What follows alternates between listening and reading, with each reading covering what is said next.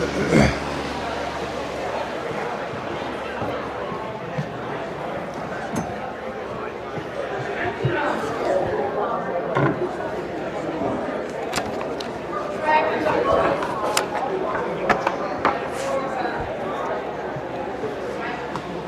set?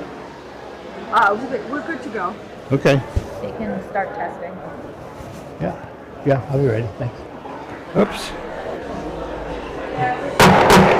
Everybody have a seat. We're going to get started. If we could get the select board to come and have a seat, that would be nice. Here we go. Thank you.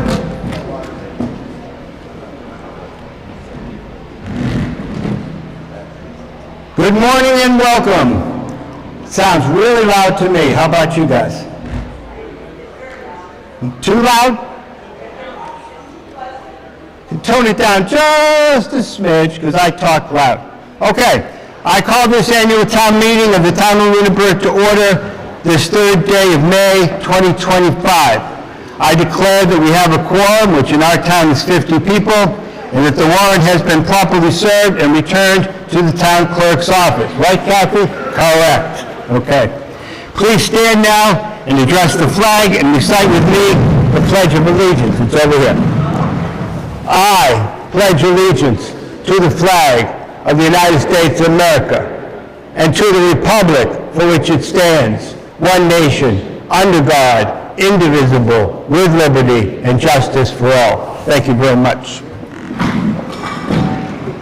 At this point in time, I'm going to turn over to our new town manager. If you haven't met her yet, this is Jennifer Warren Dimet, and she has some things to present to you. Good morning, everybody. Is this on? It is. Okay.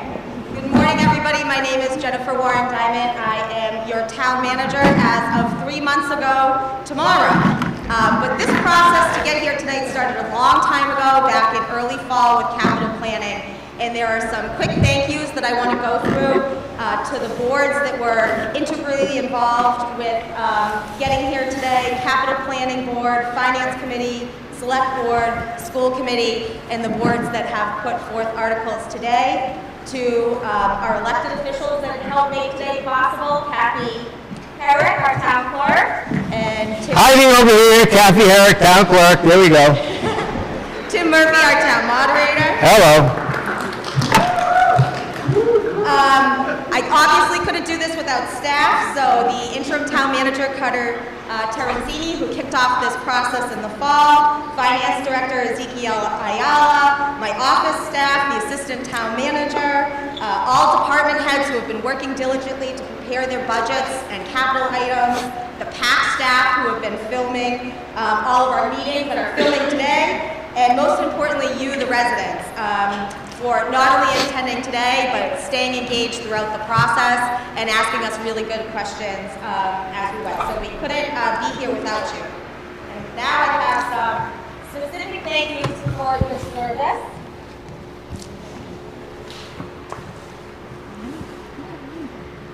To Tom Alonso and Michael Ray Jeffries are not seeking re-election this year, so we want to thank them.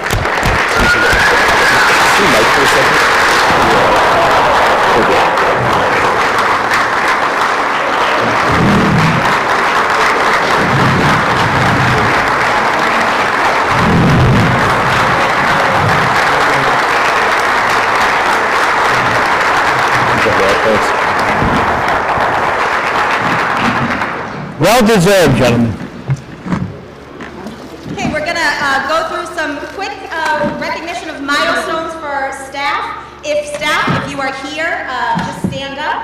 And if I mispronounce any names, I am so sorry. So 5 years working for the town of Lunenburg: Julie Bellabo, Anthony Capucci, John Dextrace, Timothy Foster, David Gallagher, Alan Hyatt, Daniel Moika, Lydia Paulili, Ann Henny, Kayla Reffitt, Cheryl Stillman, Robert Walsh. 10 years of service: Todd Holman, Skylar Kozlowski, Tyler Pelkey, Elsa Watson, John Morial, Olivia Hayes.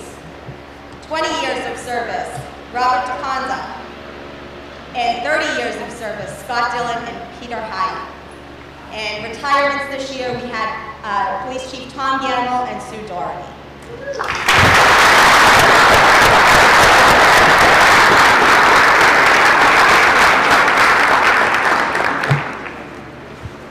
For the schools, Tara Bastian, Megan Bertoni, Christina Carboni, Caitlin Clement, Christina Conklin, Laureen Good, Kathleen Hansen, Kathleen Jones, Randall McGravy, Timothy McKenna, Haley Powell, Susan Summers, and Brian Speck have all served 5 years for the Lunenburg Public School System. 10 years, Lisa Milet, Jordan Puccini, Amy Raphael, Amy Sabia. 15 years, Elena Oksanish, Josh Kojal, Brittany Popoli. 20 years, Jessica Ayer, Richard Crafty, Warren Stevenson, Nadine Lorenzen, Patricia McCall, Heather Whitman, Eleni Sokolos. And 25 years of service, Peggy Proctor, Rhonda Connery, Lynn Radford, Eric Short, Robin Warren, and finally, 30 years of service, Dawn Gearin.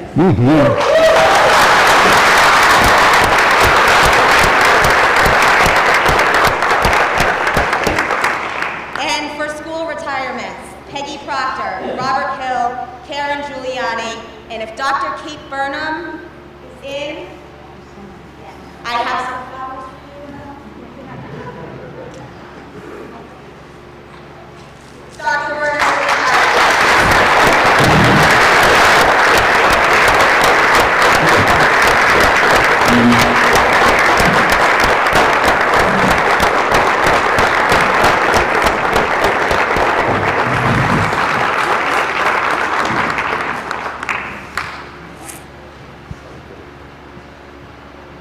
For those of you that worked in the auditorium a few weeks ago, I just also want to recognize our new police chief, Jeffrey Thibodeau.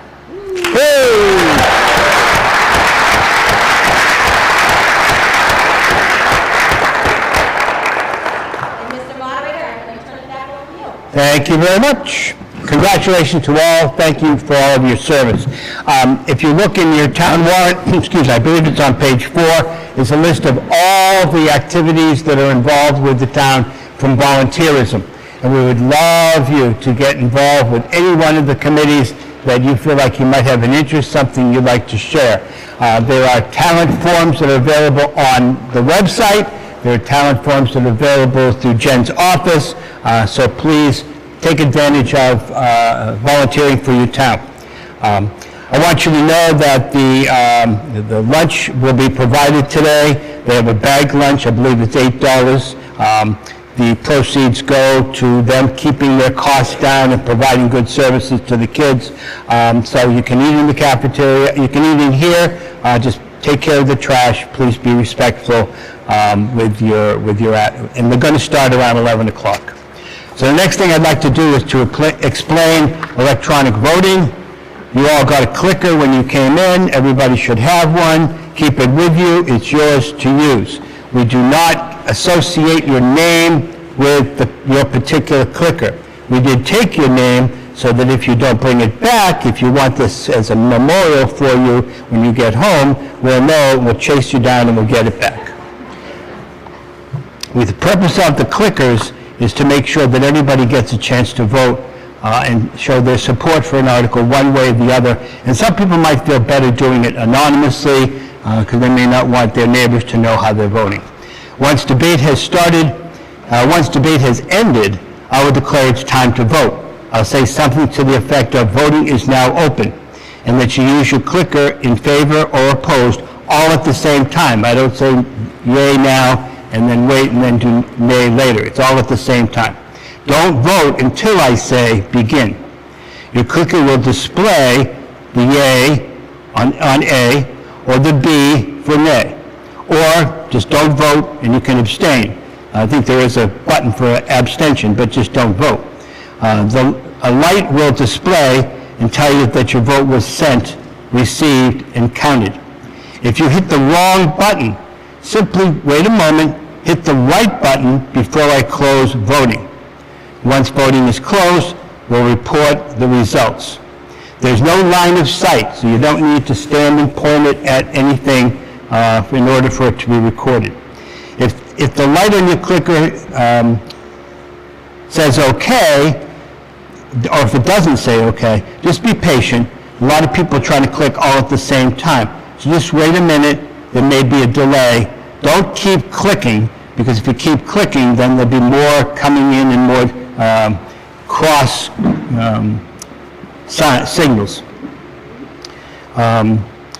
If for some reason clicker doesn't work, we're going to do a test in a minute, you can just raise your hand, let us know, and we'll get you a new clicker, okay? There may still be times, and I know I've thought about this, then I'm just going to ask for a voice vote. Some things will just move a little quicker that way, so just remember that. And if the clickers all failed, then we'd have to do a hand count like we did in the old days. How's that sound, the old days? And so obviously you'll need to do that. You can't give your clicker to somebody sitting next to you because you have to go to the bathroom and you want them to vote for you. Only you can vote. You can take the clicker with you, but if you're out of the room, it won't work. If you have to leave, you can do that, turn in your clicker, you come back 2 hours later and we're still in business, still on the same question maybe, who knows. You can get a new clicker when you come back in. So we're going to demonstrate. So everybody have their clicker ready. Say it again. Turn it on. How do you turn it on, Kathy? The top button with the little arrow? Okay. Everybody turn those on like I just did. Okay. And what's the first question now? If it doesn't There light isn't, up, it's just yes or no. It's just a yes or no question. Behind the screen is Kathy's niece, Mel. She runs all the tech back here. Okay, so here's the question. These questions are submitted by, okay, I'm getting there, I think. You got the voice in the back of my head and I'm not hearing voices. Bill Tyler submits these from the Historical Society. Okay, so what's the first question? They're just checking their number and it should be with blue on the screen. yeah, if it's not working, it's not going to light up. If it's not, Okay. So your clicker should, you're telling me the clicker should light up. No. The number on the back of your Oh, the number on the back. There you go. You think I'd only done this like 6 times by now. So number 56 is my number, and it's on, and it should appear somewhere on the screen eventually. There it is, 56, that's me.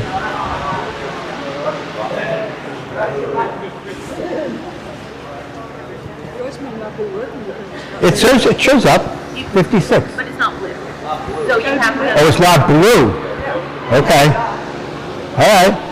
which one? Yeah, it's been there for, All right, everybody check their clickers. Next time, Mel, I'm going to have you come out and do this in a demonstration. you didn't vote. Oh, I didn't It's vote. on, but you didn't vote. Because there wasn't a question yet to You vote. just pressed yes or no. You Okay. If you want to see if it's working, apparently you got to say yes or no now. So press yes, everybody press yes. Okay? So now I pressed yes, and now my 56 is blue. There you go. I thought we were going to have questions up here, Mel. Huh? Okay. All right. Anybody? There's 22, 17, 23. Click yes or click no. 1A, 1B. Don't keep clicking it too many times. Click it once, see if it comes up. Andy?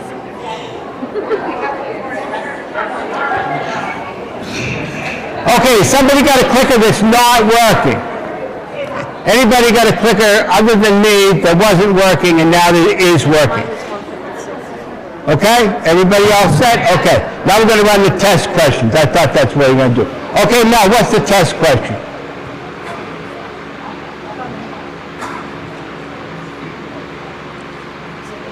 Number 74, I didn't see you.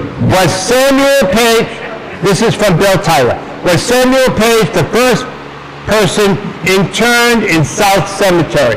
If you think that's true, say yes. You think that's false, say no. And the voting is now open. Samuel Page.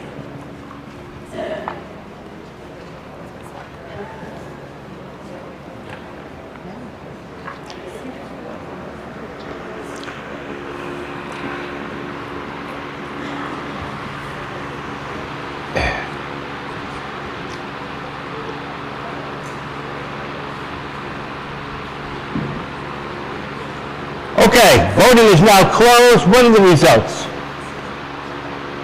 No, there we go. 83 people say yes, 45 people say no, 15 people abstained. Where's Bill? Bill, what's the answer?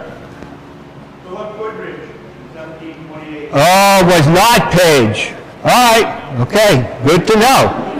All of you can come down to the Historical Society. Bill will tell you everything you need to know about the town of Lunenburg. Okay, let's do one more, Mel. You got another one?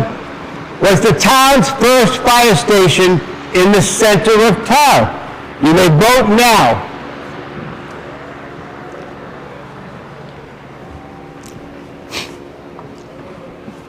Where's the chief? Sorry, you got this one down? You got the right answer? I'm going to call on you in a minute. Where is he? No. The fire chief always sits in the very top row as far away from me as he can get.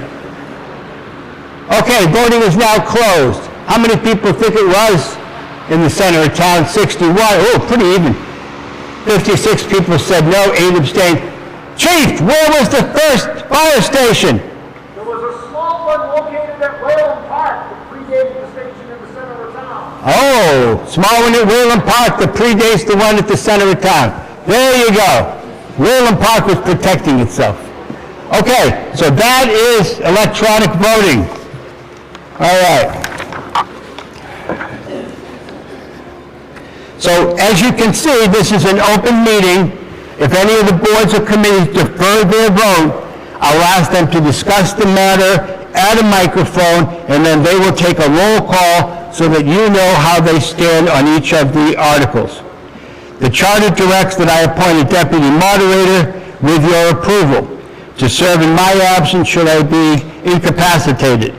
Bob Bowen has served in that capacity as my lady-in-waiting for many years, so I will appoint him again unless I hear anyone object. Hearing none, he will be appointed again. So here are the ground rules. Wow. I've never done it with a PowerPoint, so I'm not going to worry about it. Follow along if you can, Jen. Turn off your hats in the presence of the American flag. It's more respectful. Turn off all your noisemakers, your cell phones, your beepers, etc. And that includes verbal noisemakers that are inappropriate for a civil debate. And by that I mean no hooting, no hissing, no hollering, no booing, etc. and so on. Read in an article about in Northborough, they actually had to remove one of their voters who they just couldn't control the civil debate. We're not going to have that. Those wishing to speak should line up at one of the microphones, state your name, your street address. I'll try to get to everybody in some order, but I may call on the select board, the FinCom, etc., out of order if it makes sense. If you have a physical limitation, just let someone know. We'll bring the mic to you. The only time someone may stand and address the meeting would be on a point of order, which is a legal issue, a procedural error. And I put it in bold because please just stand and say point of order, and then let me call on you so I know what the point of order is. If you just do it from your seat and start yelling out your point of order, I won't know what you're talking about because I haven't focused yet. All amendments, questions, discussions are to be addressed to me, and I will seek an answer for you from the moving party, the select board. When you speak, you shouldn't refer to that person by a name. You should instead refer to the moving party, the previous speaker, the member of the select board, etc., and so on. Proposed amendments to articles, more than a simple word change, must be in writing. The forms are at the microphones. Amendments must be within the scope of the original article so that voters are alerted when they got their warrant about what's going to be talked about today. Moving the question, cutting off debate, must be at the microphone. It must be seconded. It's not debatable. It takes a 2/3 vote of the body to stop debate. I can rule it out of order if I feel there's still a ton of people who want to speak to an issue, and if I've already promised somebody that I'm going to give them the last word, or I'm going to get to them, and then it comes up, I'm going to let those people speak because I already promised them to wait a minute, I'm going to talk to somebody else. Motion for reconsideration of a previous vote requires a majority vote It must occur close in time to the original vote and before the attendance of the meeting has greatly changed. Lunenburg conducts its business according to Mass General laws and town meeting time. This one was published like in the last century. They tell me they're going to publish a new one fairly soon. It's similar to Robert's Rules of Order. Those that want to accomplish something and are unsure about the process should reach out to the town manager's office. They should reach out to town council. They can talk to me. In this case, today we have at least 2 citizen petitions. I'll be here at the meeting to assist you as well. The procedures that are set out in town meeting time and from town manager and council and myself are designed to help the process. We don't want to exclude anybody from the process, okay? Meeting the town meeting is the most pure form of democracy. Okay, so we're going to begin, as we always do, with what's known as the consent calendar. You could have picked up, I hope you did, the articles that are part of the consent calendar this year. The consent calendar are some articles that we believe moderator, town council, the town manager, the select board, are things that just aren't controversial at all. They'll go through very quickly, so if we just go through the consent calendar, if we vote them quickly as a body, we can skip over them when it comes time, and it'll be a lot quicker process. So what we're going to do, same way we do the budget, I'm going to read the articles that are in the consent calendar. If you believe you want to speak on that article and not have it be part of the consent calendar, we'll just take it out, and it'll appear in its regular order. Otherwise, everything that's left will be part of the consent calendar, and we'll vote it as one body, one article. So I move that the town advance for consideration Articles 4, 5, 18, 21, 23, 24, 25, 26, 27, 32, and 33, and take action on those articles without debate, all as printed in the handout that was out front and that we call the consent calendar. Everybody clear? Article 4, that the town reauthorize those revolving funds for certain departments and boards and communities and agencies. Article 5, that the town pass over Article 5. It's about prior expenses, and there aren't any. Article 18, that the town transfer from free cash $222,500 to the Other Post-Employment Benefit Trust Fund. Article 21, that the town transfer from the sum of $1,545 from the sewer enterprise retained earnings to their Other Post-Employment Benefit Trust Fund. Article 23, that the town transfer from the sewer enterprise retained earnings $19,104.40 to the Sewer Inflow Stabilization Fund. Article 25, that the town transfer from the Sewer Enterprise Retained Earnings Fund $5,133.15 to the Reserve Capacity Stabilization Fund, Reserve Capacity Stabilization Fund. Article 25, that the town appropriate from solid waste disposal anticipated revenues the sum of $500,000 to operate the solid waste disposal program, euphemistically called Yellow Bags. Article 26, that the town appropriate from the water enterprise revenues $45,000 to operate the Water Enterprise Fund. Article 27, that the town appropriate from PEG access and cable-related revenues the sum of $194,655.55 to fund the operating and capital budgets of the PEG access and cable-related Enterprise Fund, and further $31,271.94 to be included in the appropriations from the general fund for the indirect cost allocated to the PEG access cable-related fund. Article 32 and Article 33 about tax exemptions and qualifying for tax exemptions, increasing the maximum amount of the whole estate of the assets from $40,000 to $68,244, and increase the exemption on the whole estate from $185 to $343.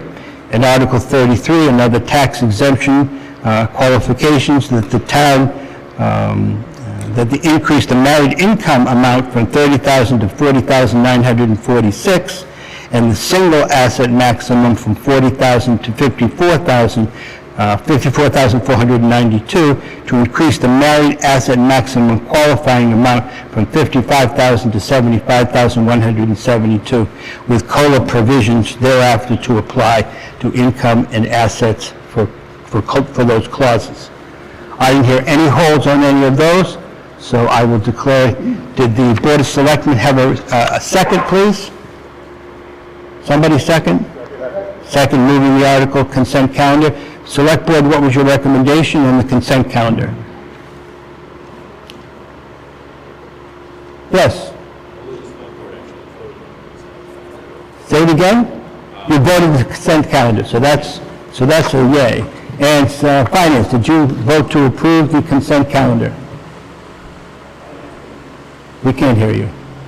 Finance Committee voted to recommend approval. Excellent. Didn't hear any holds. I declare we're ready to vote. I'll take this as a voice vote. All those in favor of approving the entire consent calendar as I just read it, please say aye. Aye. Anyone opposed? Passes unanimously. We will now move on to Article 1. And I believe Article 1 are reports from town offices and committees. And somebody's going to get up and start with it. And I believe it's Mr. Mizzullo, our chair.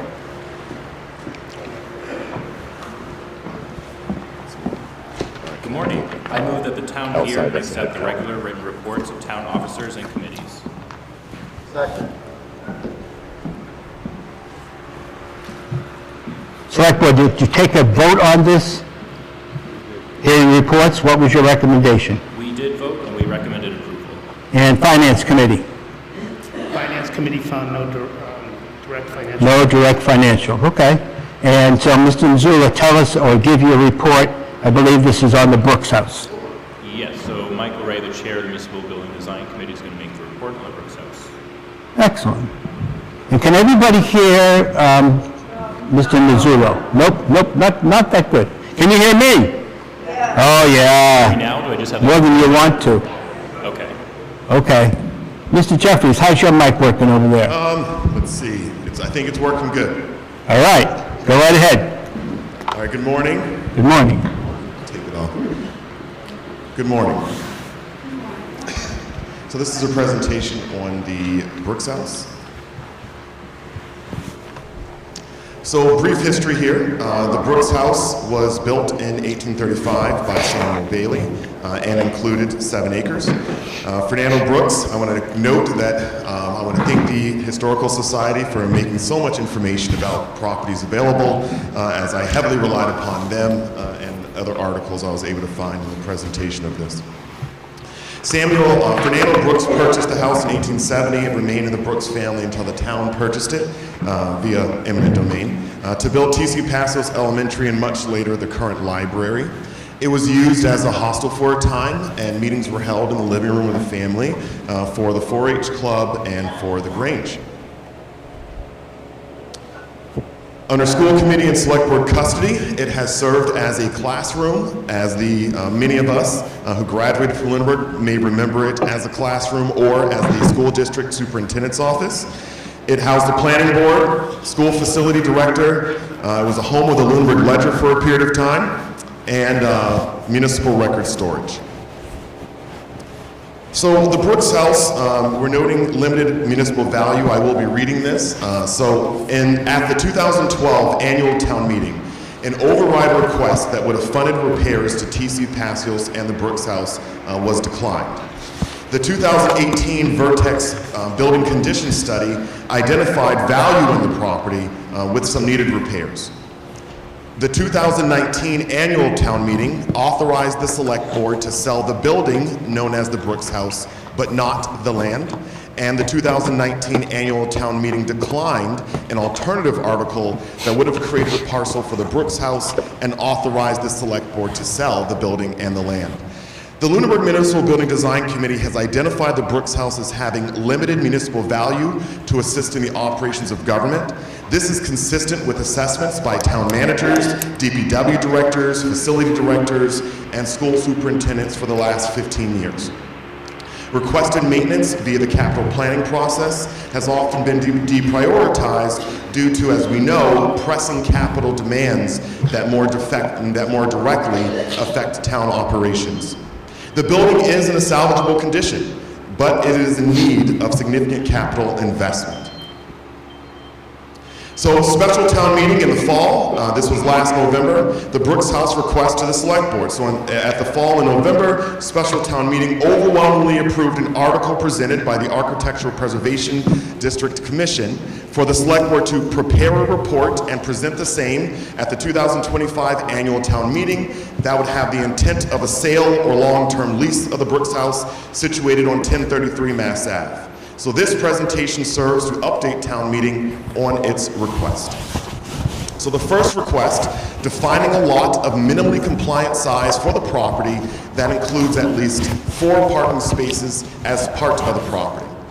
So the Brooks House is in the Village Center District, which allows for a variety of potential uses permissible by either the Planning Board or Zoning Board of Appeals, such as professional offices or professional services, retail, civic uses, artist spaces, bed and breakfast, residential, or mixed use being a combination of those.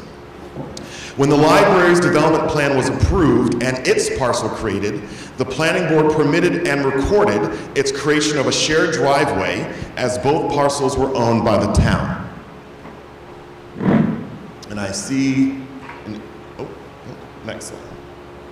So on this slide, what I want to highlight is not all of us are used to looking at GIS maps. But what we're looking at here, and hopefully I can get the laser to show up right, there we go. So we're looking at here in the yellow is the parcel that is currently the library, and this building that we see over in this area, that is the Brooks House. So to the right of it is the school driveway, and what we're showing here just based on the parcel is this is the existing parcel for the library, and this other parcel is what houses the T.C. Passios building, Turkey Hill Elementary School, the middle school, high school. It's a very large parcel for municipal properties.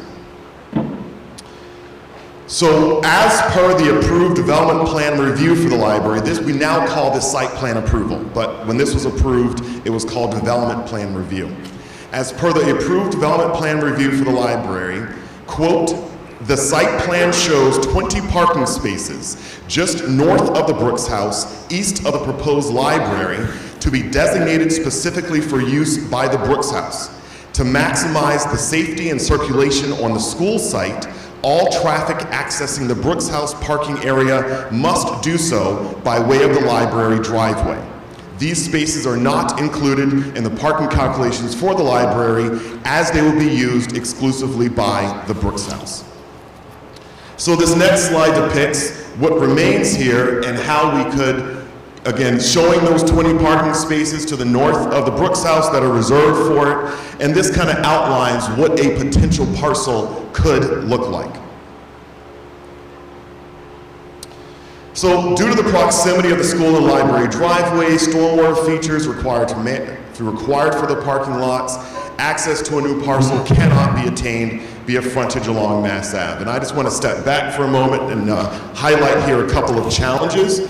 So frontage is what we call things where the property abuts a road. And so the access into a parcel is from a road. Because we have the school driveway to the right over here, and I don't know if I'm getting the area, putting another driveway in this area would create an unsafe condition.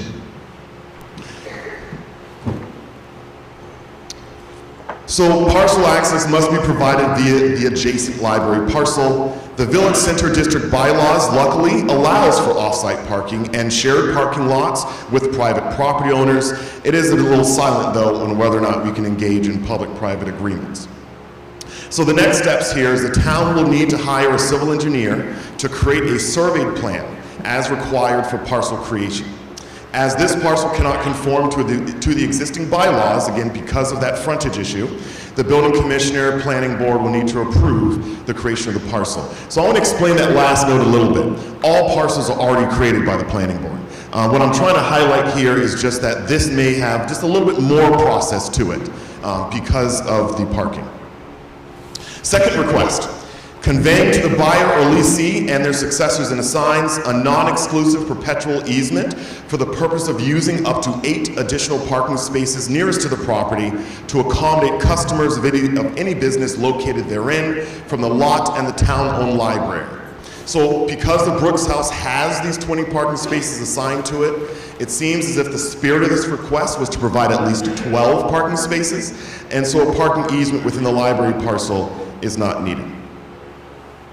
The third request, it's similar to the last, but the difference in language here is conveying to the buyer or lessee and their successors and assigns a non-exclusive perpetual easement for the purpose of using the existing driveway and parking lot of the town-owned library for the purpose of vehicular and pedestrian access to the property. And a lease agreement, with the words here, convey or lease, a lease agreement provides property access for a specified period of time, whereas an easement allows a property owner to access or use property owned by someone else. So an easement will only be needed if the property is conveyed. A lease agreement can provide access to the Brooks House for vehicular and pedestrian access to a lessee. So the next steps here is that, again, similar to the previous, appropriated funds will be required to hire a civil engineer to develop an easement plan to accompany a conveyance. Fourth request, consulting with the school committee and relevant parties on the recommendation to be contained in the report. The school committee and school superintendent, with the understanding that site access for the Brooks House will be provided through the library parcel. There are no concerns to a parcel being created and utilized for residential or commercial purposes. The Lunenburg Municipal Building Design Committee, we do believe that and assess that the land under and around the Brooks House has long-term municipal value. Library trustees, they've met, they've discussed this, and they see a potential benefit to an adjacent commercial property if it's a complementary commercial use.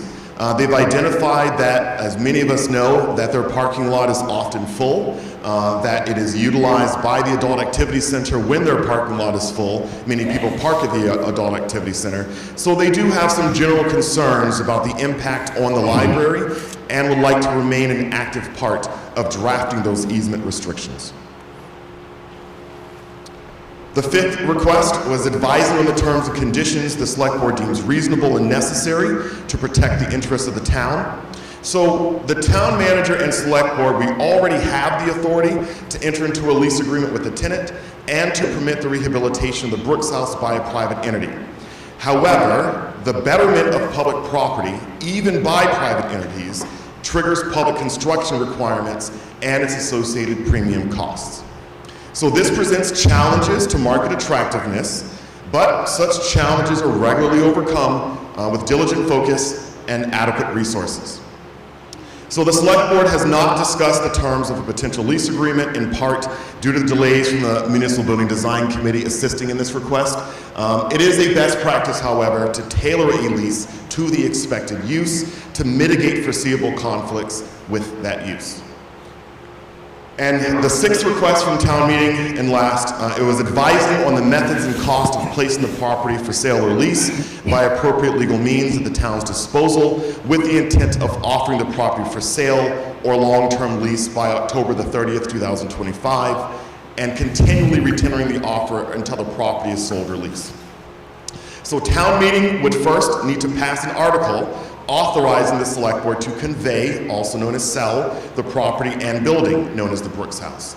Special town meeting in November is the earliest opportunity to do so, as it is not in front of you today. With the installation of a permanent town manager, more progress can be made to market the property for lease. We know that there are a variety of grants and other resources that support redevelopment of historic and underutilized properties for commercial purposes when there are long-term leases or private ownership. And then I'm just adding a general note here that any new use of the Brooks House is going to trigger the need to renovate the building to comply with the existing building and energy codes. There are separate requirements for historical properties, so these aren't necessarily as high of a requirement as it would be at your own house. We also, additional deed restrictions that are more limiting than the Village Center District bylaw. They can be employed in a conveyance to further restrict the use or look of the property once privately owned. An example of this would be, because we know this is in a prominent location, we may want to say you can't have any signs in your windows. And we may put a deed restriction on it so that way you don't have to worry about when all the kids are coming to school, that you have those types of things. Within the general market in north central Massachusetts, approximately 17% of office buildings are vacant, 4.5% of retail properties are vacant, and 1.7% of residential properties are vacant. And I'm just noting this here just to highlight, based on the market, where we would project that the interest would likely be. Are there any questions? We're not going to vote on anything, but if you want any information, you can rise to the microphones now, or we'll just thank Mr. Jeffries first. Oh, go right ahead. So, Identify yourself, even though you got a name up front. yeah, on the Lockwood 91 Main Street. A little bit of comments and questions along the way. These statistics that you give here, office buildings, 17% empty, and so forth, that's actually pretty standard to market. It is. Okay, so it's not, okay, just want to make sure that. No, it's not. Massachusetts generally is doing much better than other states when it comes to occupancy of property. So this is, the general average across the Commonwealth Right. is So- a little lower in North Central Mass. Right.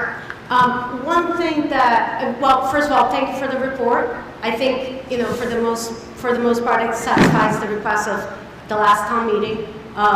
What I didn't see is really action to item, for next steps. I know you mentioned that now with the installation of permanent town manager, you're not telling town meeting what you're gonna do to accomplish, to get to the finish line of all their other requests that they had. So what's the plan? Sure. So, I want to, broadly speaking, the select board, we're going to have an election in a couple of weeks. And the select board is going to need to pick this up over the next couple months. I think that as envisioned, it's really challenging to do this kind of scope of work over a 6-month period of time where we are hiring a new town manager in transition, managing vacancies, and of course the skill set on the select board, none of us are civil engineers to create this kind of thing. So, this type of work does take a little bit more time than maybe the time that we were hoping for. I would expect that the select board will pick this up over the course of the next couple of weeks, that the town manager will work with the assistant town manager to have a robust strategy to get this out onto the market and see how we can attract commercial interest. We know that there are resources through mass development, through MRPC, to assist the town in those efforts. So really, I think as we present this today, there's more work to be done, and it certainly can be accomplished before this special town meeting. Thank you. Over here, please. I'm Anthony Scalabrini. I live at 5 Allen Road. Can everybody hear Anthony? Okay, we got to fix some. Yep. Pick it up if you have to. Raise it if you have to. Hello. The fan, yeah. Well, we shut off the air conditioning because we don't want you to stay all day. Well, I think you're right. I think you are very right. Even though you didn't stand to do point of order, I'm going to allow that. Go ahead, Mr. Scalabrini. I'm Anthony Scalabrini. I live at 5 Valley Road. I'm the chair of the Architectural Preservation District Commission. And I want to thank the Select Board for responding to my concern that I registered that nothing had been done on this report at the 8 April 2025 meeting. So we've made great progress in less than a month. And I really appreciate that. The second thing that I want to say is that I think that there's a bias against selling the property. And I understand that, but I also think that we have plenty of property in the town of Lunenburg that could be put to use to make money for the town. And, we're dealing with numerous financial challenges in Lunenburg. And one of the things that we continuously hear is that we need to rely on tax revenue from entities other than homeowners. and I completely agree with that. And I would like to see that bias against selling that land perhaps addressed as this process continues to move forward, because that's the way we're going to get more commercial property and more commercial income in the way of taxes to support the things we want to see and do in Lunenburg. Lastly, I think it's very interesting because there have been a lot of people who have been saying, oh, you guys in the historic business, you keep things from happening. And I think that it's important to note that the Architectural Preservation District Commission wants to see commercial things happen. And we want to see that environment prosper and bloom in the town of Lunenburg. And if we do that, we'll have more revenue to do the things this town needs to do. Thank you. Thank you, Mr. Scalabrini. Yes, Hello, Andrea Pancholi, 622 West Street. yes.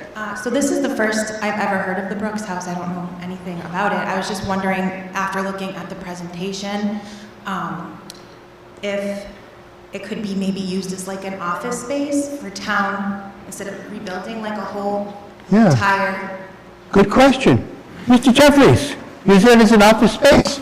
Sure. So when we get into the municipal building design presentation later on, I think it will thoroughly address space needs, but broadly speaking, we did look into it as being an office building. And one of the, again, I don't want to jump too far into the next presentation, but one of the things that we did, the Municipal Building Design Committee first, it's comprised of a member of the Select Board, a member of the Finance Committee, a member of the Planning Board, three members at large that are appointed by the town manager, and a member of the School Committee. So it's designed to be a representative board that really, again, we're all volunteers, we're all residents like everyone else. We all want to kind of do the same thing, not spend too much money on our taxes. The hardship of this building is that it's a house. It's a house. And so when you start thinking about adjacencies and who needs to be next to who, and how you make use of it, is not an accessible house. So to add on to the building in a significant way in order to make it accessible, that's a lot of change. I think that a back of the napkin cost was that we were likely into it for about $1 million for what is not a significant amount of square footage. And so it just didn't make a lot of sense. And as we talked with town departments to see, well, who could go there? What department could we put there to minimize square footage somewhere else? And unfortunately, I think what we're trying to do in the larger project is eliminate the silos that we have across town. I think we often hear town versus school, this department versus that department. And the only way we get beyond that is by not having, Town Hall A, which is the current Town Hall, Town Hall B, which is the Ritter Building, and Town Hall C, which is the TC Passios. So we have to kind of move in that direction. We want a culture of unification across departments. Some of it is we got to be under the same roof. So this building, unfortunately, just didn't make a lot of sense to anybody for residual value. And we did see that there was potential commercial value to the property. The town could generate income off of it. It could be sold as the building itself or the land, or in the future, the land has a lot of value to it because of where it's at. Okay, thank you. Great, fantastic. Okay. Great, we're not calling for a vote. This was all informational. That's great. So thank you, Mr. Jeffries, and your committee for all the hard work. And we're going to hear a report now from Stormwater, right? No? No, we don't have to vote because it's just a presentation for information purposes.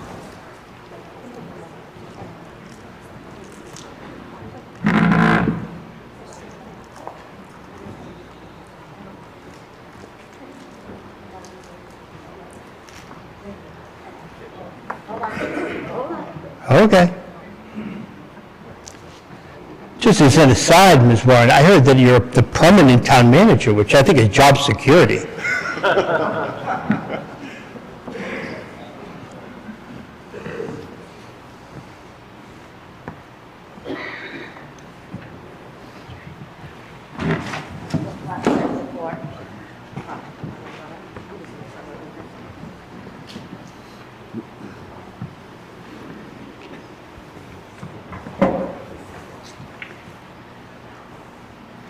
In case you were wondering, all these flowers come from Kathy Clark, Lunenburg Flowers. Kathy's out here someplace. her husband. They do wonderful work. Almost there. It's all right. We got all day. Right? I'm here all day. Half the day, all right. Mr. Rogers, I was going to call on you. I didn't see you earlier. Wasn't it nice that we had a presentation about all the people getting 5-year, 10-year, 20 years, people that were retiring? Did you hear that part of the meeting? You came in late. Well, we did that at the very beginning, gave flowers to the people that are leaving our board, and Ms. Burnham, Dr. Burnham as well. And that was something you always did at town meeting, is recognize the people in the years of service that were leaving. And when the town manager suggested it to me, I said, oh, Rogers is going to be a happy guy. So, thank you.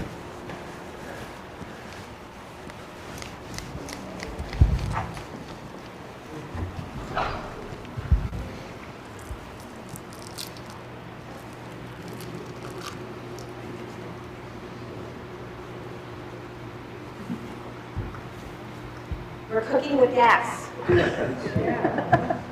As long as it's not Unitil, we can afford it.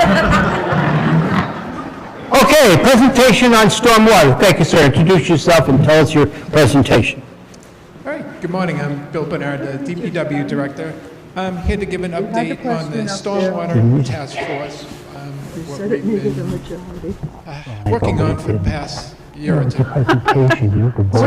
What is stormwater? It's any water that runs off from rain or snow melt.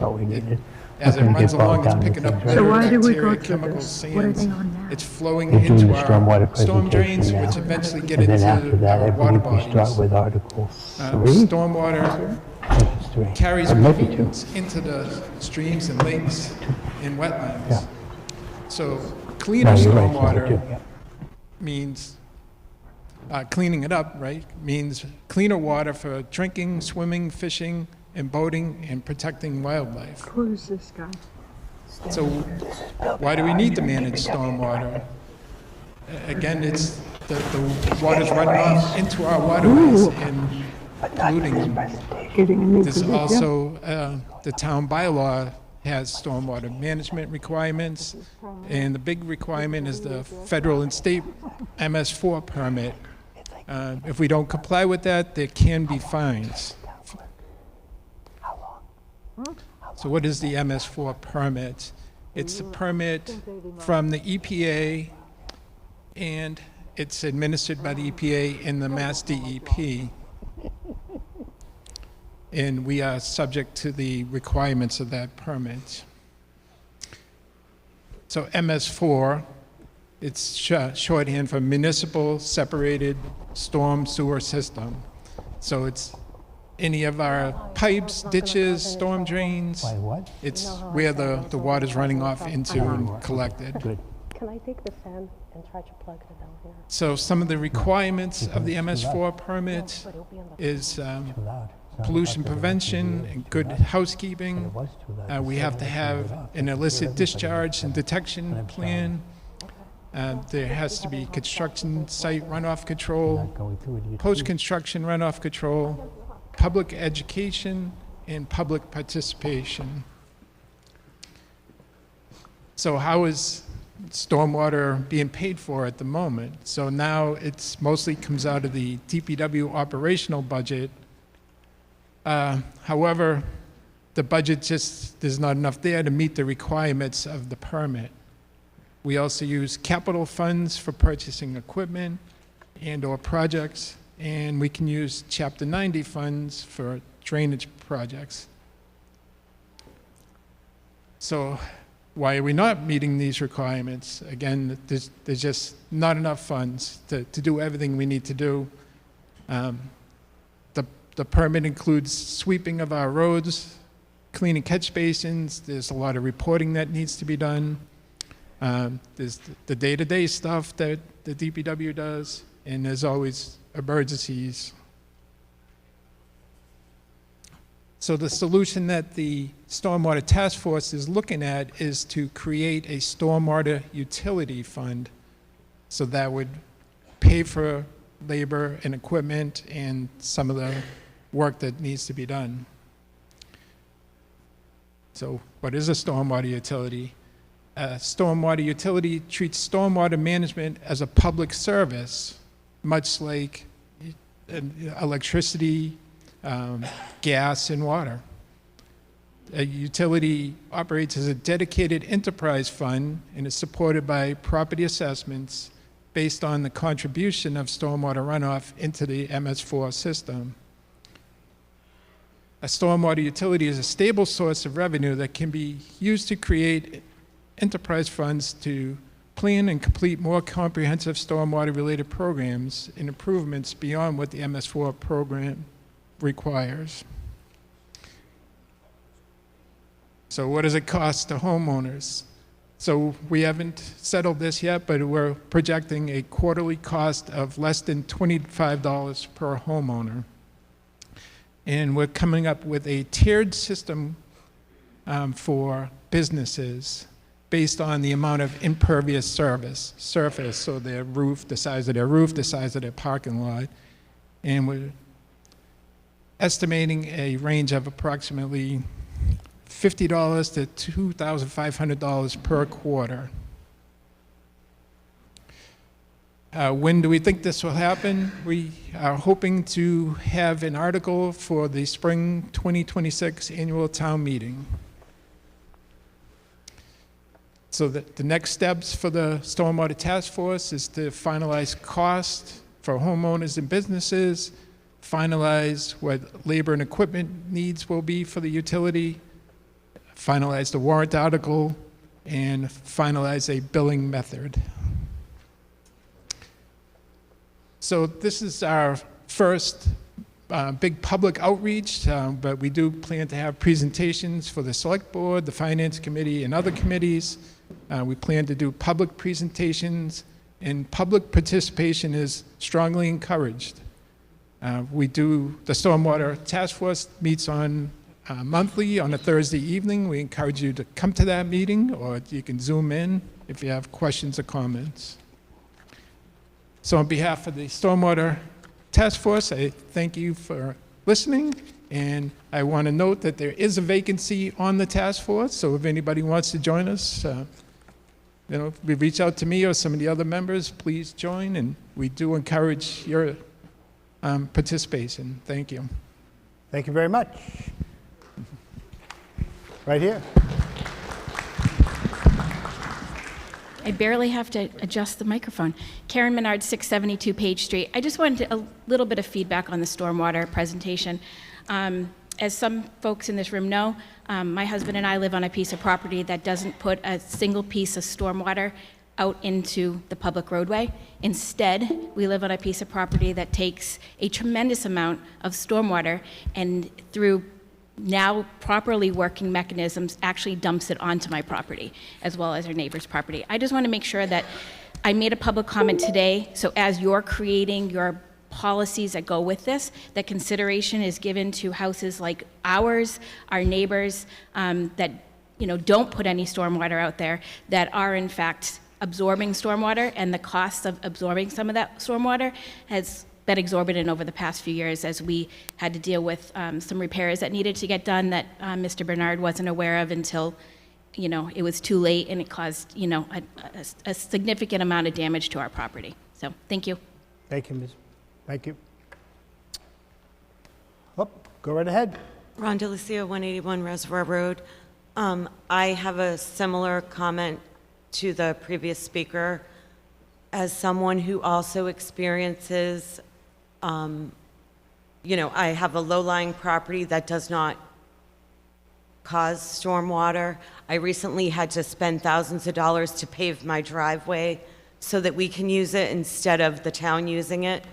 So I've already informed the task force that I think certain properties should be exempt from ever paying a stormwater utility. Thank you. Thank you.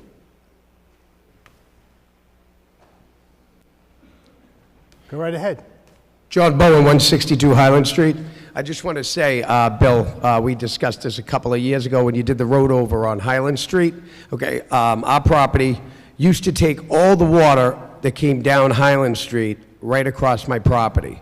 So the DPW came down when they paved the road, they put curbing up, and they put additional curbing going around Holman Street in front of across from the North Cemetery to draw the water off of and from passing through my property. So that used to flood my basement and give me 3 inches of water because we were taking 2,000 gallons a minute of water coming off the road on a daily basis. So whatever we do with stormwater, I think that the residents' personal properties of their use of their properties need to be addressed as well, so that, you know, if water is coming from the road onto citizens' properties, those areas should be addressed as part of this plan, if that's what you're going to utilize that for. And I don't know if you're going to be able to get that money from the roadwork money or how you do that to protect the properties from just general water that comes off the roads. I just wanted to make mention. Thank you.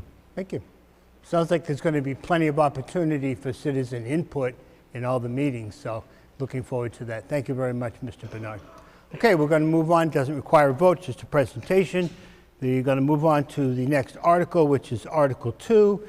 This is a new process, borrowing in anticipation of revenue. So Article 2, Mr. Jeffries. I move that the town authorize the town treasurer and tax collector, with the approval of the select board, to borrow money from time to time in anticipation of FY26 revenue in conformity with Massachusetts General Laws, Chapter 44, Section 4, and to issue a note or notes for a period of less than 1 year per Massachusetts General Laws, Chapter 44, Section 17, and to authorize the treasurer and tax collector to enter into a compensating balance agreement or agreements for FY26 pursuant to Mass General Laws, Chapter 44, Section 53F. Second, thank you. Select Board, your recommendation? Select Board recommends approval. Finance? Finance Committee unanimously recommends approval. Thank you very much. Those of you that are paying attention, you'll notice that this starts the process, and Article 3 would actually fund it. So on Article 2, someone going to explain what's going on here? Sure. Through you. you, Mr. Moderator. So that's it. This is actually unconnected to Article 3. That's okay. So what this article is it's really a fail-safe so that the town can continue to meet its obligations in the unlikely chance that we would have a cash flow issue. It authorizes the town to borrow funds in anticipation of revenue and go out to bid for banking services. Revenue anticipation notes would be authorized and issued by the treasurer, and the total amount would not be able to exceed whatever the anticipated revenues are that we would be otherwise taking in. So it's really just a fail-safe. This is an article that I brought with me from another community, and I would anticipate that this may be on our consent calendar in the future. Thank you. My mistake. It's not tied to Article 3, as I look more closely. Thank you. Anyone questions on this article? This requires a 2/3 vote. No one at the microphone. We're ready to vote. Voting is now open. Again, you can vote simultaneously for yay or nay.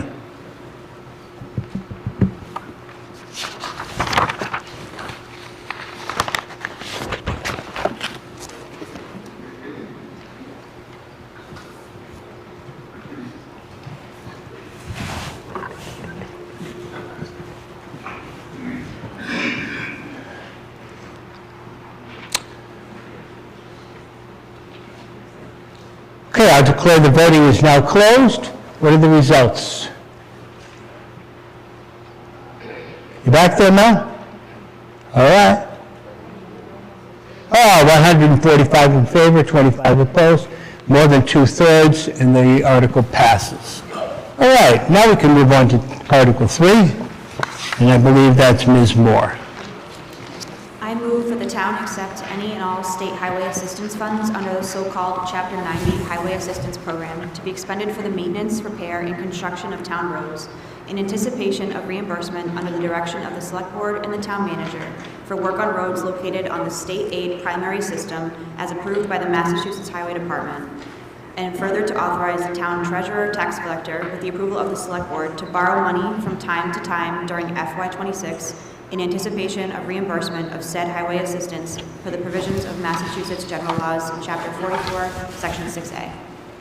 There's a second. Financial recommendation. Finance Committee unanimously recommends approval. Thank you. Select Board. Select board recommends approval 5-0. Thank you. Someone want to tell us about the article?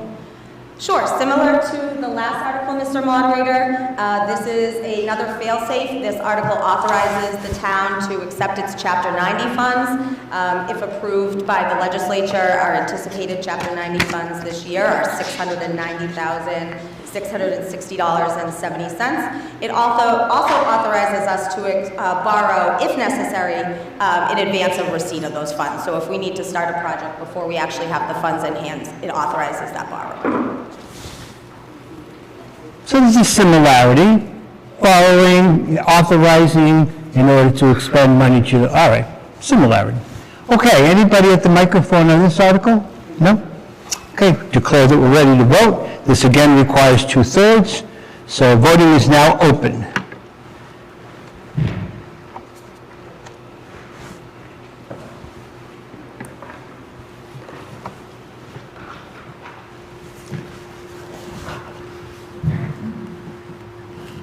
The official count of attendees before Mr. Rogers came in late was 176, so there's at least 177, David. I'm glad you're here. I would have missed you.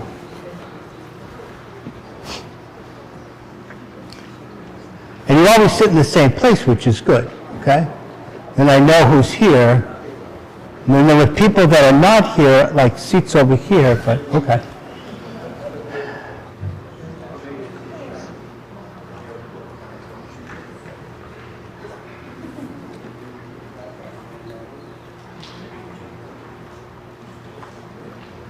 Well, looks like people have closed out voting. So voting is now closed, requires 2/3. And what is the tally now? It's coming. Like cooking with gas. 120 in favor, 14 opposed, 2/3 clearly, so the article passes. You're like Peter Beardwood sitting over there. He's supposed to sit over there. See, this confuses me. Article 4 was on the consent calendar. Article 5 was on the consent calendar. Article 6, please. Mr. Mizulo. I move that the town pass over Article 6. Is there a second? Finance Committee. Finance Committee deferred to town meeting. Okay, so anytime one of your committees deferred, they're going to have a vote in open public session here. Select Board, what's your recommendation on passing over Article 6?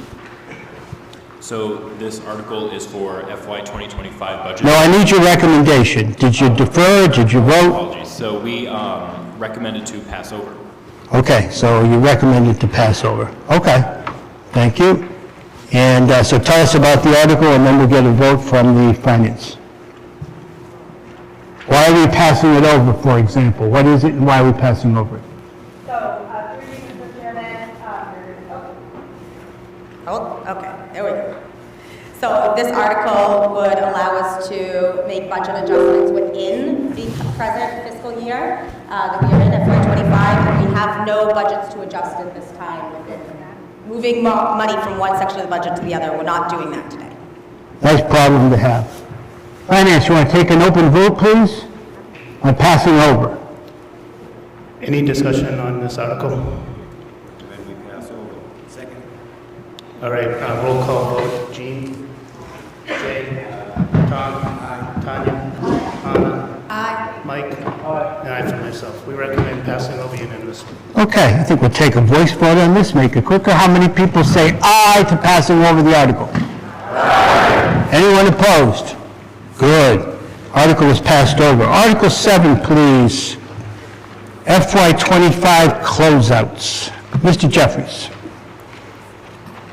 I move the town transfer from free cash the sum of $50,000 to line 79 of the FY 2025 Omnibus Budget School Department and further to transfer from free cash the sum of $408,966,086 to line 70 of the FY 2025 omnibus budget snow removal expense. Okay, is there a second? Finance, your recommendation. We defer to the presentation. Okay, you'll take a vote. Select Board, your recommendation. Select Board recommended approval. Okay, very good. Tell us about the article, someone? If I could have the next slide, please. So, thank you. So, this article is to fund two things. One is throughout the year, the school district has folks who have special education needs that move into the district that weren't initially budgeted. So the school has made adjustments as they were able to within their budget. This $50,000 they are not able to cover. So that is one of these expenses. The other is snow and ice is the only budget that we're allowed to deficit spend.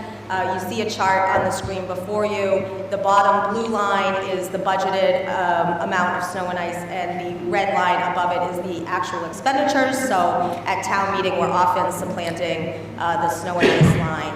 And this year, that amount was $408,966.86. Thank you. Anyone at the microphone with questions? Finance, could you take a vote, please? Finance Committee have any discussion on this? Would entertain a motion? I have a question. In previous years, how did we fund the overage of snow and ice? I thought it was done within the budget. No? Is that was free cash? Okay, thank you. There's also a, All right, you have to speak loud enough for them to hear, because they're supposed to be able to hear your meeting. it's always underfunded, and that's by I believe there's since we don't know how much snow we're going to have, it's always, and there's a requirement to increase the budget every year. It's always a little bit less than we usually have, so it's always done this way. The amount is always dependent on how much snow we get. Too much. Okay, let's get a vote, Mr. Menard. Right, do I have a motion? So moved. Do I have a motion to recommend approval? I make a motion to recommend approval. Second. All right, Jean? Jay? Tom? Tanya? Aye. Anna? Aye. Mike? And an aye for myself. We recommend approval 7-0. Okay. And I see, would you like to speak to this article, please? I just had, Ron Delicio, 181 Reservoir Road. I just had a quick question.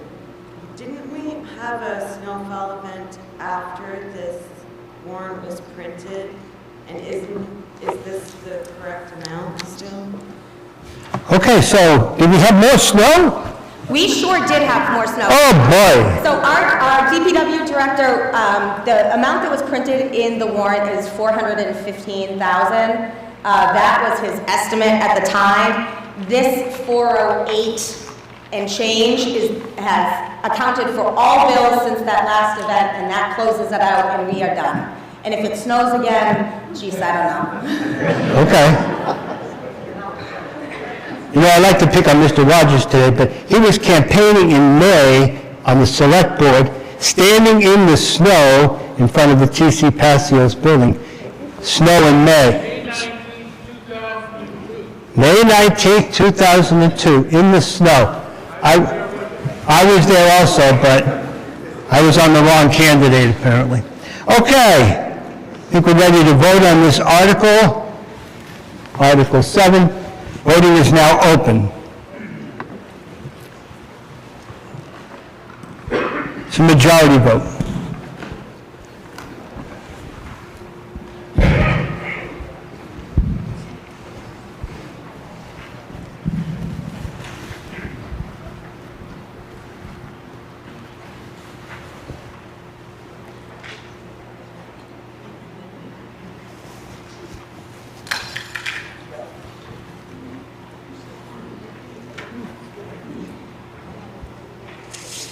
I don't see any more clicking. One more.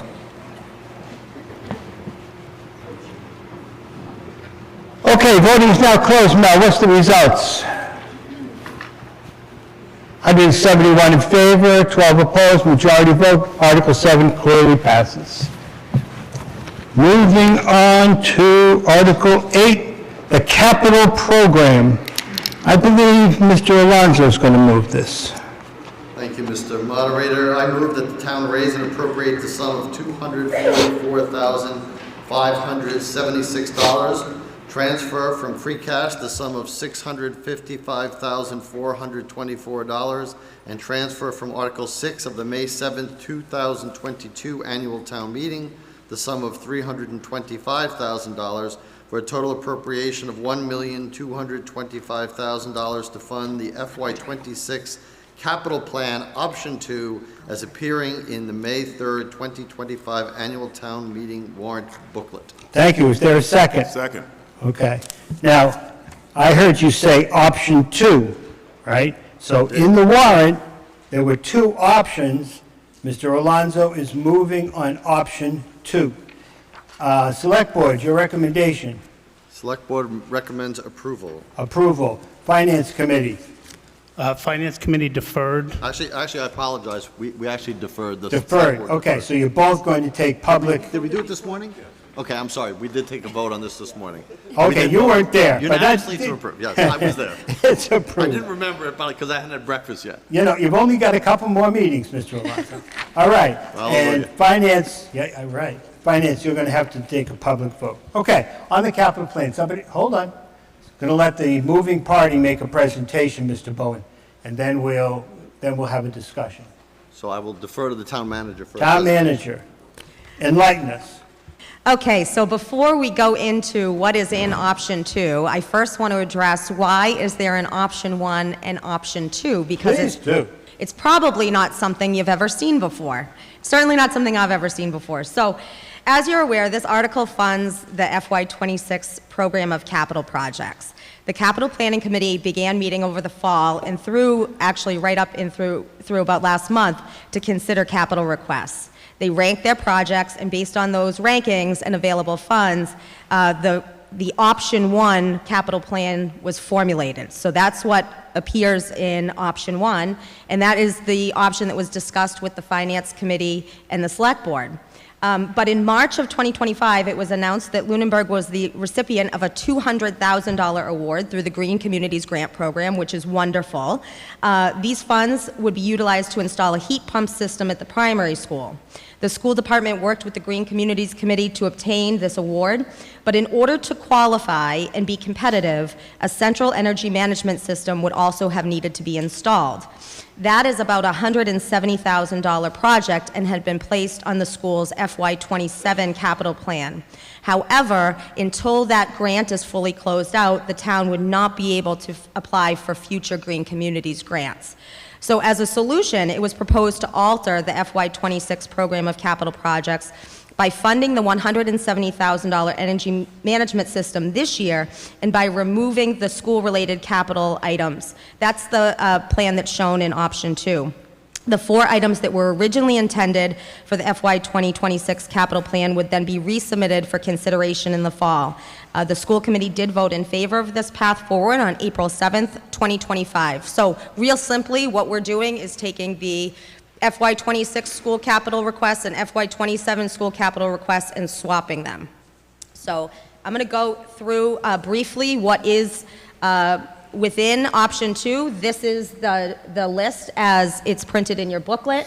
On the left is the ranking that the Capital Planning Committee assigned to each of these projects, their priority ranking. You'll see that it skips numbers. Some of those skips are because of those items that were removed, and some of them, as we got towards the bottom, there were some really large capital items like a 6-wheel dump truck that would have prevented many more items from getting funded. So based on the monetary value, they were removed. So what are we proposing to fund? 2 patrol cruisers at $72,058 each, replacing 2 2020 Ford Explorer hybrids, mileage at 100,000 and 81,000, with 2026 Ford Explorer hybrids. This is one of those items that we do get that Green Communities grant for every year, so hopefully every year. So $10,000 of Green Communities Grant Award money has been added to support this purchase. Next is fire prevention duty officer vehicle, $75,000. We're going to replace this SUV-style vehicle with a half-ton 4x4 pickup chassis with cab. The firefighting equipment would be removed from the passenger compartment under this new configuration, and it's capable of more cargo capacity than an SUV. $32,000 for library HVAC upgrades. This is not to actually do the upgrades, but it's the design and engineering to replace the rooftop HVAC units and the automated control system. Although it feels like our library is new, the current system is 20 years old and maintenance is becoming costly. Town HVAC upgrades, $113,000. The 2 furnaces serving the second floor of Town Hall have reached the end of their expected lifespan.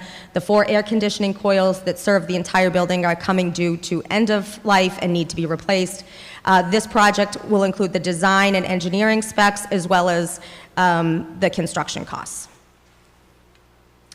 Senior Center flooring at $41,000. So we intend to replace all flooring on the first level of the Senior Center with the exception of the ceramic tile areas. The current flooring was installed at various times and is in different states of repair, but it could all really use some replacement. Teen Center, also replacing floors, $35,000. This request is to replace all of the flooring at the Teen Center. Currently, there is carpet on the second floor and staircase, as well as VCT on the first level. It is the understanding of the facilities department that all the flooring is original, and it's severely worn and the carpet is quite damaged. Public safety building, second floor design, office space, and file storage at $42,000. This request is for funding to complete the design and engineering work to fit out unused space on the second floor of public safety building. The space will be used for record storage as well as additional office space for the police department. This project is a high priority for the department as they are currently out of space for their officers and detectives and have already converted conference room into office space. Town Hall window replacements at $210,000.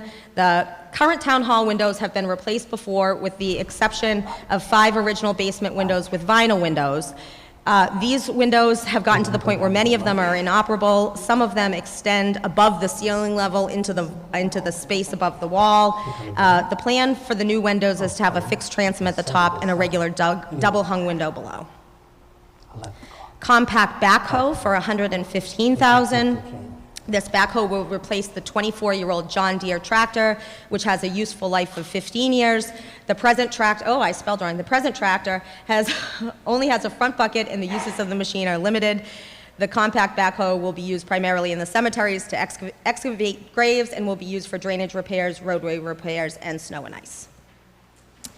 Senior Center parking design, $32,000. This will fund an updated survey, conceptual and final drawings, drainage calculations, site plan review with the planning board, bidding assistance, digging of test pits on-site, and construction estimation services.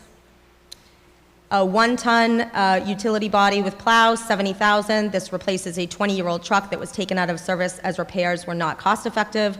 This vehicle is used by the DPW mechanic for road repairs and other work. $50,000 for the North Cemetery expansion prep. Funds are required to advertise and award a contract to prepare the expansion area for new burial plots. There are less than 100 burial plots remaining at the North and South cemeteries. Marshall Pond weed treatment for $50,000. The Parks Commission received an estimate of $256,000 to remove the weeds from the entire pond, but they are taking a more limited approach by doing some chemical treatment, which has been EPA approved, and by using a hydro rake to dig the weeds at the center of the pond only. This will allow the water to flow better through the pond and open it up to more recreational use. And finally, the primary school heat pump system, the central energy management system, $146,865. Local funding for the Green Communities Award to be coupled with the $200,000 that I talked about, which is the reason for this switch. It's a total of 170,000 projects, but the school is going to cover that small delta within their budget. And so what is not being funded? What changed? Primary school feasibility study for entry and driveway expansion at $30,000. This is to expand the entry at Mass Ave due to emergency access and parking capacity. Primary school, $30,000 for design for a new playground. So this would contract with a designer to work with stakeholders in developing a new age-appropriate, inclusive, and accessible playground for the Lunenburg Primary School. $20,000 for Turkey Hill Elementary School hot water tank. I'm not even going to try to pronounce the brand of that tank, but it was built in 2002 with a useful life of about 20 years. And replacement of a security camera central server at $40,000.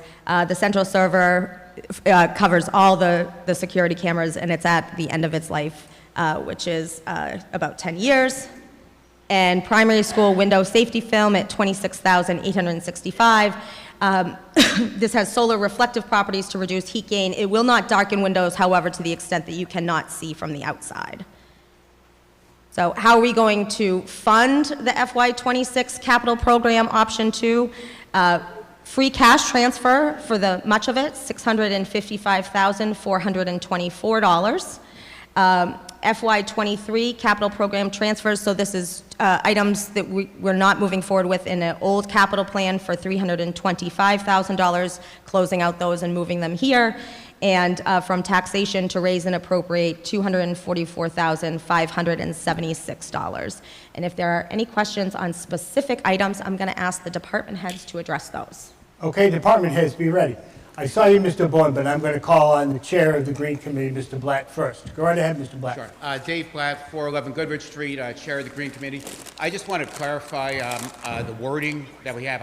First of all, I want to speak in favor of this plan, the capital plan, and option 2.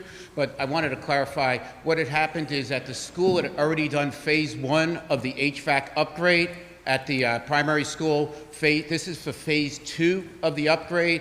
What the Green Community was able to do was the original phase 1 was done as just for AC. The central system allows the system to now be used for heat as well. So those fringe months in fall and spring where you might need to turn the heat on for just a few hours or just in the morning to get the chill out, you're able to do that much more efficiently than if you use heating the entire building. On top of the $200,000 green grant, this also triggered a Unitil incentive.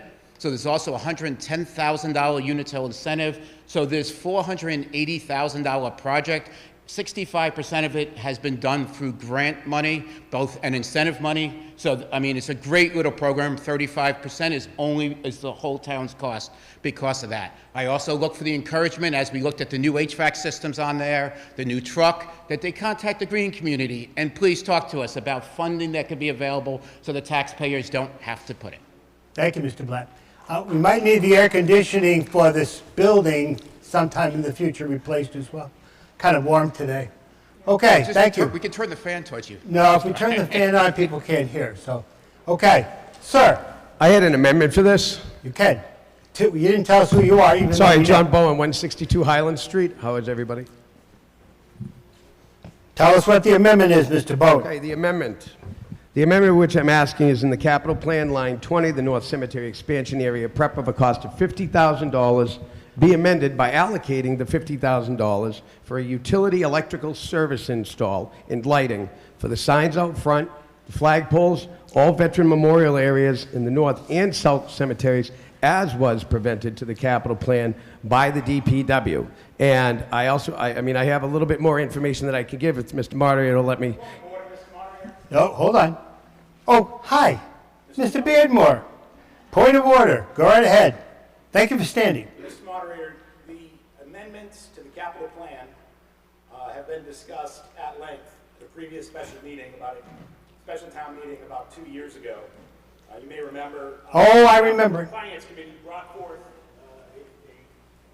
a bylaw to change it, but it did not pass. Correct. And given that circumstance, by the interpretation, I believe, of town council, we are unable to amend the items on the capital plan. Thank you, Mr. Beardmore. So, Mr. Bowen, I'm going to call on town council to reiterate, I believe, what Mr. Beardmore said. Much to his chagrin, this was not allowed 2 years ago. Go right ahead, town council. Thank you, Mr. Moderator. So the comments made by the previous speaker are correct. This is a topic that has been raised at prior annual town meetings, most recently last year's annual town meeting. And as was indicated, there was an effort to make an amendment through a bylaw addition to allow greater flexibility in amending or potentially amending the capital plan on the floor of town meeting, but that bylaw addition failed. The long and the short of it is that the way in which the capital plan has been presented to town meeting historically, it's presented as an all or nothing in terms of funding the projects that have been proposed through the capital planning committee and ultimately through the select board. By way of amendment, certainly any resident, any attendee at town meeting has the ability to reduce the overall funding amount because that is what the motion calls for. But where that funding amount, where that reduction would apply, is ultimately left to the administration, not to the residents. And so there is no ability to substitute projects, to specifically eliminate projects, or add new projects to the capital plan. All that can be done is the total amount of funding attributed to the capital plan can be amended. Thank you, Mr. Costa. So I'm not going to accept your amendment, Mr. Bowen, because we have been through this 2 years in a row. You were probably here, you just weren't paying attention to that issue because it wasn't as important to you as it was to Mr. Beardmore. Okay? So I can't accept Thank your you very much. I actually like to make my comment then. Make a comment. My comment with regard to the cemetery expansion section of which that money is allocated, as town council had mentioned, okay, that the dollar amount and the handling of that amount can be taken, can be used for other things other than what was specifically authorized by a capital plan by town manager, and it can be obviously presented to say we should do this. Instead of that, maybe we made an error, which actually that's actually a good thing, because if something came up and it was a capital item, it'd be an emergency, that gives us some latitude. So actually I believe that that bylaw should have passed correctly as it had done, okay, where you can't amend a line item in the capital plan. So I am actually for that, because that gives us latitude to change the capital plan in the course of the year, which is in the best interest of the community if something comes up that's necessary. So my concern is this. We have 80 graves in the cemeteries, okay? We only sell 10 graves a year. We're trying to bring utility inside the cemetery, electricity, and this was my point. They're going to spend $50,000 on something that we could spend $50,000 on next year. However, the issue that I have raised over the course of this last year has been this. There is $96,000 in the sale of lots fund, of which $50,000 could have been allocated for. Your cemetery commission this year decided to take no money out of the sale of lots fund, which they usually take $10,000 out in this in a warrant article, okay?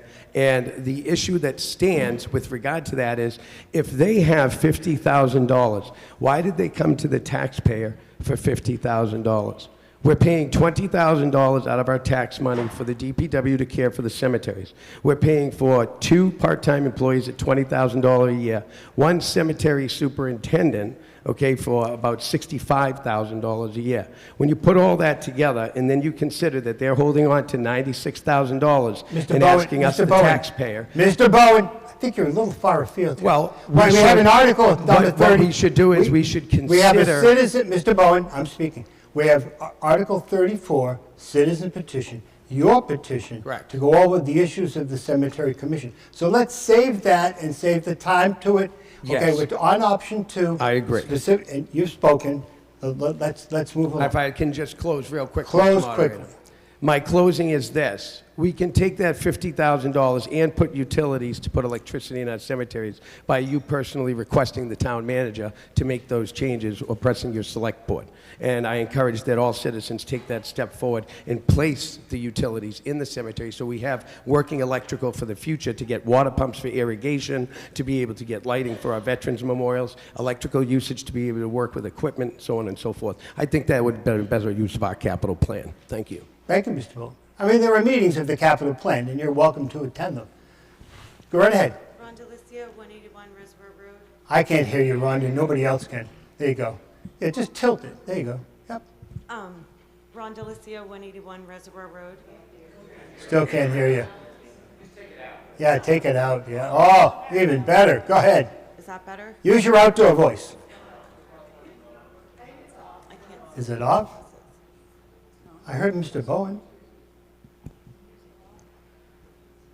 Try that.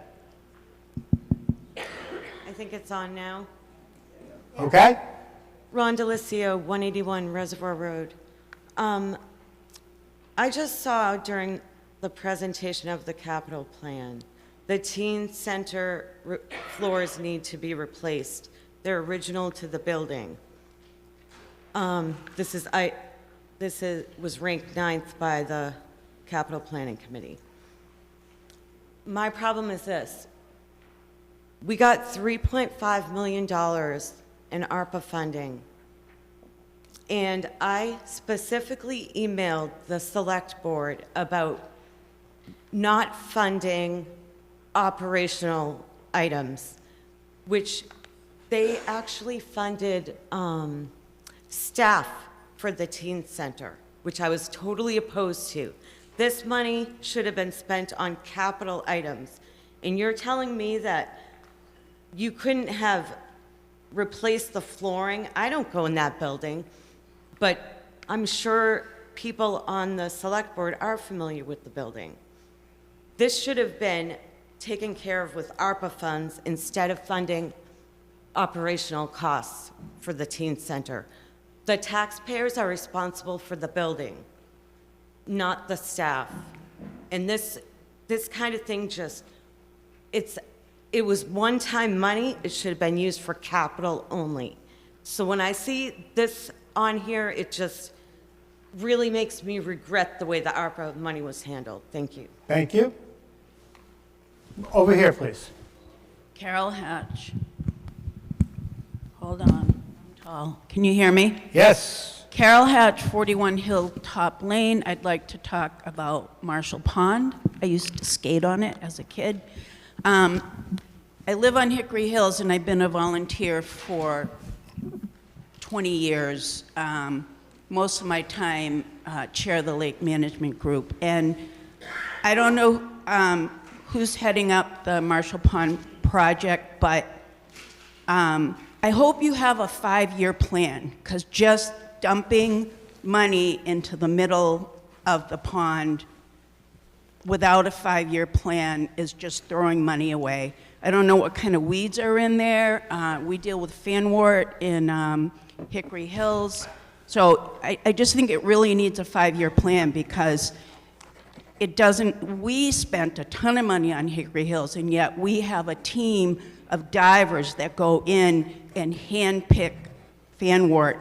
And had we not done that, or if we didn't do that, we'd be spending more and more money on chemicals.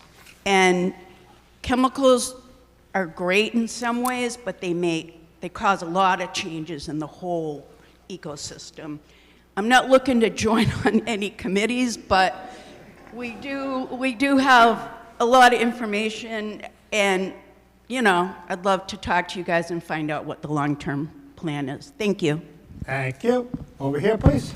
Hi, my name's Lauren Perla, 44 Whiting Street. I actually had kind of similar comments to the last speaker, that I had some concerns regarding the line item for the Marshall Pond weed treatment.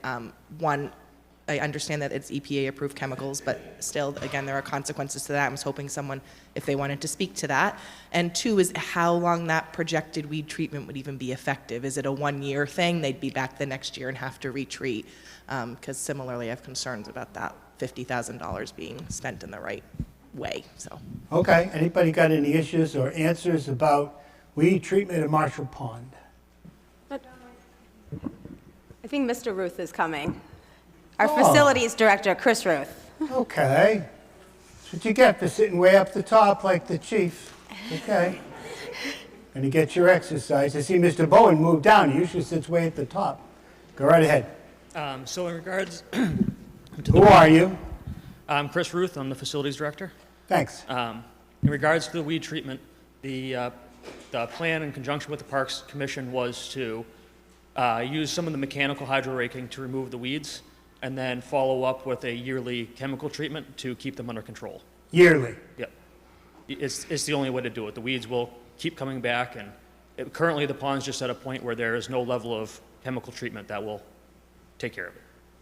Rake first, treat second, every year. Okay. Anyone else? Sir? Yep. Hi, good morning. Craig Noyes, 251 Holman Street. Just have a question about the fiscal planning process of this capital project proposal and how it interacts with Article 29. I noted that there's the 2 town hall upgrades that are here. Are they projects that would occur with the passage of Article 29? So essentially, to put that another way, if we fund the HVAC upgrades for the town hall as well as the window replacement, are those costs that would decrease on Amendment 29 because they would not need to occur with the upgrades to the town hall turning into a meeting hall or others? So just wanted to get some context on that. Thank you. Excellent. Okay, stay right there. See if we get any answers. Mr. Jeffries. The answer is no. So this capital plan would fund those improvements. The Municipal Building Design Committee plan anticipates that these funds would already occur, and so they're not part of that project.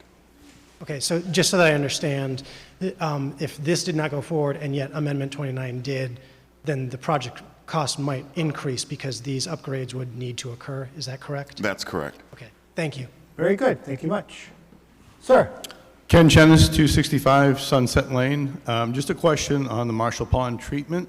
I'm just curious, how does the town determine what bodies of water it plans to treat in town? Because you own multiple bodies, and some of the lakes in town or some of the bodies of water in town require the citizens of the town to fund their own lake treatment, whereas in this case, you're asking for the town taxes to fund the lake treatment or the water body treatment. So I'm just curious how you decide what the priority is and why certain bodies of water don't get any funding from the town while other ones do. Ms. Warren is mouthing over there to me. She wants to say something. Is there somebody from the Parks Commission that could answer that, or Mr. Ruth? Oh, Ms. Menard from Parks. Whoa! You've heard that phrase, drop a mic? I guess that's my sign to go home. Karen Menard, 672 Page Street, also a member of Park Commission, really good at dropping the microphone. All I can say to the previous speaker's question is that the decisions that are made by the Parks Commission are only for the bodies of water that fall under the Parks Commission. In this case, it's Marshall Ponds and a small section of Town Beach, which is Lake Whalum, which technically isn't, where we don't own, the town does not own Lake Whalum. So when it comes to making decisions on Lake Shirley, we have nothing to do with that. So we brought ours forward because we knew it was a need, and we didn't take any other body of water into consideration because that didn't fall under our jurisdiction. Okay, put the mic back carefully. Thank you. Maybe, hold on. Everybody hold that thought. Okay. Hold on. Mr. Chenis, are you following up on that? Yeah, follow Go up. ahead, Just then we'll curious. get over here. Go ahead. If it doesn't fall into that jurisdiction, what town jurisdiction does it fall under that would be requesting funds for weed treatments? I think the short answer is that Parks requested this money in the capital plan. I understand that Parks requested it because they said they don't have jurisdiction of other bodies of water in town.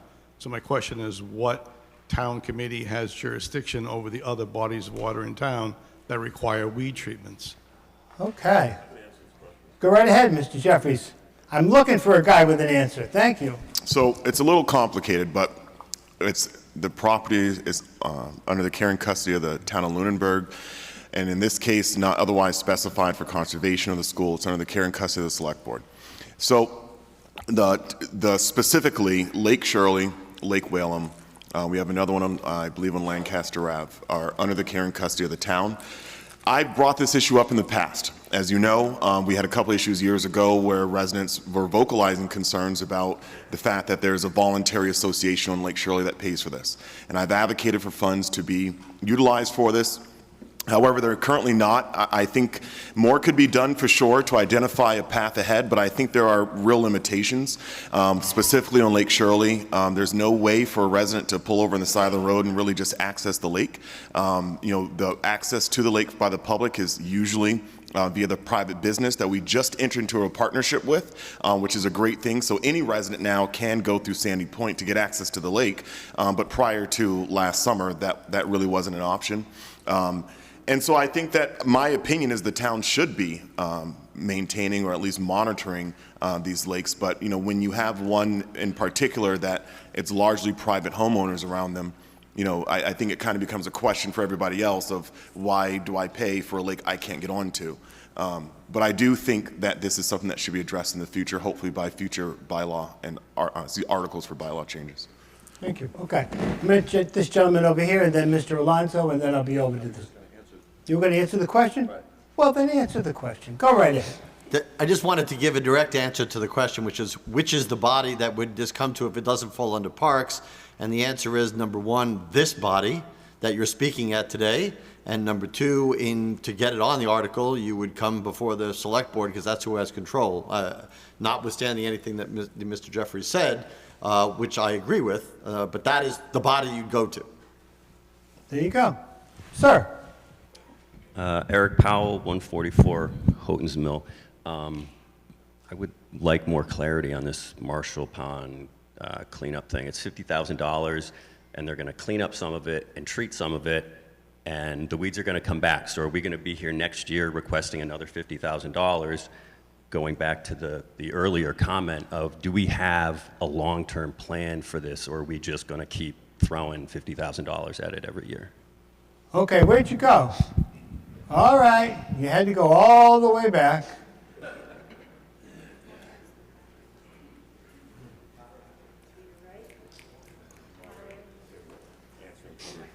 Oh, go right ahead. While we're waiting for him to trek all the way down. Go right ahead. Thank you, Mr. Moderator. Jay Simeone. Jay Simeone, 362 Sunset Lane. As someone lives on. Jay Simeone, 362 Sunset Lane. Is it on? Can you hear me? Yep, go ahead. As someone who lives on Lake Shirley and does annual lake treatments, I would like for the town manager to clarify the criteria for capital planning projects, because I raised this question at one of the other capital planning meetings, that this should be operational, not capital, where it's going to, we already heard from the facilities director that it's going to be ongoing yearly maintenance, and capital projects, I believe, are supposed to have a life of more than 3 years.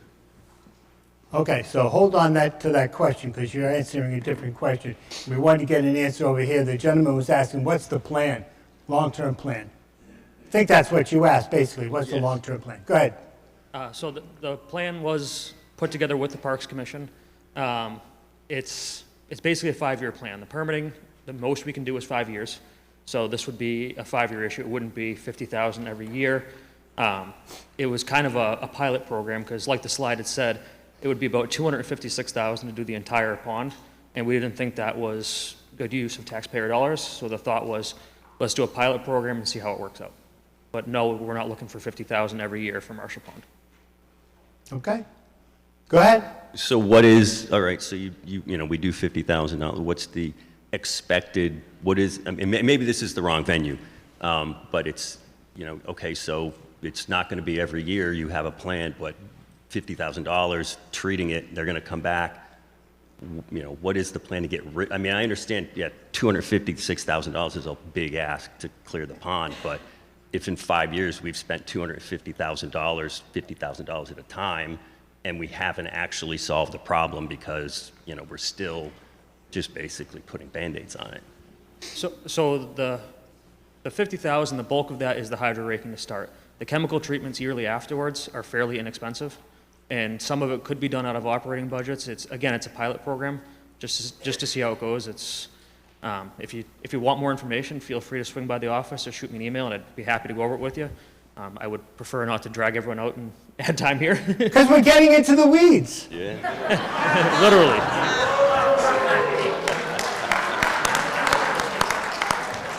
I mean, treating a pond, treating a lake, treating all of the lakes, it's amazing. Okay. All right, hold on. Jay Simeone had a question for the town manager about criteria to put on the capital plan. I think that that's actually a question for the capital planning committee. All right. I didn't hear all of it, but Somebody on the capital planning? I couldn't really hear the question, but. The chair. Hi. My name is Peter Beardmore, 282 Pleasant Street. I'm a member of the school committee. I'm the school committee's representative to the capital planning committee, and this past year I served as chairman of the capital planning committee. The charter and bylaws together outline the capital planning process, which includes the establishment of a capital plan, and that is not necessarily done to the satisfaction of any of the membership of the capital planning committee currently, largely due to some leadership challenges that we've had in terms of comprising a multi-year capital plan, but we have begun to make some progress in that direction. The actual requirements are fairly simple. A couple of years ago, we raised the criteria to a $20,000 capital expenditure that is outlined as a one-time capital expense. So it is not something that would be repeated in a budgetary line year after year after year, although interestingly, we do tend to fund things like police cruisers year after year after year. So there is a bit of a gray area here, I think, that we could all agree to, and there are some gaps in the process and procedures. So I hope that specific to the question around the weeds, though, and this particular item, it has come up multiple times over the last, I think it's come up every year of the 3 years that I've been on the capital planning committee, and has fallen below the line in funding because it's just fallen low in priority relative to the other items. This year, as it turned out, we had a number of lower cost items that allowed for a much longer capital plan, and fortunately the town manager was able to find funding to fund nearly all of the requested items this year. So it was a unique year for capital planning. This was presented exactly as the facilities director has outlined, a pilot program. And for those of you who have been around for a long time, Marshall Pond used to be a place where it was very common that there was recreation on Marshall Pond, particularly in the winter when we would have enough ice for skating. There would be pond hockey tournaments and ice skating out there quite regularly on weekend afternoons in January and February. Of course, we don't have as much ice as we used to have, so that's a bit of a challenge. But the other challenge that we've run into with that pond is that because of the weed growth and the change in levels of the water over the course of the winter, most winters when ice does accumulate on that pond, you can't skate on it because of the effects of the weeds. And so, at least for me, and I think a couple of other members of the capital planning committee, as we considered this, and once again, it was not at the top of our plan, it was probably in the bottom third, that this was worth looking at from a pilot perspective to see if the combination of the physical hydro raking and the chemical treatment could get us to a place where we could maintain an area that was sufficient for recreation over the long term. And of course, there was no guarantees, and to the earlier point, no funding plan per se for the next several years to sustain this. Thank you, sir. In a minute. Mr. Alonso, go ahead. Thank you, Mr. Moderator. I just wanted to answer the Finance Committee member's question, at least as a member of the Capital Planning Committee. He is correct in assuming that it needs to have a certain dollar amount, which this obviously exceeds. And then there was a durability of how long it would be in effect. The issue with this is that I don't think anybody could say that how long the treatment will last. I mean, I know from other lakes that the treatment is ongoing, but a lot of times if you treat, I know from other treatments of the lakes, you treat them 1 year with chemicals and then you don't treat it next year and then you do it the second year. So it's really unknown, and that's why it went forward and why we felt it passed the criteria. Thank you. You know, people say to me, how long is town meeting going to last? And I say, I never know what articles are going to generate more questions. And I wasn't anticipating it would be the weeds on Marshall Pond. Okay, so do we have to talk about the weeds? Yeah, just some quick questions. Very quick. I'm happy to talk about this offline, but, and I guess they don't need to be answered right this moment, but I really would like to know what kind of weeds we have in there. Are they invasive or nuisance weeds? Number two, will the hydro raking involve putting equipment into the lake if it's done in the middle of the lake? Because I know that that's against Conservation Commission rules. And number three, I'm assuming this was passed by Conservation, but yeah, I think just having a plan of constantly throwing chemicals on is not wise. Thank you. Over here. Just kind of a question, about the weeds. Oh, again, Lauren Perla, 44 Whiting Street.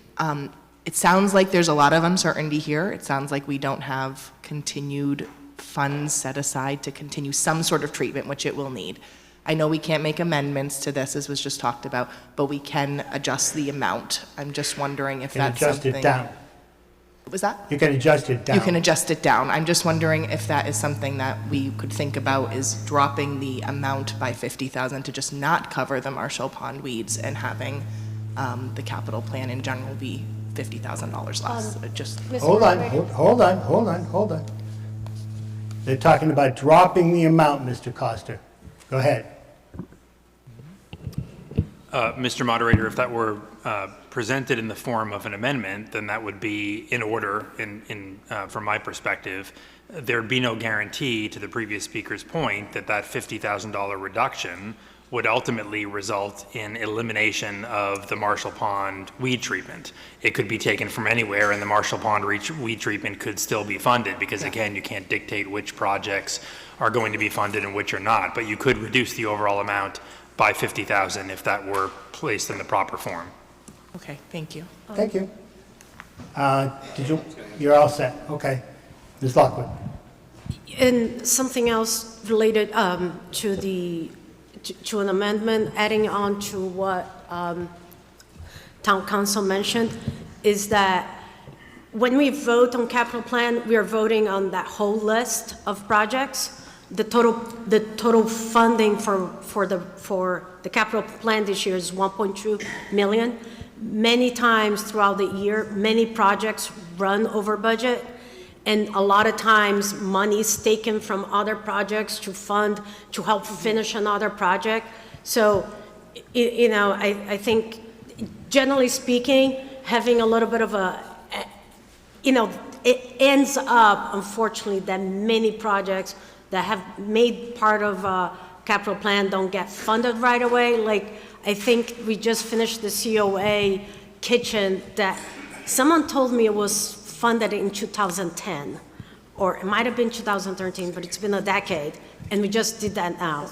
So anyway, this is, we should look at it as a funding and the projects they're going, and they happen throughout many years. So I would leave those $50,000 there and to just help executing the projects that are on that capital plan. Thank you. That's it. Thank you. Thank you. Over here. My name is John Tata. I live at 393 New West Townsend Road, but I also have a house on Lake Shirley, and I've got a question for a member of the Finance Committee. Mr. Simone, what does our Lake Shirley Association spend in treatment? I think it's somewhere close to $100,000 a year.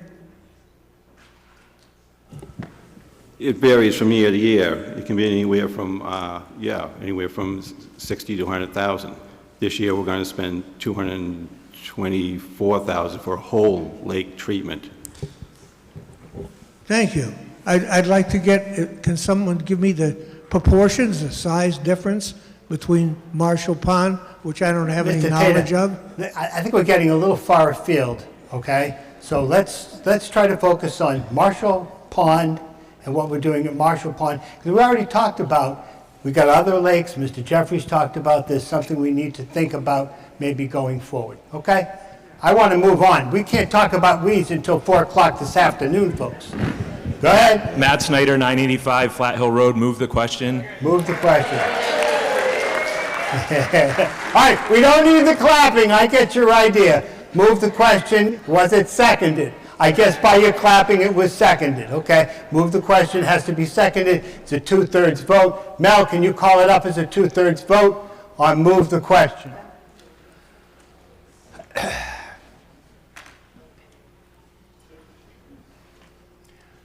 Okay. Move the question, 2/3 majority. All those in favor of ending debate signal by saying yes. All those in favor of continuing to debate weeds will say no. And voting is now open.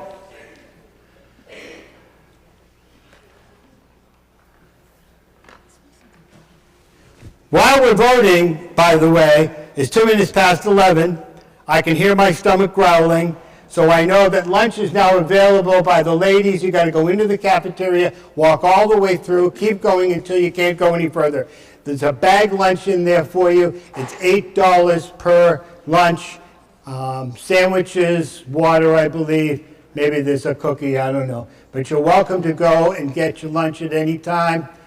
Try to be respectful as far as trash is concerned. Okay, I believe we're ready to vote, Mel. I'm going to ready, set. Voting is now closed. How many people want to end? 160. 10 said they'd continue. They probably like the weeds. So we're going to say 2/3 have ended the debate. So we now have to have a vote from the Finance Committee on their recommendation. Is there any discussion from the Finance Committee? Please not. All right, I'd entertain a motion to recommend approval on option 2.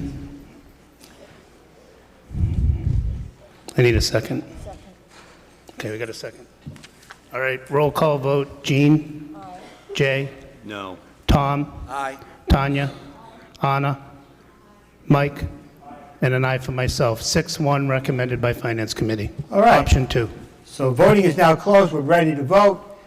Get your clickers ready. The capital plan is a majority vote. You may open voting now.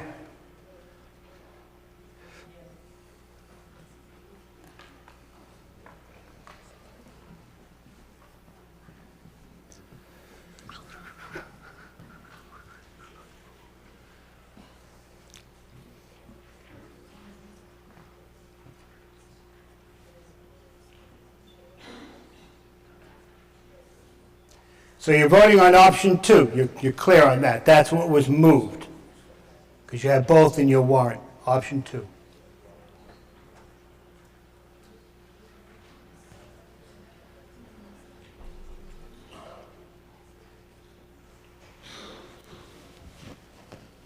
Okay, voting is now closed. What are the results, Mel?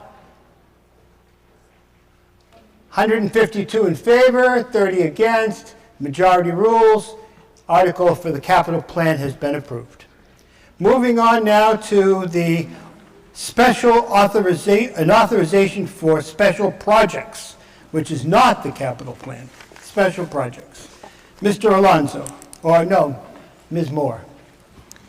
I move the town transfer from free cash the sum of $152,500 to fund the decommissioning of TC Pasio's Grant Writing Services Pilot Program and the Board of Assessor Phase 1 DOR Directives Special Projects as appearing in the May 3rd, 2025 Annual Town Meeting Warrant Booklet. Thank you. Is there a second? Second. Thank you. Selectmen, your recommendation. Select Board recommends approval. Thank you. Finance. Finance Committee recommends approval unanimously. Thank you. Okay, tell us about this article, Ms. Moore, or Town Manager's back up, the permanent Town Manager. Thank you. Thank you, Mr. Moderator. So this article is to fund 3 special projects, the first of which is to decommission portions of TC Pasio. So let's just first address why this one wasn't in the capital program, because wouldn't that be where it normally would live? Well, as I stated earlier in the meeting, the capital planning process starts in the fall. It wasn't until probably about January, February that the school administration decided to vacate TC Pasios. So this allows for the opportunity for us to start to decommission portions of the building. So the funding will be utilized to relocate several departments to the southern wing and to construct a firewall in the corridor between the southern and central wings and isolate the utilities and the sprinkler systems. Basically, We know that we have a building that is in declining condition, and there are substantial operating costs associated with keeping the entire building running, so we're looking to close down the back portion of the building. Secondly, when we get to the operating budget, you'll see that the $50,000 for the grant writer position has been removed from the operating budget. I'll explain why when we get there, but this $50,000 was put in last year. Unfortunately, for a variety of reasons, funds were not utilized thus far in FY25, although I think the Parks Commission might be utilizing grant writing funds to put together a park grant in the next couple weeks. But it remains true that we haven't really got this off the ground. So we decided to do it this year outside of the operating budget and as a pilot program to see how successful having a grant writer is. Now, this is not adding headcount to the town. What this is anticipated as is a number. This isn't one probably grant writer. This is a number of contracted services who would be writers who would be providing these services for a variety of different boards, committees, and departments. And lastly, the Department of Revenue issued the community a number of directives that must be completed before our next full revaluation. And one of these is to reassign or relook at the neighborhood codes. And so there's a small amount of funding, I think it's $27,500, which would fund a consultant to assist with that work in the Neighborhood Codes project. Anybody want to ask any questions about this special projects? It's got nothing to do with weeds. You all set? I don't see anybody at the microphone. I'll declare we're ready to vote on Article 9. It's a majority vote. Voting is now open. No, it's not open? Oh, Mel went to get lunch. Now Kathy's going to run the computer. Give us a minute. Good luck with that. I'll tell you, just don't vote yet. Is it voting? Oh, all right. Kathy. I never should have doubted you. Okay, voting is open. Let's see how Kathy does.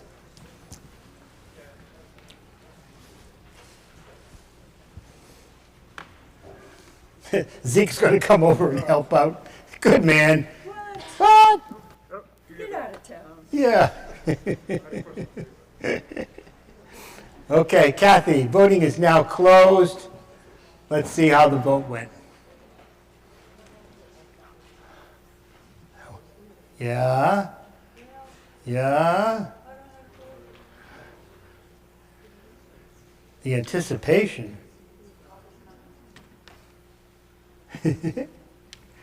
The technology. All right, voting can be closed anytime Mel gets back with lunch. You know how to open it, you don't know how to close it? We'll be here all day. Yeah. All right, here we go. What's the results, Mel? 147 in favor, 22 opposed, majority vote. Article 9 is passed. Good enough. And your lunch is available, anyone that wants one. Okay, we got the omnibus budget. Now's a good time to have lunch. Ms. Emke, Article 10, omnibus budget. I move the town raise and appropriate the sum of $48,942,526.53. Transfer the sum of $307,125.25 from the Sewer Enterprise Fund. Transfer the sum of $38,453.78 from the Artificial Turf Revolving Fund. Transfer the sum of $31,271.94 from the PEG Access and Cable-Related Enterprise Fund. And transfer the sum of $55,087.50 from Water Betterment Revenue to defray the charges and expenses of the town for fiscal year 2026 of $49,374,465. Great. Is there a second? Whoops. Sorry. I was flipping my pages over here. Go ahead. And to fix the salaries and compensation of all elected officials of the town and any other items included in the budget of the town manager. Thank you. There's a second. Select Board, your recommendation. Select Board recommends approval 5-0. And Finance. Finance Committee unanimously recommends approval. Fantastic. So here's what we're going to do, folks. We're going to have a presentation by the town manager, her first budget. Then what we'll do is, after she's done with her presentation, people can ask some questions, but we're going to go, actually, no, the second thing we're going to do is going to go through the categories, okay, of your budget. So there was a sheet of paper you could have picked up out there. Maybe you did, maybe you didn't. It's also in your warrant, but it's kind of small and it's kind of shaded, and so it might be a little difficult to read. But you'll be looking for the line that says the 26 budget. So after she does her presentation, I'm going to go through the categories, and if you want to talk about a particular budget item, you'll just say hold on that category. That'll allow us to focus on what are the things we're going to discuss and debate. And then once we're through discussing those things that we focus on, then we'll have a general vote. So the floor is all yours. Thank you, Ms. Mr. Walker. Moderator. And mea culpa on the tiny print and dark print in your books. I am so sorry. I will do better next year, but hopefully you grabbed one of these budgets that's printed this way, then you can see it. First thing I want to address is, you may have noticed that some of the expenditure lines have changed this year. On page 39 of the booklet, if you want to read it at your leisure, there is a full explanation here. But why did we make some of these changes with budget lines? And why are we doing it now? Well, there's two main reasons that we're doing this. One is in response to the Budget Task Force recommendations to consolidate and streamline our chart of accounts. And two is to begin to standardize budget lines in accordance with the Uniform Massachusetts Accounting System. So what we tried to do is show the movement within the lines from one line to another. If they're in italics in the budget, that's where they used to live. It tells where they've moved to, and then as if they always have lived in the new budget. So let's start with our available revenues. This is how we fund this budget. This is the motion essentially broken down into a graphic form for you. So our available funds, the first funding source and the largest funding source, representing 72% of available funds, is our property tax revenues. That's both personal property and real property taxes. Our net state aid, so that's our state aid minus assessments, is $9,803,871. That's about 20% of the budget. Local receipts make up the next portion of the budget. That's $3,360,524.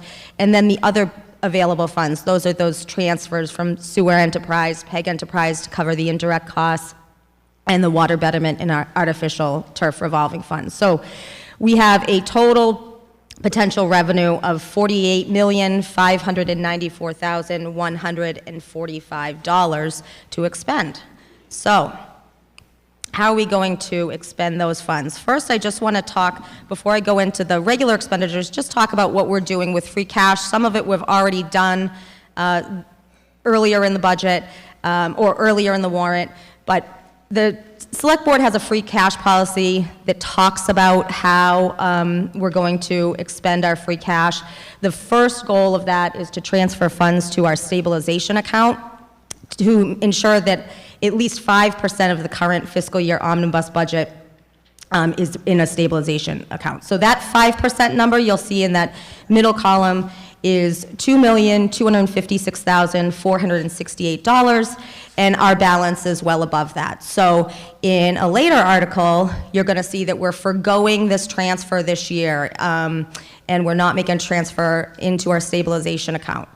We've already funded our OPEB, and the third priority for free cash is to transfer into special purpose stabilization funds, which we're not doing that this year. So in another article, in about 2 articles from now, there's going to be a motion to transfer $500,000 to the Lunenburg Public Schools for FY26 operating budget.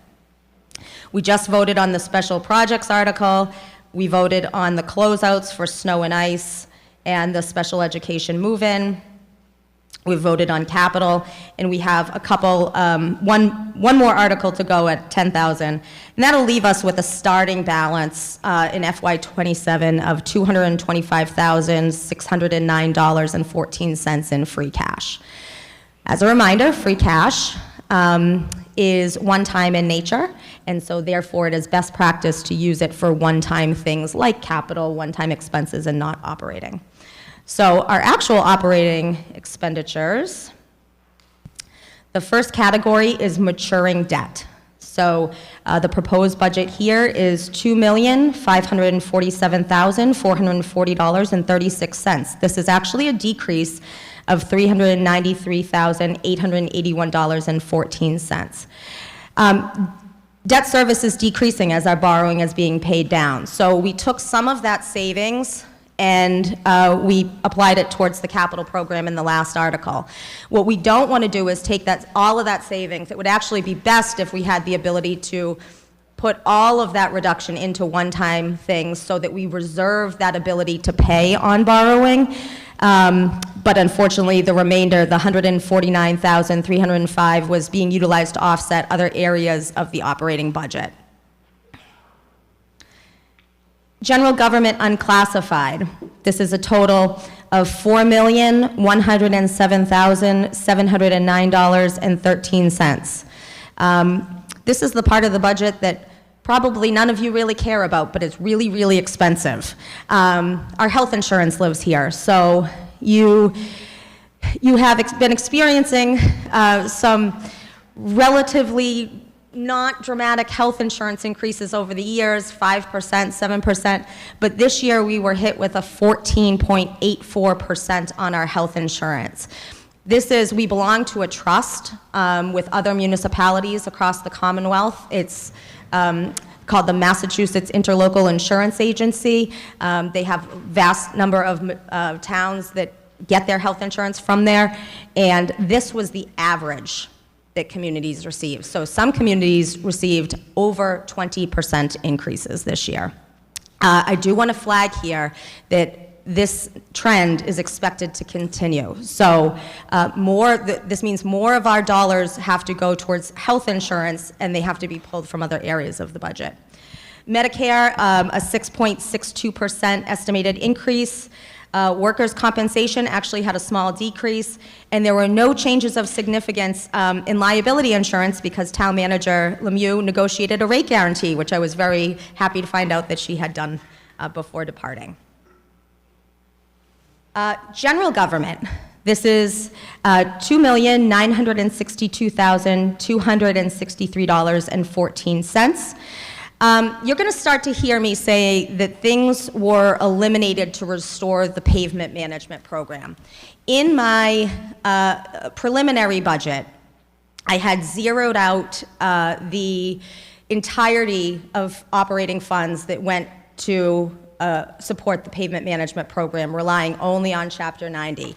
I heard very loudly from multiple bodies, the Select Board, the Finance Committee, and members of the community that they wanted me to endeavor to restore the pavement management line as much as possible.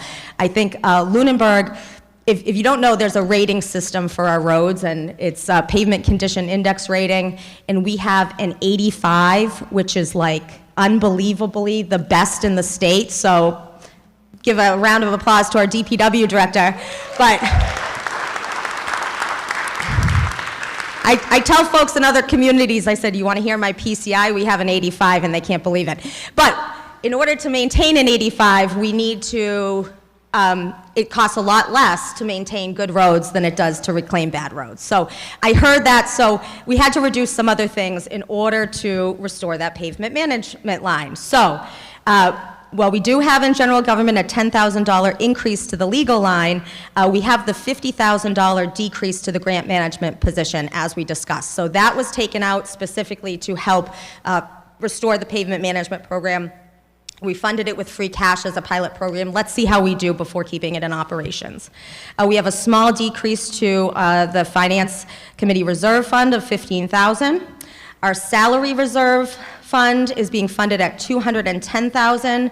We have the collective bargaining agreements for both the police and DPW being negotiated this year, as well as the cost of living adjustments for the SAP employees will come out of that. We had a whole lot of changes to the IT department funding structure. Items that were funded out of our central purchasing line got pulled into IT. IT has now largely been outsourced almost 100%. But there is an overall increase to that line between the outsourcing and the items coming in from another line from central purchasing of $104,000. But that doesn't mean because of those other items coming in that it's a real $104,000 increase. There's a small increase of staff support hours up to 32 hours, and that's it on IT. We had a small decrease to elections, but that's about, you can see what it costs to run a presidential election versus not presidential election, $7,425. APDC line was reduced in order to fund the pavement management program, more in line with the actual expenses of $4,500 was the reduction. Central purchasing, a lot of items, like I said, have moved out of this, but then all postage from all departments has been moved into one line under central purchasing. Okay, police budget, $2,434,772.47. Like I said, big item to note here is that the police are negotiating their next contract for FY26 to FY28. We have an increase in K-9 care. It's not because we have a new K-9, but we have an obligation to pay the officers who care for our K-9s, and we were not paying both officers. So now we are going to meet that obligation, and I see Hank is with us today advocating for such funds in the back of the room.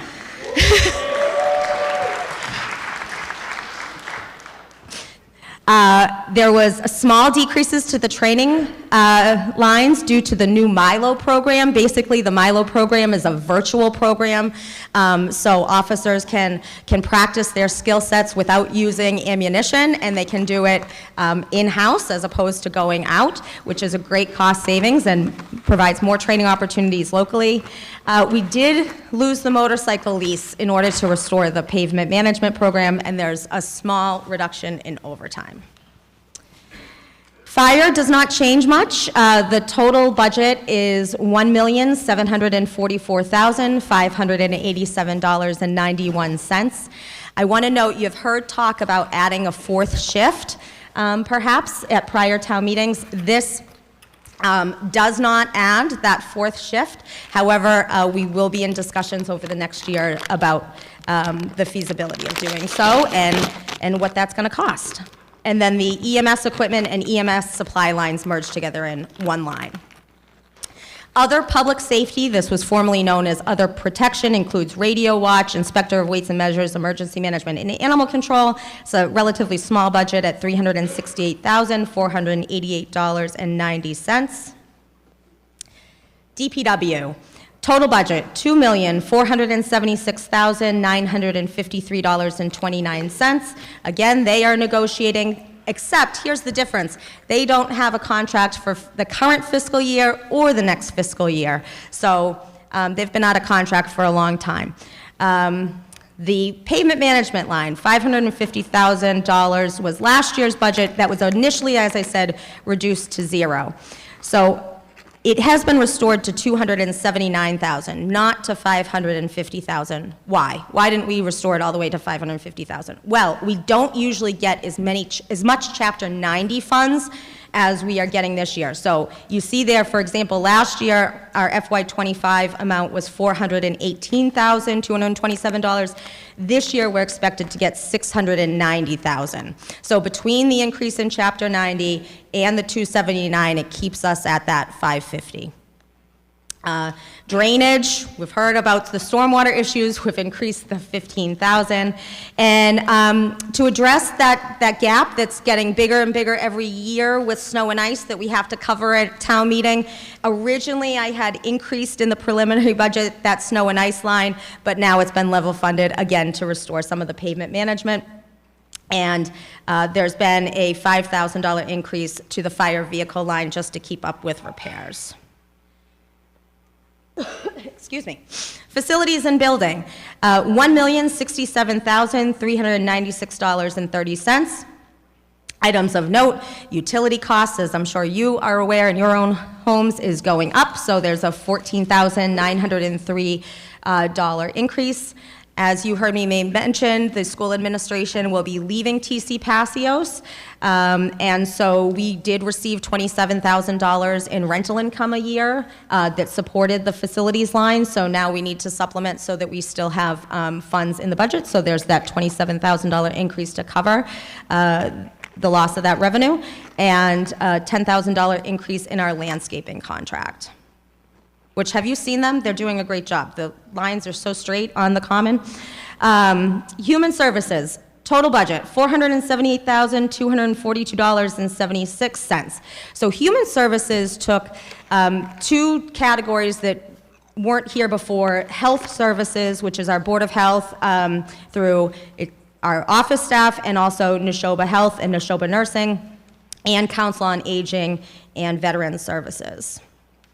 So no changes to note really in the Board of Health budget, but Council on Aging, there's a small increase of $31,059.46. We're increasing one position to 36 hours per week, and the kitchen assistants were brought into the operating budget, but the part-time outreach worker position was eliminated so that it can be covered by volunteers, and there was a small increase to programs at $3,000. Veteran services, the benefit line was reduced by $22,275. Does this mean that we're taking money away from our veterans? No, it does not. So under the Chapter 115 program, the state reimbursed us to provide services to those veterans. This is based closer to our actual costs as present, and it does have buffer in case there's additional veterans that move into the town of Lunenburg or otherwise become eligible. Education, the total education budget between the Lunenburg Public Schools and Monty Tech is $27,121,995. So for the Lunenburg Public Schools, that's $25,787,474. That figure does not include the $500,000 free cash transfer that will come up in a later article. So how does this compare to last year? The FY25 manager recommended budget was $23,910,908. After the override, that was, so there was the override, and then there was also a small transfer at the special town meeting in the fall. So the total FY25 budget for the Lunenburg Public Schools was $24,881,926. So this is almost $1,904,098 increase over the FY25 budget at 3.64%. Monty Tech has a larger percent increase at 8.88%, $108,875. Their total budget for Monty Tech, the assessment is $1,334,521. New category of culture and recreation, which includes the band concerts, the library, and historical commission. The total is $639,036.70. Library, there's an additional 100 floating hours for the director to use to cover gaps as needed, give a little flexibility. And the Historic Commission was reduced by $2,000, which is more in line with actual expenditures. Intergovernmental assessments. This is another big one that folks you don't really care about because it largely funds retirement, but it's $3 million for, well, we care about it, but you may not. The $3,425,578.98. That is a $264,771 increase for Worcester Retirement alone. That line used to live outside the omnibus budget, so we've now brought that in to the omnibus budget. We have our cherry sheet assessments and Montechusett Regional Planning Commission assessment. And that is the budget. And the moderator is eating lunch. Back to work. Thank you. So as I said, we're going to do next, we're going to go through the categories, and you're going to yell out hold if it's a category that you want to discuss. Just because we don't have a hold on it doesn't mean it's passed, just means that we're trying to focus the conversation. Okay? So I'm going to read the categories, and again, just yell from your seat a hold if it's something you want to focus, and then we'll discuss those. Total maturing debt, $2,547,440.36. Total government unclassified, $4,107,709.13. General government, $2,962,263.14. Hold on general government. Thank you. The total purchasing is no longer an article. She's moved some categories around, as she explained. Public safety, police, $2,434,772.47. Fire, $1,744,587.91. Total safety, $4,547,849.28. Health and sanitation is no longer a line item. Department of Public Works, DPW, $2,476,953.29. Facilities and buildings, $1,067,396.30. Solid waste recycling is no longer a category. Public assistance has been moved around, as she indicated.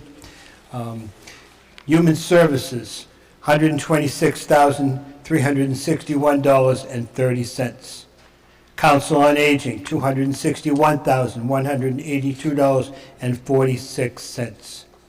Veterans, $90,699.00. Total human services, $478,242.76.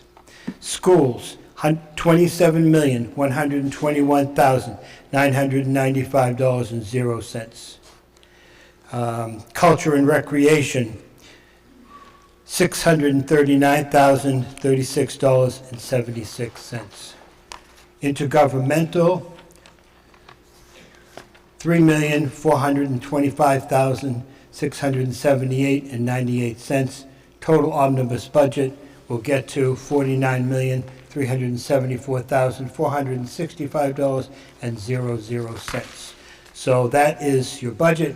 Somebody put a hold on general government, so we can start there and go through whatever else. Just because we passed on it doesn't mean it's approved. You can discuss anything in the budget you wish. Sir. Dave Blatt, 411 Goodrich. I just have a question on the grant writer. I see that we allocated last year $50,000. Did we utilize that? And how much money did this grant writer bring into this town? Yes, so for a variety of reasons, the grant writer was not utilized. So FY25 began with the departure of Town Manager Lemieux, and this was, one of her projects, one of her key projects, and then with the addition of an interim town manager, just the program never got off its feet. So we have not, at this moment in time, we have expended $0 out of the $50,000. So I know that the Parks Commission is going to be utilizing a grant writer to apply for what is called a park grant, and that is due, I think, in a couple of weeks. So they are going to be using some of those funds, but we don't have the results to see how it's done, which is why we pulled it out of here, funded it with free cash in the last article, and we'll see if it makes sense to keep somebody on, then we may be restoring it to the operating budget in the next year. Okay, because I personally would argue, I mean, other towns that are our size have a full-time grant writer. That grant writer, on average, pull in $2 to $3 million for the town in grants from the state. The state offers lots of grants. We are a town that does a very lousy job of getting grants and getting our share of the money, and we need a grant writer badly. Anybody who's been on a town board or commission that has the ability to have grants, the school committee, everybody needs that person badly in this town, and that person would more than pay for themselves if we knew we had one and if we were able to utilize that person. So what I will be doing before July 1st is developing the program for how folks can access these $50,000 for the pilot program, so that different interest groups will be able to apply to utilize grant writer services. I don't anticipate that the same person that's writing a public safety grant is going to be writing a culvert grant, so I do envision that it's going to be done through a variety of contractors, but I think we are committed to see how it goes with this project as a pilot. All right, I look forward to hearing more about the ability of the ability to have a grant writer. Thanks. Thank you. Anybody else on the omnibus budget? You could talk about weeds all day long, but you can't talk about millions of dollars. I have a... Sir. John Trainer, 105 Horizon Island Road. One theme that I saw in a lot of the slides was the pavement program, and I'm very grateful to have nice roads where I live. And I don't know who to direct this to, but I walk a lot, and I see roads that are perfectly good pavement that have very substantial cracks in them. And if they're not filled, we're going to wind up spending more money on replacing pavement when we could just maintain the pavement we have. So I would encourage whomever makes those decisions to please consider that. Thanks. Excellent. I'll have to follow you around. Sir. Mr. Moderator, to the previous speaker, I'm the DPW director. Yeah. Much of our pavement management plan going forward is crack sealing and fog sealing to help with the conditions that you found. So we are addressing that. Great. Now you know who to see. Yes. There he is. Up on 13, DPW office. Sir. Oh, Mr. Yes. Mr. Moderator. Mr. Rogers. It's a beautiful day in my neighborhood. Thank you. It is. Please note that my good friend and former selectman, Mr. Bowen, was so gracious and kind to give an old man such as myself this microphone so I wouldn't have to stand up, because he would have to pick me up. Anyway, this is directed towards the town manager. How much in total did you have to manipulate the budget, so-called, and I don't mean that in a negative sense, in order to make sure that the school department had enough money to do what they had to do? Good question. So let me just first address where I came into this budget process. So I started on February 4th with the budget fully underway, and the school had been given a target figure, and they were budgeting towards the town manager's budget at that time. When I started, I saw that it wasn't that there was more funds available to give to the schools. There was a mathematical error on the revenue sheet. So our 2.5% increase was applied to the pre-override figure. And so I saw that error and I corrected it. And so that gave a little bit more funding to the school system through that correction. But the way that the portion was allocated between town and school was to follow the percentage allocation of last year. So I don't have that figure in front of me, but whatever percent of the budget the school received last year, they received the same percent increase percent of the budget this year. I will say that the school is not fully funded, and neither is the town. And so I think that a number of different bodies have expressed an interest in working together over the next year to be back before you next year with I don't know, I don't want to say right now we're coming before you with an override, but we know we have some work to do. We need to look at creating some efficiencies between departments where we can. If we can consolidate any services between town and school, consolidation of services, finding less expensive vendors if possible. I do want to note that Lunenburg is not special. Oh, wait a minute! Lunenburg is very special, but Lunenburg is not special in that this is an incredibly challenging budgetary year. Communities across the Commonwealth are really facing some incredible difficulties with balanced budgets within the confines of Proposition 2.5 due to a lot of things that are outside of the local control. And I think that there's been some pretty strong advocacy, actually, from Lunenburg to the legislature, saying that we need some attention from the state on this. But it's going to continue to be a challenge. I don't know if that directly answers your question. Well, it kind of sort of does, but let me just tell you very succinctly. I call for better, words, taking from Peter to pay Paul.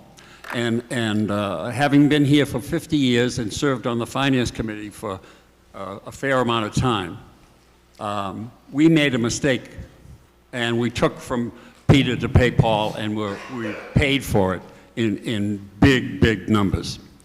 So my concern is we ducked the bullet, so-called, this year.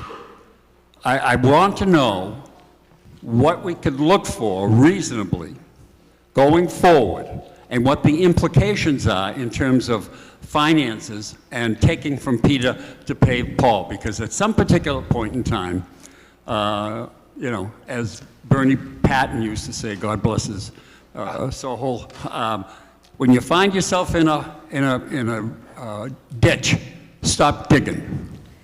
Okay, so this really concerns me because there's things that we haven't talked about that are looming in the background. So I'd be curious as to what your take on this is. So we didn't take town funds and reallocate them to the school department. So the proportions are the same. We didn't borrow from Peter from the town to give those funds to the schools. We did borrow from Peter to pay Paul in terms of replenishing the pavement management program. That was all within the town budget, decreasing portions of different town departmental budgets and board budgets to restore the pavement management program. But there wasn't what you're suggesting this year.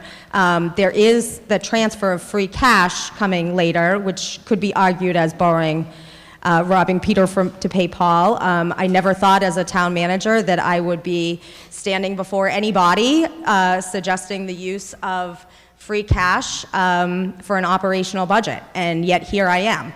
And I think that that's just indicative of what incredibly difficult financial times we are in.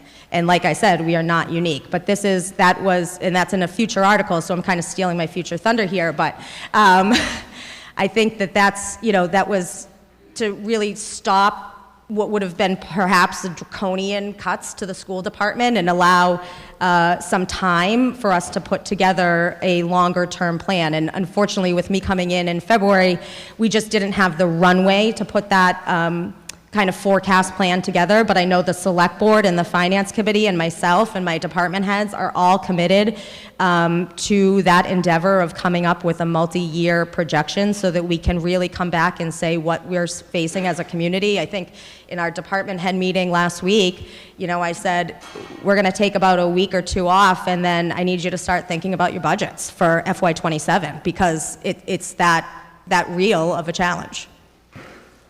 Thank you. Thank you. Ms. Lockwood, go ahead. So I first want to say that Lunenburg is incredibly special. For FY25, there are 351 towns and cities in the Commonwealth of Massachusetts. Only 23 of them passed an override last year, and we passed one. And so we are incredibly special. We are part of a very small group of towns. So, first that. I think, there needs to be a lot of budget work that, I think the Budget Task Force last year started working on it, and I think we need to do that in every level of town. I think, more than just looking ways to save, I think we need to really make sure the way we're spending the money is the wisest way to spend the money. We're getting, the most mile for the buck. And there are many areas of the town that I don't necessarily think that we are doing that. So I recently joined the Finance Committee.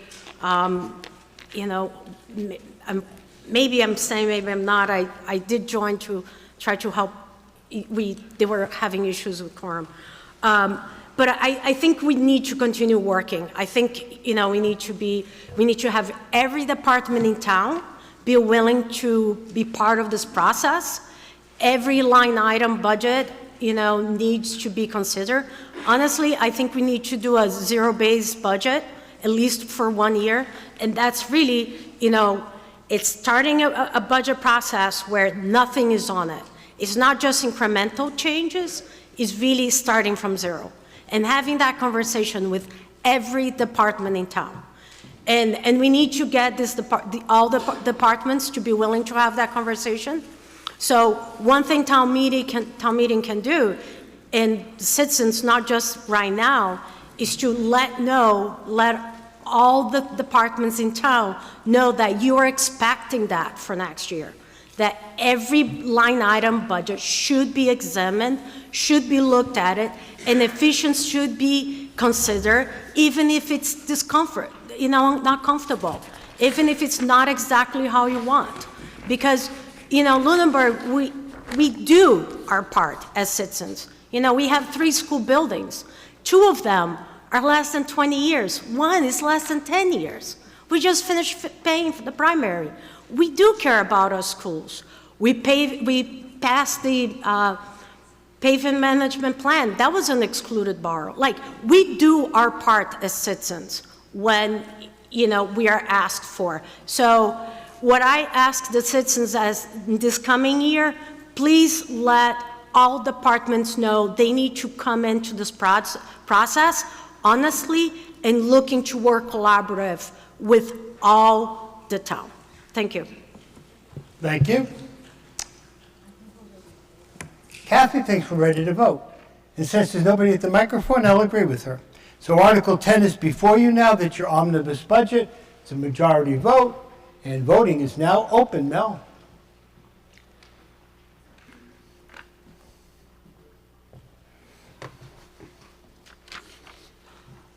Just a mere $49,374,465.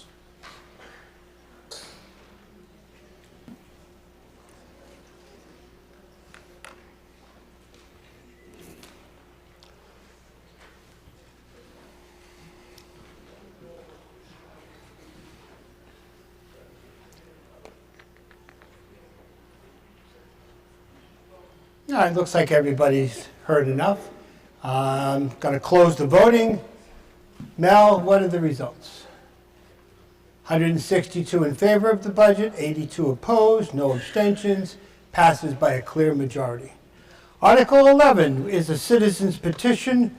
I think I'll call on Mr. Laughlin, wherever he might be. There he is. You can take the microphone right up there. Take the town manager. She doesn't want any more time. Introduce yourself and move your petition. Cool. Hey, everybody. Can you hear me okay? Yep. Nice. All right, all right. I'm TJ Laughlin. I actually just want to start real quick to say, for the town manager to be here for only a few months, I think she's doing a great job. She just...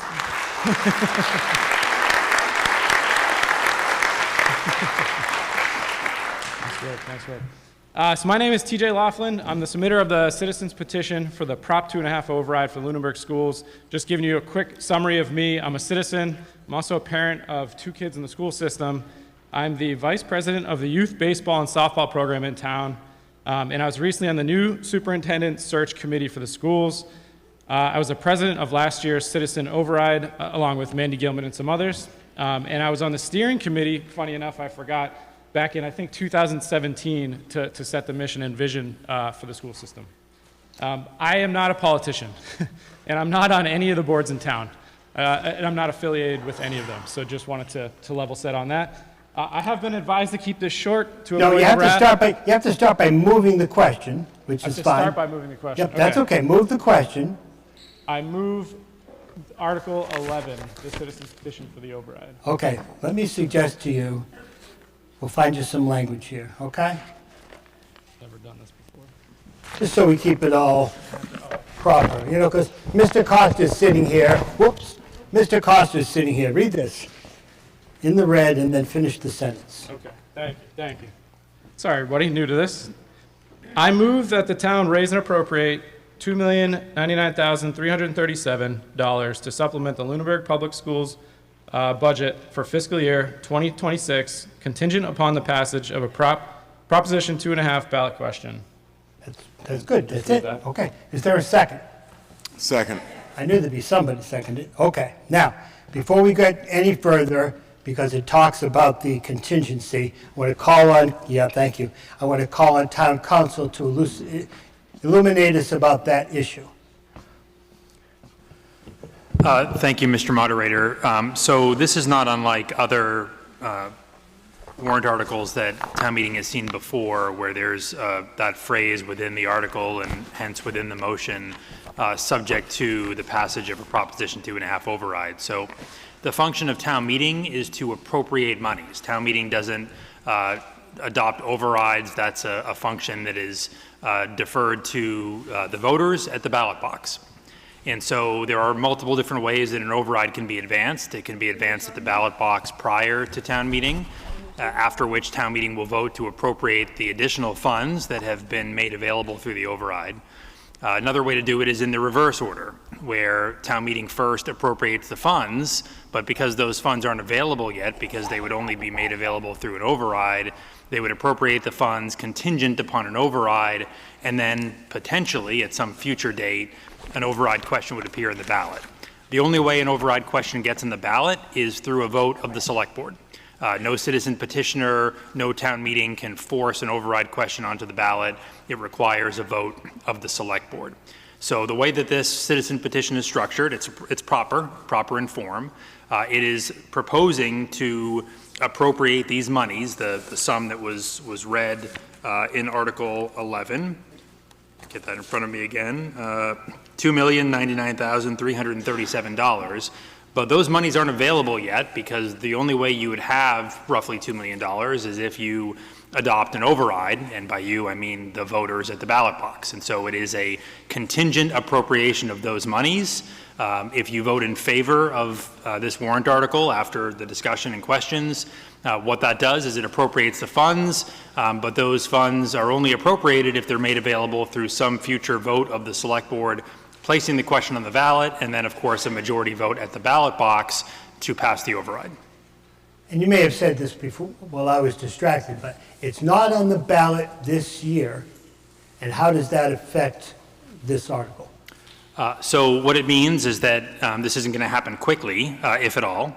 It means that if this warrant article passes, appropriating these additional monies, the select board would need to place the question on a future ballot. That could be at a special election held in a month or in a couple of months or sometime after that. But it would not be something that happens quickly in the sense that town meeting is not going to potentially vote to appropriate these funds today, only to find out in 2 weeks that those funds have been successfully appropriated because the question simply isn't on the ballot. Not on the ballot yet. Okay. Right. So I think we're ready, Mr. Laughlin, for your presentation. Go right ahead. Thank you, sir. Already started. Sorry about It's all right. that. Awesome. Yes. So I'll just continue with, I do agree on the oddness of the circumstance with me being a citizen filing this petition. Here we go. Better. I hope you bear with me during the short presentation as a citizen, not a politician. So I just want to start with what is it that we're talking about here? For the second year in a row, Lunenburg, along with many other municipalities, is in a budget crisis. Last year, we passed an override to close a $948,000 gap in our school budget. This year, that gap is $2 million, representing 8% of our school budget, and we're weathering the cuts this year. That means we're laying off 38 school employees. That's 9% of our permanent school staff. All of these increases, health insurance, transportation, out-of-district placements, are out of our control. And they certainly won't fit, or don't fit, within the confines of Prop 2.5. What does that mean for Lunenburg? Right now, obviously, all the public education I'm talking about is at risk. It also means each department is left to fight over increasingly small amounts of scraps. It means one group in town is pitted against another group in town. Do we level fund our schools or pave our roads? How do we justify increasing services in one department while another department has to cut staff? It's not sustainable, and it's leaving our communities deeply divided. So we could ask for another override this year, but people are already stretched too thin. I think that's what we're talking about, and I'm going to cover some of the details. But this quote actually came on April 8th by Select Board Chairman Nuzzolo, testifying at the State House to state representatives alongside hundreds of other school leaders in Mass who are in the same situation as us. This is not a Lunenburg-only problem. So I wanted to cover the next bit, which is how did I come to this number? The number is relatively straightforward, and anybody that suffered through last year, much simpler. This is simply the level services budget as presented by the schools minus the amount allotted by the town manager. So there's no level service minus ESSER kind of thing that we had last year. Pretty standard subtraction.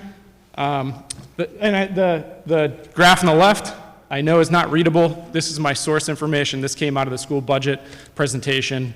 And I do actually believe it's on the handout at the bottom from the schools on the Article 11 Citizens Petition. So the school committee actually did all the hard work because they decided which cuts to make and which were the least impactful cuts to make. My petition is the simple part of just doing that subtraction and asking the town payers for that difference. This is actually what's in the omnibus budget today. That's kind of what I wanted to say here. This is not different. This is not additive. This doesn't increase anything. This is what's built into the omnibus budget. All right, next. So what were the causes for the deficit? And I kind of covered these with Mr. Nuzzolo's quote. Increase in teacher staff salaries. This is actually a new line item for this year, and it will be the same for the next couple of years. Increases in health insurance costs, increase in out-of-district placement, increase in bus transportation costs and utility costs. And then there was a change around athletic revolving account transfers into the operational budget from a revolving account. What I want to say about this is this is actually the same as we saw last year. This is the cause for the deficit, and it will be the same for next year. And actually, anybody that's paying attention, this is actually the same slide as last year with a few changes. I actually just directly pulled it. So nothing is really changing. The causes are relatively the same.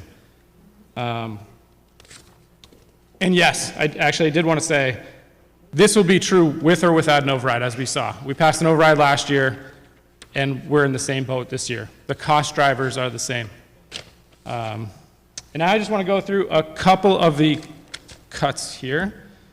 So just to know, I talked to the Finance Committee, and they suggested, pop up here, that the taxpayer should know what they're getting if you vote for an override. So the best way I thought to do that was to show you the cuts that are on the table. And I'm not going to go through all these, and I'm sorry for the small font. Some of these titles are long, and there's a lot of them. So you should already actually know what these are, because these are already what you voted on in the omnibus budget. This is already there. If you don't know this, it's quite interesting, I will say. But just to go through a couple of these, at the primary school, cutting special education inclusion teacher, at Turkey Hill, a fifth grade teacher, at the middle school, paraprofessional, which helps with special education, for instance, world language teacher, assistant principal, science teacher, math teacher at the high school, and then some changes to the director of finance at the district level, MTSS specialist, which if you don't know, MTSS is helping the kids who have the greatest needs, pulling them aside, teaching them, educating them, and trying to get their grades up, trying to help them where they're not doing so well. So the total conclusion is roughly 39 total cuts, 24 full-time cuts, 15 part-time cuts. Where did I get this information from? It's actually on the handout that the school committee presented and gave to you. I just took all these and put it on this slide. So this is not my information, this is from the school committee. So what does the override do? It just restores these. Same set, there's no additives, no change, it just restores these. Same thing for the expense cuts. So an expense, just put in the title there, it's the materials, the tools and equipment, software, materials, books, pencils. We talked a lot about, I think, the birthday pencils, online among the citizens, that kind of thing. This is the set of cuts across the schools. Again, not going to read them all, just kind of pointing some out. Art supplies, science supplies for the primary school kids, iReady, which is a reading tool. My kids have gone through it. Mixed results on iReady, I'll just say. But it is what it is. Middle school, it's the honor roll breakfast, physical education equipment, music equipment, band transportation, and as you get further up, library books, IT replacements, the website, and some other things. So again, what does the override fund? This. Brings it all back. So just to kind of conclude here on the slides, what does the override do? It just simply brings us back to level service. What we had, what we're losing, we just bring it back. Plain and simple. So now, quickly, and I do have just some things to say, and I try to make it short, but why is this a citizen's override? It should be on everybody's brain right now, and then why should you vote for it? So I just want to cover a couple things. I actually have dozens and dozens of pages written up I was going to read to you. I decided not to do that and keep it very short and distilled to the point to avoid the wrath of Mr. Murphy. More to me. Anyway, so just a few of the reasons quickly.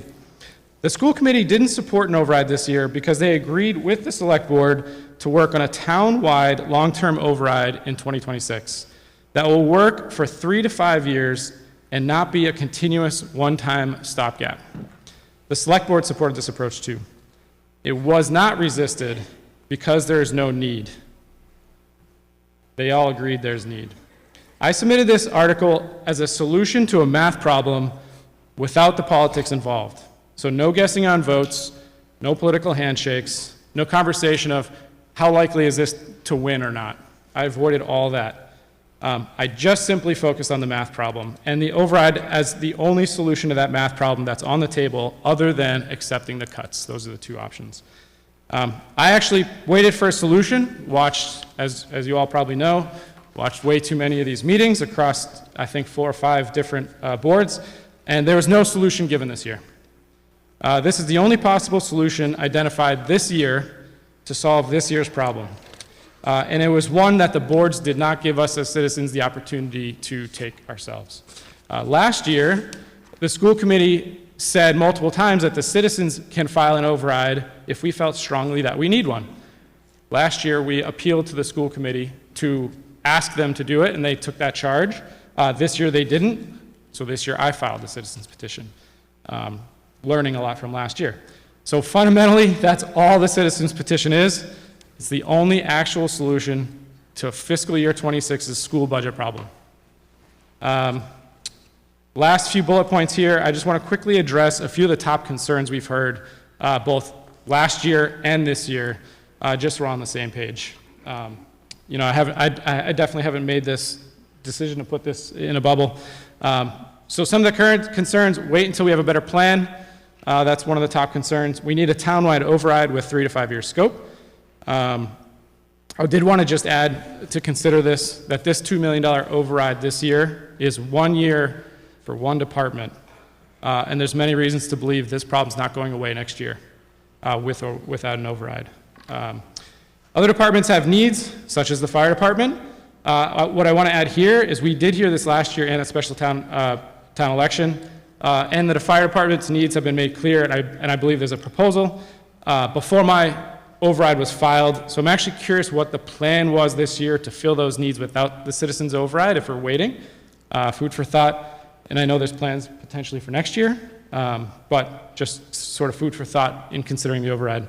The budget task force was built last year to provide this inclusive, forward-thinking plan, but it didn't generate that plan. And also, this is another concern we heard, is this is just a quote-unquote right sizing of the school staff levels back to where it should be. That was from one of the boards in town. And then the last thing, which I agree with, it's costly, especially for people on a fixed income. Yes, that's true. I agree, and I do wish there were other solutions provided by town leadership to solve this without hitting the taxpayers like this. In any case, to wrap up here, if the override passes, that's great. I believe for the schools, for the kids, it's great. I believe for the town, it's great. If it fails, also great. We agreed to that together as a town. I just want to finalize here with, if we choose to take the cuts, I just want to close with the two things that I said to the school committee and the select board.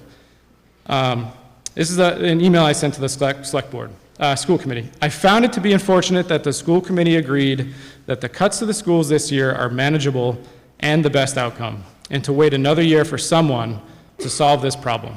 I just hope you're right. And my final words to the select board a few weeks ago were, next year I hope you'll do what you have said you're going to do.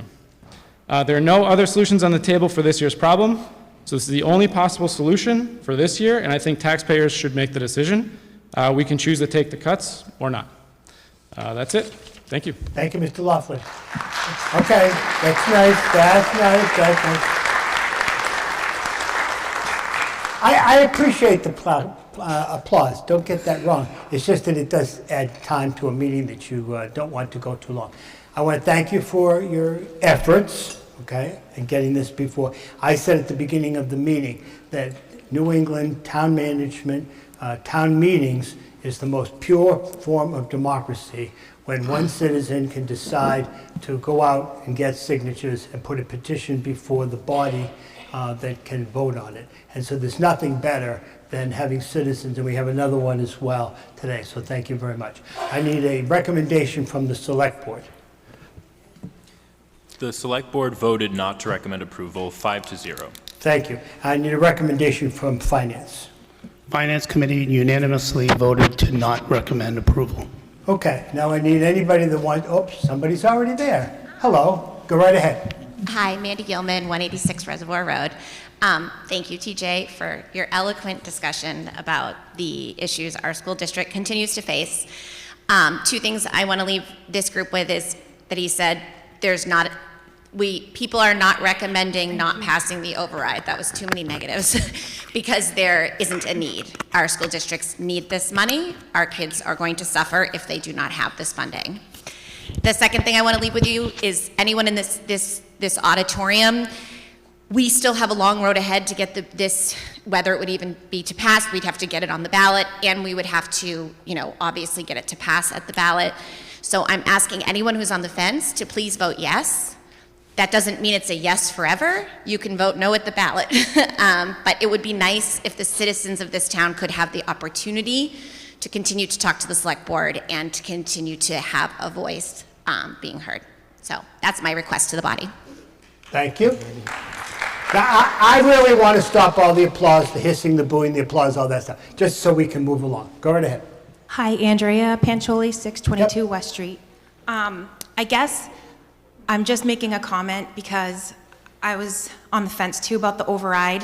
I do have 2 kids in the school system, and one of them started in kindergarten, and I just wanted to give a timeline on their journey through the school system real quick and why it's important we need this money now. And I agree with the override at this point because my son did start kindergarten here, and that was the year of COVID. So he had to spend his first year in kindergarten remote learning.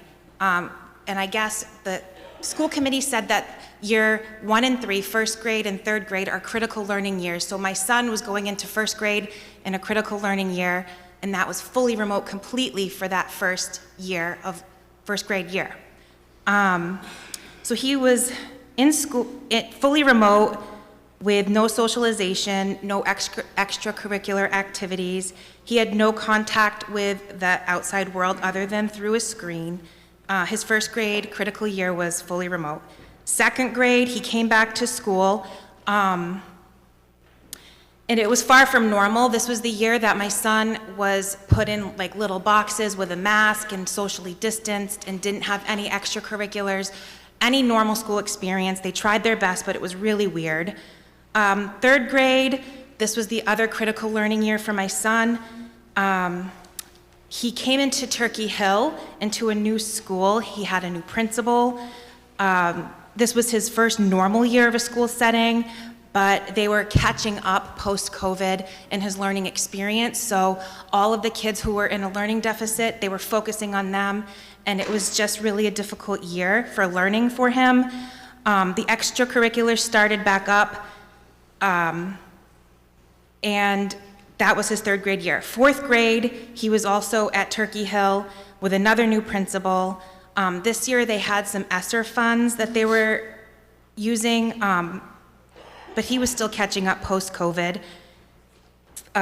Fifth grade, another new principal, and right now, I don't know, it's just, he's going into his middle school years and hasn't had a normal learning experience up until this point, fully funded, or level funded, I should say, and he's going into his middle school year facing all of those cuts where he's basically had so many things cut from him up until this point. So I guess I'm just telling everyone in this audience who don't have kids in the school what it's been like up until now, someone entering their later phases of their school career. So that's why I'm choosing to support the override at this point, because it's just struggle up until this point. So that's it. Thank you. Thank you. Thanks, Andrew. Over here. Rebecca Lantry, 251 West Street. I've been in this community since 1964. I came back to this community in 1992 and raised my children here. This is the responsibility of the community to raise your children and to educate them. And there is no greater priority, no greater value than what we do here now for our children. We cannot catch up. We cannot supplement it. We cannot ever make it better sometime in the future.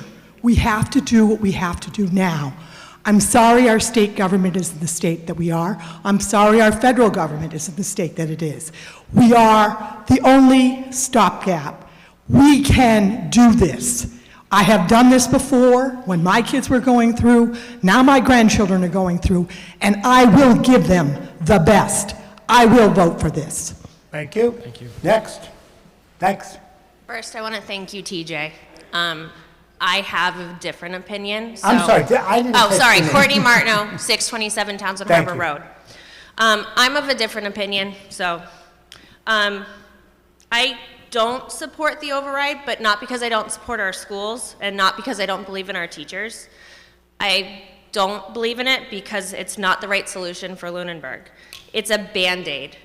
I say this as a fellow educator. I am a teacher, and I've been teaching for 17 years. I know how hard firsthand teachers work. I know how hard we pour ourselves into our classroom. I know what it's like when resources are stretched thin. I understand the heartbreak watching programs disappear, positions getting cut, and how our students lose out on opportunities. But I also know that continuing to ask our town to raise taxes year after year is not the sustainable answer. This is the second year in a row that we're facing cuts, but an override again is not a long-term fix. It's a temporary Band-Aid on a structural wound. Every time we resort to this method, we're telling the state that we carry the weight ourselves, while they continue to underfund public education statewide. We've seen what's happening in other towns. North Middlesex is threatening to cut 45 teachers without a Prop 2.5. Marblehead is considering serious program and staff reductions as well. These towns, like us, are trapped in a broken system. Overrides give the illusion of a fix, while they're just pushing the financial burden on the local town payers. And here in Lunenburg, that burden is real. As you mentioned, our older residents, many who live on a fixed income, an override means higher property taxes. They may not be able to afford them. This could be the difference between staying in their homes or being forced out of the community they helped build. For our younger families, especially first-time home buyers and renters, higher taxes make Lunenburg less affordable. That's not the kind of community we want to be building. We should be supporting both ends of our population, not asking them to carry more of the load because the state isn't doing its job. Saying no to the override doesn't mean that we don't support our education. It means that we're demanding a change. It means we're done with panic budgeting and one-year solutions. It means we want sustainable funding from the state that doesn't pit one neighbor against another at the ballot box. We need to stop the cycle. Let's invest in energy and lasting solutions, not another override that risks hurting the very people that make Lunenburg what it is. Thank you. Thank you. Over here. Laura. Thank you. My name is Laura Barusian, 389 Malpas Road. We do have some great schools. We've got great roads. We have excellent teachers. I'm also the president of the Music Aiders, and we have a great music program, inclusive athletic programs, and much more. We need to protect everything that is great about Lunenburg. We need to stop pitting one group against another group when we look at the budget. When I look at the high school cuts, 5 out of the 8 cuts just undermine the music program. I've commented at many school board, select board, and finance committee meetings that we need to seriously focus on a long-term budget. I am in full support of this override because you can't make up 1 year's loss in the next year. And I have serious concerns about what will be restored when we look at a long-term plan. We need to make sure that we're investing in our kids. We need to make sure that we continue to provide them the services that they need, and that's our responsibility. So thank you so much, and I ask you to please, I ask the town, please support putting this question on the ballot. Let the town decide what is best for the town. Thank you. Thank you. Next. Okay. Can you hear me? Yes, you can. Yes. Forgive me. I am reading from my phone because if I don't, I will not say everything I want to say. I get very nervous in front of all you people. Does your phone tell you who you are? Yes, I'm about to. Good. I am Julie Long. I live at 569 West Townsend Road. I have been confused. My main concerns lie with our schools because I believe education of our youth is the heart of this community. Of course, there are so many important issues that need attention outside of the realm of the school system. As a community member who hopes to enjoy many years in this town, I realize the importance of the work all town officials undertake. However, it can be argued that our children take precedence as they are our future. They have to forge ahead in an uncertain world. Their potential for success starts with their families and their community. Whether you are a parent, a senior citizen, or resident with no vested interest in the schools, the well-being of our educational system impacts all of us. I do not believe it is a matter of our schools needing to live within their means. Otherwise, why would there be over 230 Massachusetts schools in financial crisis for the same reasons? I have seen school administration take turns mopping the floors during the sick season when children are getting sick.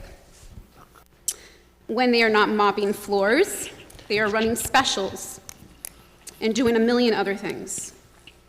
Friends share with me that their children are not receiving their IEP services as often as they should be. Students who could also benefit from extra help are missed because there is not enough staff to go around.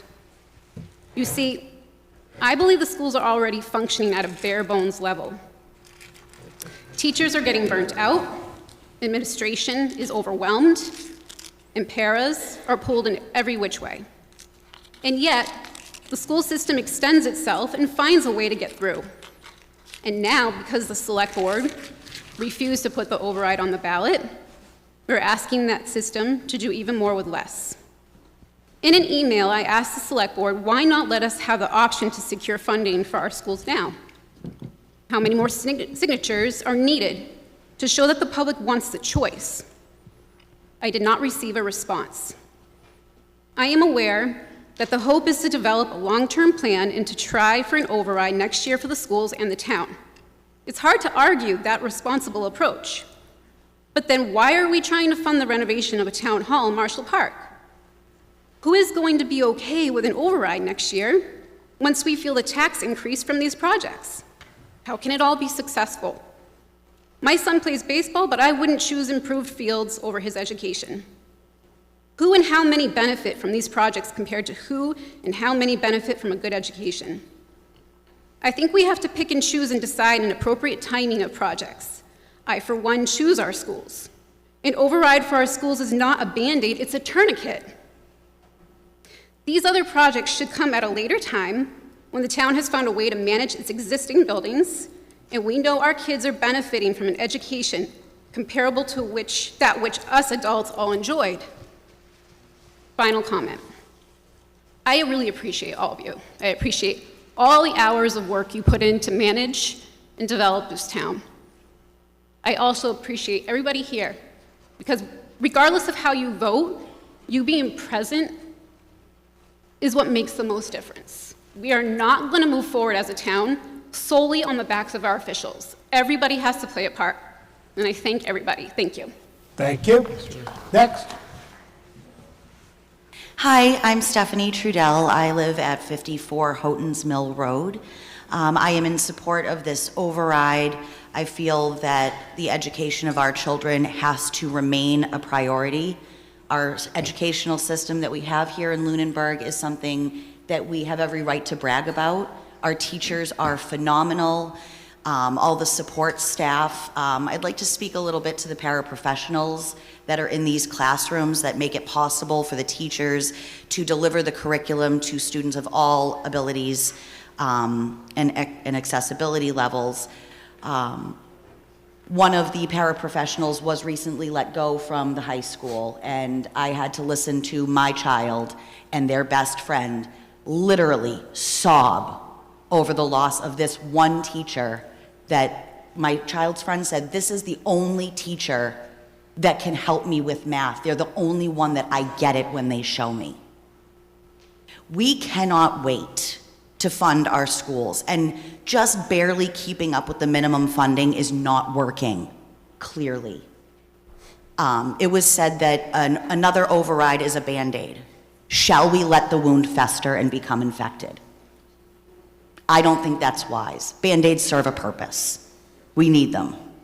I do hope that the boards will work together and that we'll have continued input from the community so that we can find a solution where we are fully funding our schools, where we are able to meet demand that we see and make sure that all of our children have access to high quality education. Thanks. Thank you. Thank you. Yep. Matt Snyder, 985 Flat Hill Road. I don't disagree with anything that's really been said from either side. This isn't the singular solution to the problem. This is a piece working towards the solution. We need all that other stuff people talked about pursuing more funding from the state, pursuing grants and other opportunities to fund other parts of the government so that we have money we can move to the schools that maybe we don't have grant funding for. All that needs to happen. But what we also need to do as a town is stop saying, let's make sure we address all the needs at once in one shot because people are only going to pass an override once. I, for one, would rather solve the problems as they come up, pass small overrides and feel the pain slowly than to have one massive increase that shocks the system, shocks us all, and turns us off from the override process. We saw that with a major change in tax assessments a few years ago when people had these astronomical increases to correct for tax assessments that had been an issue before, and there's different opinions on that, fine. But the shock to the system caused a massive uproar because it was such a large increase. If we say, let's just wait till we have all the problems and solve them all at once, we're not gonna pass an override because people are gonna say, I can't afford that override. But if we pass overrides when there is a demonstrated need, and nobody in here has said there isn't a demonstrated need, they're just saying, let's find a different way to solve the problem.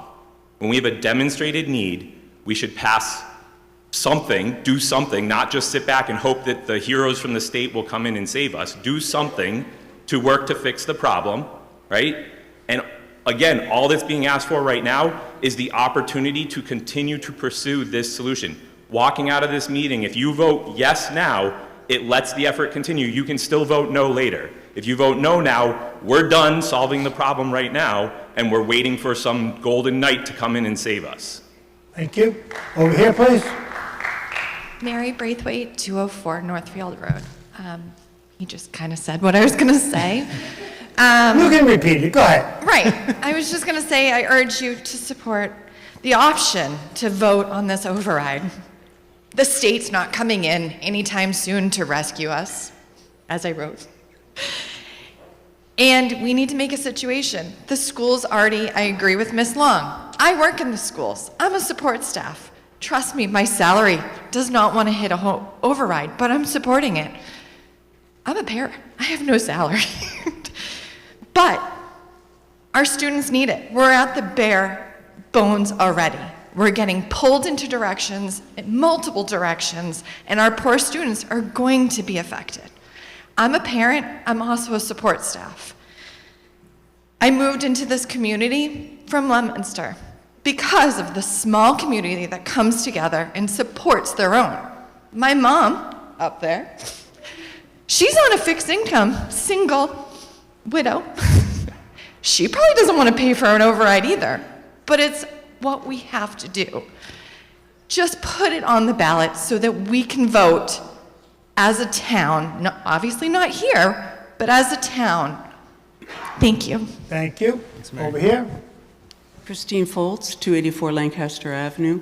I would urge you to not vote for this and to come back. I was here last year saying you're doing an override. An override is something that sits on your tax bill and now becomes the 2.5%. Why is not there extra money this year that goes on next year that we've already gotten from last year? In reality, this is still not enough money for the school system. And I urge everyone to not vote for this because of the reason that we actually need quite a few things in town. And if we come each year and say, we need a 2.5% override, we need another override, we need an override, it's not going to be sustainable for the people in this community. I urge you to listen to the people on the Board of Selectmen and the Finance Committee about what we can and can't do. And we are giving quite a bit to the schools. The school is the largest acceptor of our money, of the taxes that we pay. And I really urge that you consider that we need a better plan than what is brought to us today, and that this is really, it's not even a Band-Aid, it's just ridiculous to think about that this is the solution that we have for now. It's not working. We need a better solution. Come back after a year or 2 years and make a real proposal. Not $1 million here, $1 million there. Yes, it's going to be quite a bit of money, but at least it'll be one thing and not nickeling and diming, which after year after year after year, in 5 years, we've got $5 million anyway. So I urge that we look at the whole total picture and not just the one portion that's the schools. Thank you. Over here.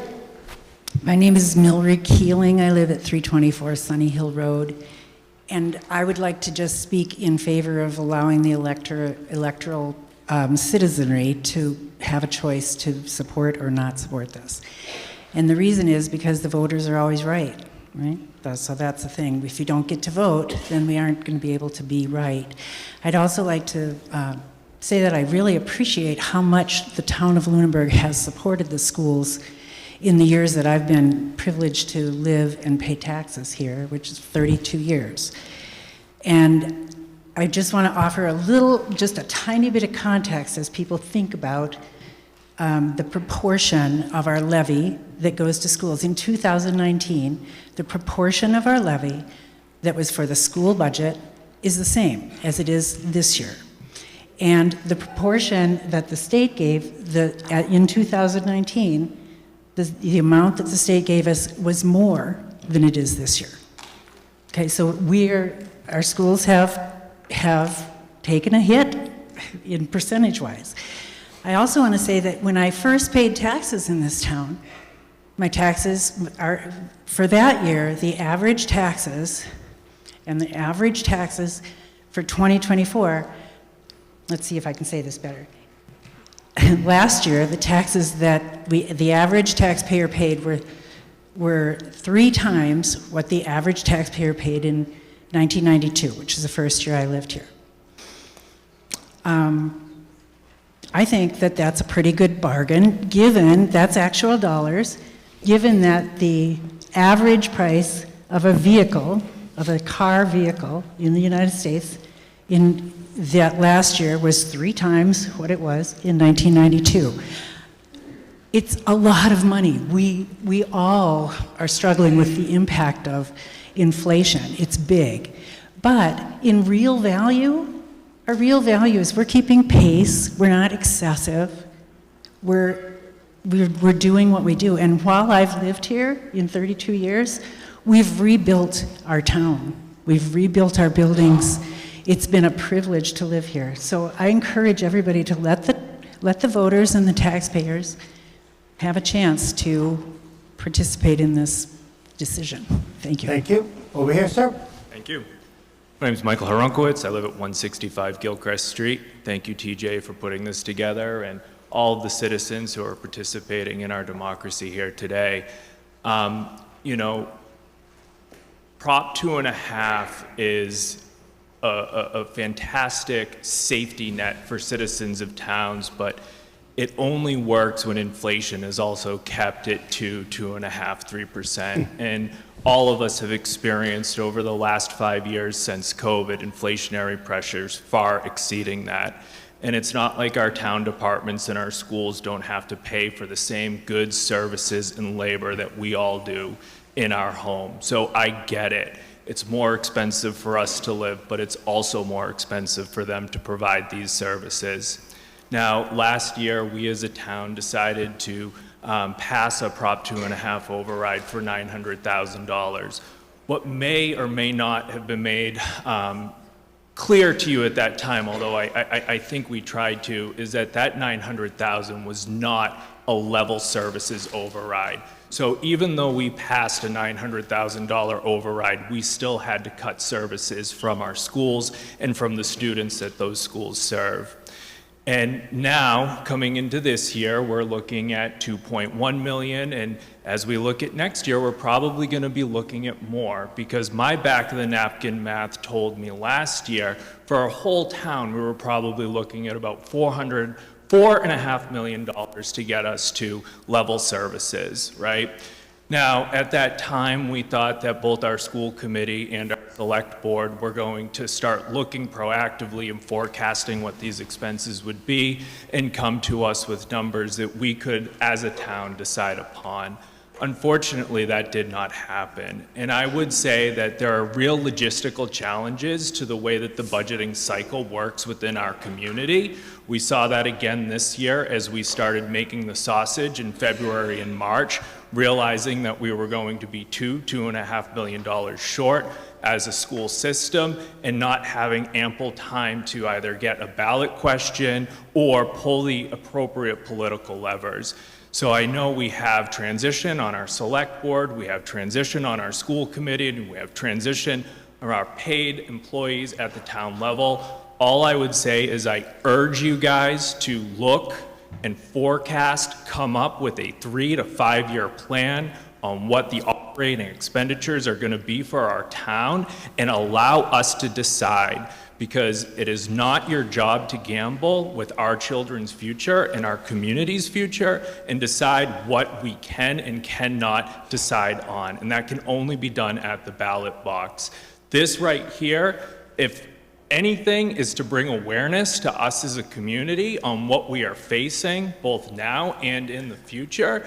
But, you know, we really need the folks that we've elected and appointed to these positions to also present us with the real numbers. Don't be afraid of sticker shock here, okay? If it's gonna cost $1.5 million to level service the budget, don't put forward $900,000. Give us the real number, right?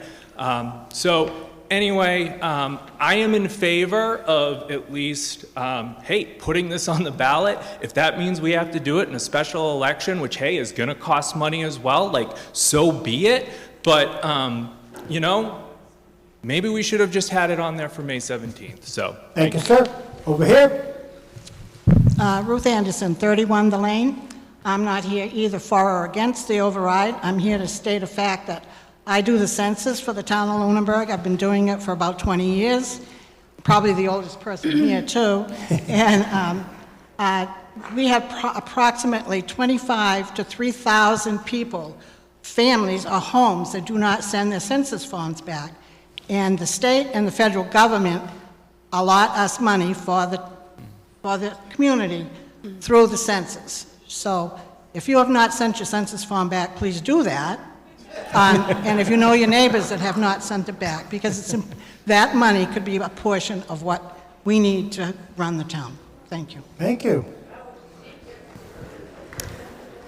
I'm Jessica Slater. I live at 83 Arbor Street. I'm a parent of a kindergartner currently.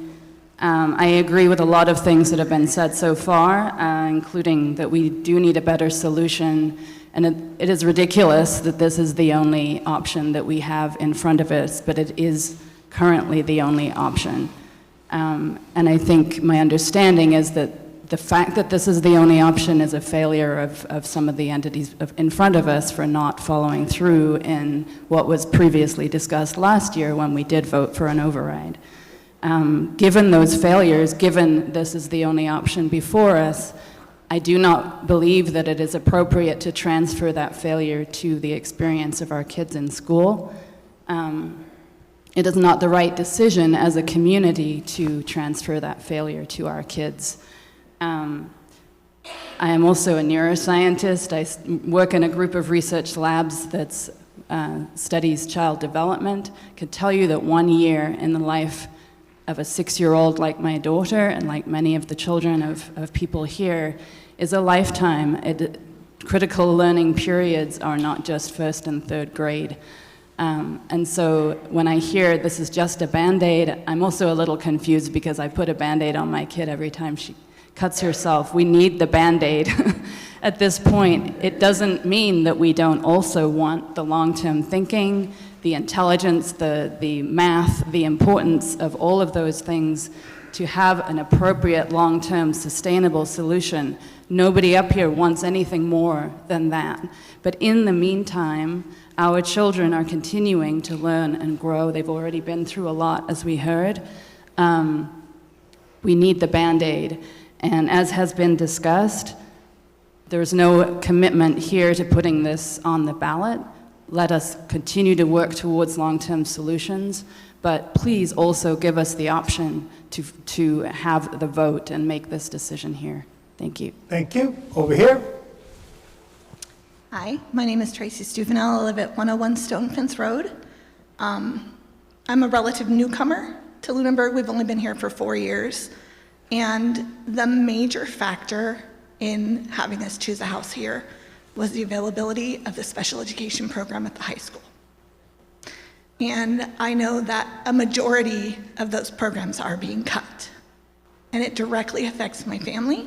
It affects my child, who is a sophomore at the high school. He's a great student. He's on honor roll every year in the inclusion classes. And in the program he's in right now, he will not receive a high school diploma. We have been fighting to get him into the bridge program because he's fully capable of doing it, and the bridge program is one of the things being cut. That will directly affect my child's ability to receive a high school diploma. So for that reason, I am for the override for these kids who aren't out here able to tell you that they have this help now, and they need it. They need it. It is the only thing. These paraprofessionals are paramount in their school success. And this bridge program that is being cut, it is the bridge to the rest of their lives. Without this bridge program, he probably won't be able to go to college because he won't be able to get a high school diploma through the public school. And if that's the case, we won't have any choice but to pull him from the public high school and have him do online school so that he can get his high school diploma and go to college. And that would be a shame. That would honestly be a shame. It's taken years and years to get him where he is today. And I find it unacceptable that these programs are being cut. The money is there. It just needs to be reallocated. So I am for this 2.5. I'm for it. And we will be hoping that you put it on the ballot so that the rest of the town can vote. Thank you so much. Thank you. Over here, sir. Peter Beardmore, 282 Pleasant Street. I'm a member of the school committee. Just a few comments. First of all, TJ, thank you for doing this, and congratulations. This is a very courageous thing for you to do, and I personally appreciate it, even if I may have discouraged you from doing so. I want to take exception to a couple of things that were said earlier today. First of all, my dear friend, darn near father, Mr. Rogers, characterized the town manager's efforts as getting the school department what it needed. And while I appreciate the efforts of the town manager, I think she's doing a phenomenal job. We're not there. And the cuts that were referred to just by the previous speaker and multiple speakers before that, all of the cuts that TJ showed on the screen are real cuts, and every single one of those cuts is impactful. And I can tell you that, having sat in budget meetings, both public and private, probably 50 hours plus over the last several months personally. The second thing is that previous speaker called this proposal ridiculous. It's not. As a member of the school committee who advocated together with the select board that we need to take another run at a comprehensive plan, I can tell you that it's just a really difficult, really challenging process. In the last year, we lost a town manager, a finance committee chair, a director of finance for the schools, and this budget committee that we put together unfortunately went down a path that they couldn't get to what we needed to do, that we thought we were going to be here when we passed the override last year. Nevertheless, we still need to do that, don't get me wrong. But if this override were to pass, it would not be in lieu of that. It would be complementary to that. Lastly, just a procedural correction, and I don't think it's a big deal, but I think in the spirit of full disclosure for the people in town, the school committee controls the school committee budget. You allocate it here at town meeting, you appropriate it, but the school committee controls the school committee budget, and the school committee has approved the budget that was passed in the omnibus budget. If this were to pass, the school committee would have to appropriate those funds into the categories that either TJ outlined or however they deem necessary. So there is an additional step to take here. It's not a direct slam dunk from the ballot box to those positions. There's an additional step there. Thank you very much. Thank you, sir. Okay, I'm going to give you the last word. I am. But I'm going to let TJ have the final word, which is kind of like the last word. So people, I think, have pretty well debated it, elucidated all the issues. So what would you like to say, sir? I was going to just call for closure. Oh, okay. TJ, I want to, you put in all the effort, the citizens petition. So I want to give you a final comment, final word. Sure, yeah. I kind of want to finalize by saying thanks to everybody that spoke. We didn't arrange this, we didn't ask anybody to speak, and so everybody that came up, really appreciate it. I do want to echo that some of the people that did speak are actually also advocating to the state to have that solution pushed forward too, so they're not just asking for your taxpayer money, they're pushing on both sides. which I think is important for us all to recognize. So there's a lot of efforts, but really fundamentally, I just appreciate everybody even allowing this to be discussed, pushing for it, and seeing where it lands. Thank you. Okay, thank you. Let's see how it goes. So voting is now open on Article 11. Use your clickers. Don't hit it too hard. Just hit it. You might feel passionate about it, you know, you want to hit it hard, but I don't want you to break it either.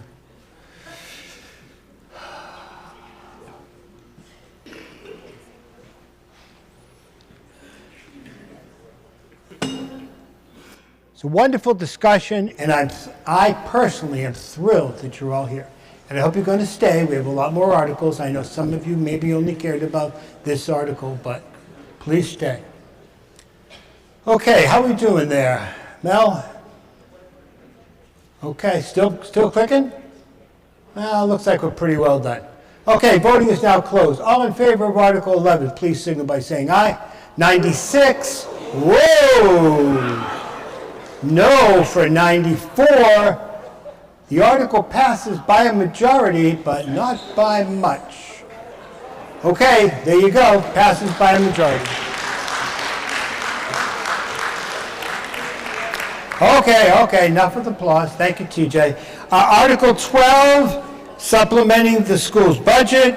We're going to have it moved by Brian Leighton from the school committee chair.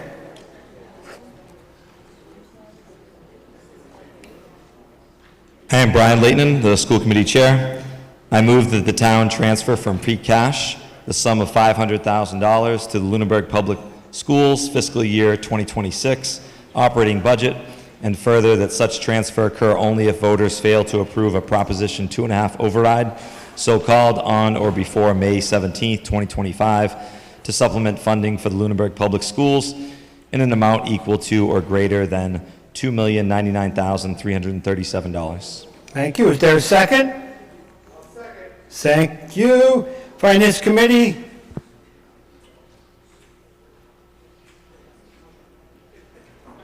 Well, let me tell you, you deferred. Okay. And Select Board, what's your recommendation? We're having trouble up here.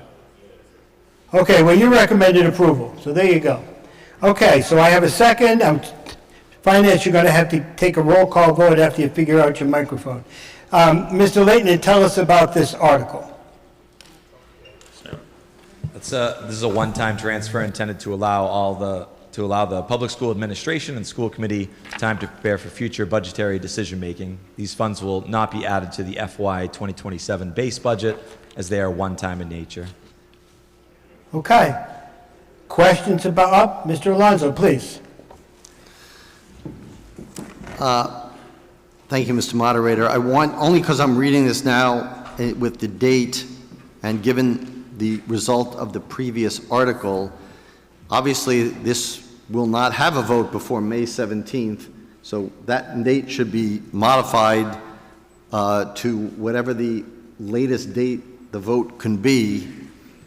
The reason for that phrase in there is that if the Prop 2.5 failed, that there would be no need for a $500,000 transfer. I'd like to make sure that the town acknowledges that and that the date is appropriately set. So if there is a Prop 2.5 ballot on the override that was just discussed in the last article, that this wouldn't go forward on a technicality, that it would still be not transferred if that passed. Point well taken. Mr. Costa, you thinking about that over there? You are. We're going to need some language. Just the date has to be set. Yeah.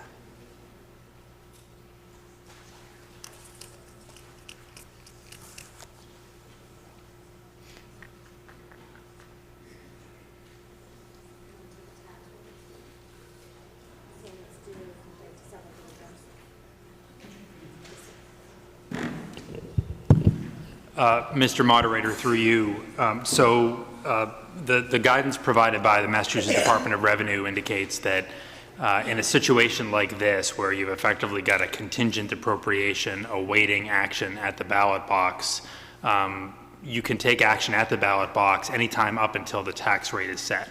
That usually occurs toward the end of the calendar year, so sometime in November, December. So I might suggest a date no later than December 31st, although a sooner date could be chosen. But the select board would have the ability with an appropriate vote to place an override question on the ballot anytime up until the tax rate is set toward the end of the calendar year. All right, so you're suggesting December 31st. I am. You're suggesting an amendment to this article where we change the date of May 17, 2025 to December 31st, 2025, correct? So I'm not suggesting an amendment, but in response to your question about the amendment. I get that, I get that. I'm offering the amendment. Mr. Alonso is offering an amendment to change the date to December 31st, 2025. Mr. Leighton, as the moving party, do you accept that? I do. Okay, so you can change the date there, Mel, to December 31st, so that everybody's clear. Can you do that?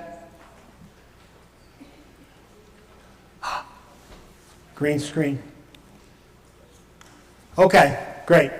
Okay, now, any other discussion, debate, comments on this? Yes, please. Hi, Mandy Gilman, 186 Reservoir Road. I just want to be clear for the parties, for the audience, and make sure I understand this amendment with the additional change you just made. So my understanding is that this would allocate $500,000 out of free cash unless we are able to get the ballot, the question on the ballot that were to pass, then that $500,000 would not be allocated because the override would cover that $500,000. Okay, I see a lot of nodding. So I just Nobody wanted to said make it sure. on record, but they all nodded. They all nodded, so yeah, so I just, so the folks in the audience know, so I do urge folks to vote yes on this $500,000 because this is money directly affecting the schools that will be available right away. Thank you, Chair Leighton. Thank you. Over here. Matt Snyder, 985 Flat Hill Road. In the interest of addressing technicalities, it also says only if voters fail to approve. If the select board fails to put it on the ballot, then this language wouldn't be enforceable. So I think we need to say unless it fails to get on the ballot and or be passed. Like, there's two things. It has to get on the ballot before we can vote on it, and then we would have to vote on it before it's approved. And I think the $500,000 is being asked for in the case that we don't get the $2 million. So the way the language says right there, if the select board doesn't agree to put it on the ballot, technically we wouldn't be entitled to the $500,000, and council can confirm that. Okay, so you're going to have to repeat probably most of that because Mr. Costa's over there still trying to figure out what we were doing on the last amendment. No, I got it. Did you hear him? I did. Oh, you can multitask. Two You're ears. beautiful. Great, go ahead. Gentleman is saying we got a little technicality on the question. Go ahead. So, Mr. Moderator, I appreciate the comment. Mel, you got to listen to this. We might have to change it up. Go ahead. So I appreciate the comment. I mean, the way that this is currently structured, the contingency is if the voters fail to approve a Proposition 2.5 override, so-called, on or before, and it would be December 31st of 2025 if the amendment passes. I think that if the select board chooses not to place the question on the ballot, then obviously come December 31st, the voters will not have approved it because it was never presented to them. So I don't know that an amendment is required. My concern with an amendment being made that says, or if the select board doesn't place the question on the ballot is, well, when do we determine whether they're going to or not going to place it? If September 1st comes and goes and they discuss it at a meeting and they choose not to, that doesn't prevent them from taking it up and deciding to do it in October or in November. So we need a hard, fast date by which either the voters have voted or they haven't, whether it's been placed on a ballot or not. And I think the way this is structured, it captures that. As long as we're legally covered, I'm good. Good. He's the lawyer. Over here, please. Hi, Laura Brzozowski, 21 Francis Avenue. I'm also on the school committee, not speaking for the school committee. We need a sooner date than December. This isn't how the school year works. This isn't how hiring works. And the override is going to would be a significantly more amount of money. And we have staff that start work at the end of August. So this is going to make budgeting and budgeting decisions very difficult for us to do partially through the school year. So we need an override vote as soon as possible, because the select board failed to put it on the ballot. It's not happening on May 17th. But we need a date as soon as possible. December does not work.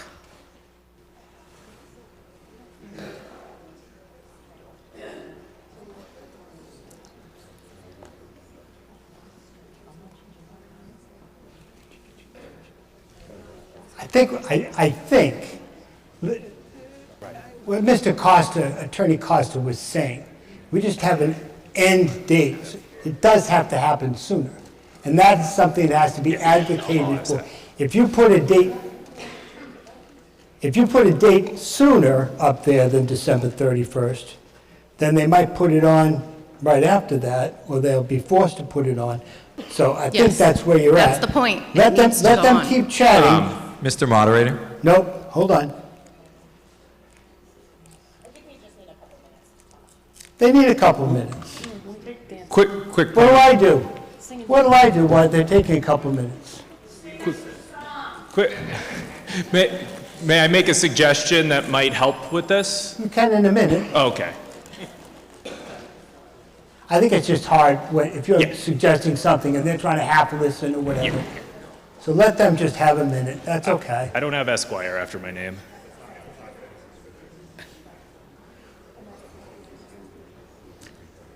I can tell you that my granddaughter, 6-year-old, somebody was talking about 6-year-olds.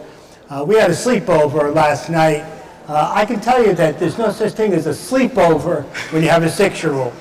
Okay? God bless my wife, who was able to manage most of it so that I could get maybe like 4 hours of sleep before I spent the entire day in front of the town meeting. Kind of reminds me when the Boy Scouts had a sleepover on the battleship down in Fall River, you know, and everybody slept in one of those bunks and it just squeaked all night. So the men were either squeaking or snoring, but either way, there was no sleeping going on, I can assure you. This is wonderful. This is, again, this is town management. This is town government. This is what a town meeting is all about. Everybody getting their head together. Right, Mr. Rogers? You and I have been on the opposite of some questions, but, you know, this is what it's all about. It really is. There might be an easier approach. Oh, we got the superintendent of schools up there now. So right now we're talking about whether the override happens or not, but they need this 500,000 up front. What's to stop them from giving the 500,000 back if we get the override passed, right? So if the override doesn't pass, But the previous speaker, she's concerned that we gave them too much of a window, I think. Yes, but Can we because give them we're a never going to plausible know the solution? dates, but we have the plausible solution. Give Okay. the 500,000 and then we give it back. You might have a good idea, Yeah. and you might be right. But look at the brain trust that's up there, includes your superintendent. Okay, so let's figure out what they got first.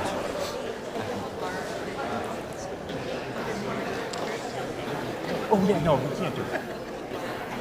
All right, drum roll, please. Somebody tell me about this article and/or the date. Where's Ms. Brodsky? Where'd she go? She started this. Recommendation for November 15th as a date. This will allow us, as opposed to December 31st, it'll allow us to reappropriate funds at the special town meeting if these 500,000, if an override should pass. By that point, the select board will have either scheduled a special election or they will not have. And so we should have some fairly good certainty by November 15th. The school budget, I mean, in terms of the school needing to know how much they're getting this 500,000 either through an override passing, right, in which case it would be included, or they're getting the 500,000 by the free cash transfer. They don't need all of their money on July 1st. The way that the bills are paid, if it comes in on November 15th, that's fine, correct, Superintendent? Come right over, Dr. Burnham. We will miss you. Yeah, it's part of their budget. You can I will miss you all as well. Right. Go ahead. If we know that we have the 500, there are positions that the school committee has already prioritized to be restored from the cut list with that 500,000 free cash. So if we know today that we have that 500,000, then we know we don't have to cut those positions. People have their jobs still, they start the year, and we move forward. A little more challenging, not knowing about additional monies until mid-November. Decisions would have to be made by the administration in consultation with the school committee at that time, how to allocate those funds. Because at that point, school will have started. There may be some positions that it does not make sense based on timing to restore, but there are other positions certainly that would make sense to restore even in mid-November. Okay, thank you very much. Now, before you go, Mr. Alonso, so now they're proposing a date that you'd have to accept Well, that's or why I not. wanted to speak in a second. Yeah. Go ahead. So, Mr. Moderator, so what the town manager and town council just reviewed is the change in the date, since I'm the one who made the amendment, to change that to November 15th, which was be around the time of special town meeting. If we pass this, even with that date, the school is guaranteed that $500,000 one way or the other, either through an override passage or through the free cash, so it is covered for that matter. So I'm okay with the date being at November 15th of this year. Can And I I would res- offer that as a change to the amendment. Can I respond? Right. Hold on, almost. And Mr. Leighton, do you accept that? now do. that- You do? Okay, good. Now, you started all this, so go right back to Sorry. I want to say that as a school committee member, I make budgeting decisions, like most people. If you know you have a small amount of money, you make different budgeting decisions than if you have a larger amount of money. And I understand that the money would be guaranteed, override or not, but I think you are putting the schools in a difficult budgeting situation because we have made decisions based on only $500,000 in free cash versus the necessary needed amount. And the fact that this is coming from free cash and not operating expenses as the override would be, means that different decisions were made. So I would ask that you guys have a special election as soon as possible. And November, is that, I don't think that's as soon as possible. Mr. Moderator. Go ahead. So I would offer to that I understand what the speaker is asking, but this article is about $500,000 from free cash, not about the override that we just talked about. Okay, so changing this date would maybe shorten this if people want to do that. I'm trying to extend it so that the select board and the town people and everybody involved in the override has as much runway as possible, but if somebody wants to say they want it shorter, that just closes the gap of when it can happen.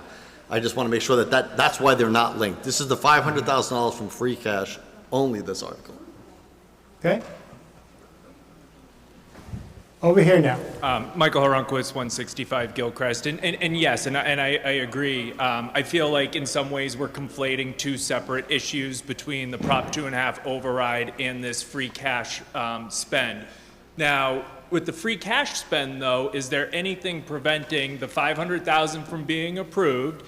And if or when Prop 2.5 is put on a ballot and passed, that $500,000 being moved back? So that is not an option, so that's why I don't have Esquire after my name. So I would just second that, you know, given the fact that this citizens override or petition for override is to support next school year, that it is imperative that if the select board does intend to allow us as citizens to vote on this, that would have to happen at whatever the earliest is allowed with mass state law and election laws, because waiting until August, September, October, November to have this vote will do nothing for our kids next year. We can't hire teachers in September. Thanks. Thank you. Over here, sir. Yep. Yeah, you better. Yeah, I know. Darrell Plant, 490 Lancaster Ave. I was at last year's town meeting when similar articles, the override, plus an article just like this was put in, I believe, you can correct me if I'm wrong, was voted on. And in the article last year, it asked for funds in case the override did not pass. And people did ask for certain wording to be put in place that had the article passed, had the override passed, that those monies voted on in a similar article like this would be then revert back to free cash. So it's a very simple question. Did that money last year, because the override did pass, go back to free cash? Thank you. Well, it wasn't free cash, though. It was American Rescue Plan Act money. It was ARPA funds. So different type of funds. Well, okay, that's fine, but that money was promised by a pinky promise by a school committee member that money would be put back where it belonged. It did. It was. It was? Yeah. Okay, thank you. There you go. It's all on record. There you go. Sir.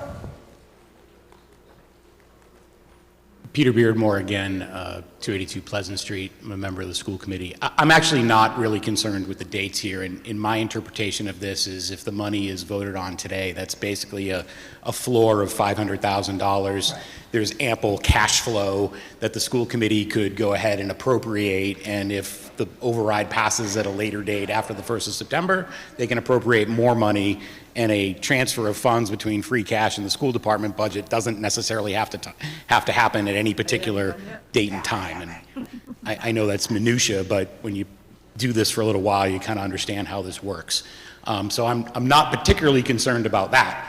What I am particularly concerned about is passing this article because it is incredibly important and it will restore a number of things that were on TJ's slide earlier that are part of the totality of cuts that the school department, there we go, that the school committee has worked with the administration to prioritize. When you want to talk about affecting kids, these are very real things. Math teacher, 5th grade teacher, special education teacher, assistant principal. We're going to do some additional work with the athletic department and the athletic secretary such that we can hopefully be a lot more efficient in our running of the athletic department, as well as restoring a principal part-time. And this was part of quite a bit of discussion that occurred over the last few meetings since the school department omnibus budget passed the school committee, and I just want to ask people to vote in favor of this. Thank you. Thank you. Sir.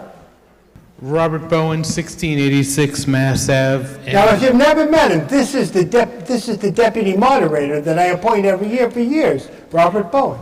Attorney Robert Bowen. And a proud resident of Mr. Rogers' neighborhood. There you go. What's up? I do have Esquire after my name, so the date of December 31st is an outside date. We changed that. You had to talk to Mr. Rogers. Well, whatever. The date now is November 15th. Whatever the date is an outside date by which time it can happen. It can always happen sooner. Correct. And so I think you should have stuck with the December 31st date, but I'll sit down. Excellent. Yes. Laura Barusian, 389 Mulpus Road. Speaking as president of the Lunenburg Musicators, I wanted to just a question, well, two comments. One is our teachers, those that are potentially at risk with not putting the 2.5% question on the ballot or not letting it pass, those teachers are going to make decisions about whether or not Lunenburg is where they're going to make their career.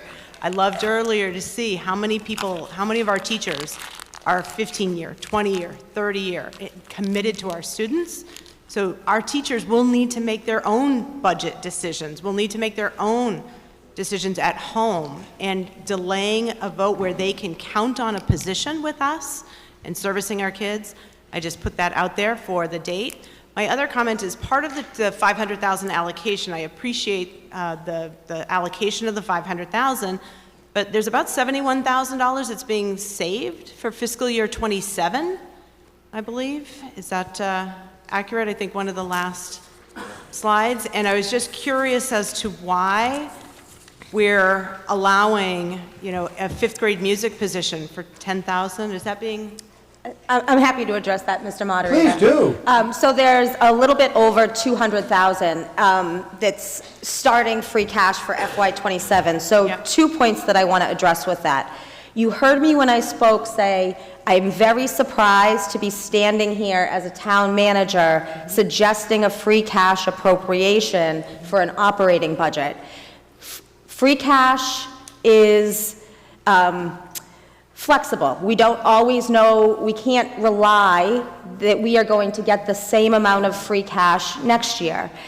And free cash, it is bad budgeting to use, so let me say that again.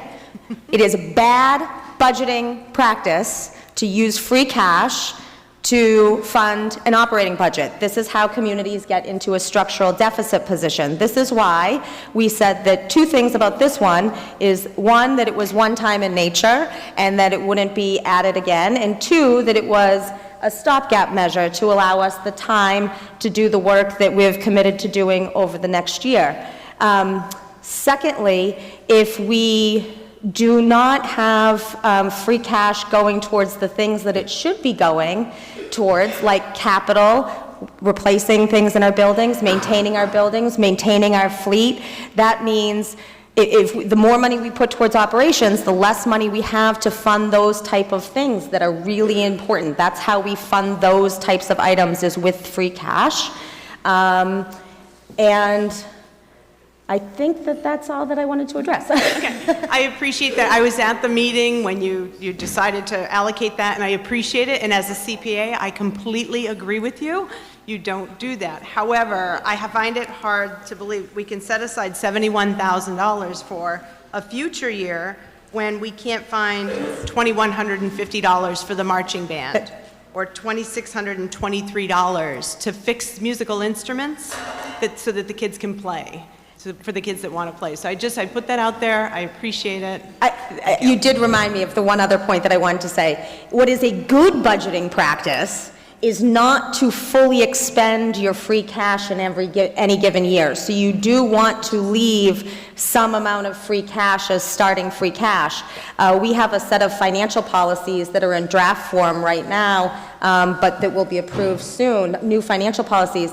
And the amount that we have set aside is well under that recommended amount for starting free cash for FY '27. So you don't want to take your entire amount of free cash that you receive and fully expend it, because there are things like OPEB, like stabilization fund, that we need to be paying for out of snow and ice deficit. We need free cash available in the next budget, and this guarantees that at least some of it will roll over. I appreciate that too. And Lisa, I find it hard. We can't find a few $1,000s to support one of the programs that took a pretty big hit with these cuts. So thank you. Go ahead. Keep talking about it.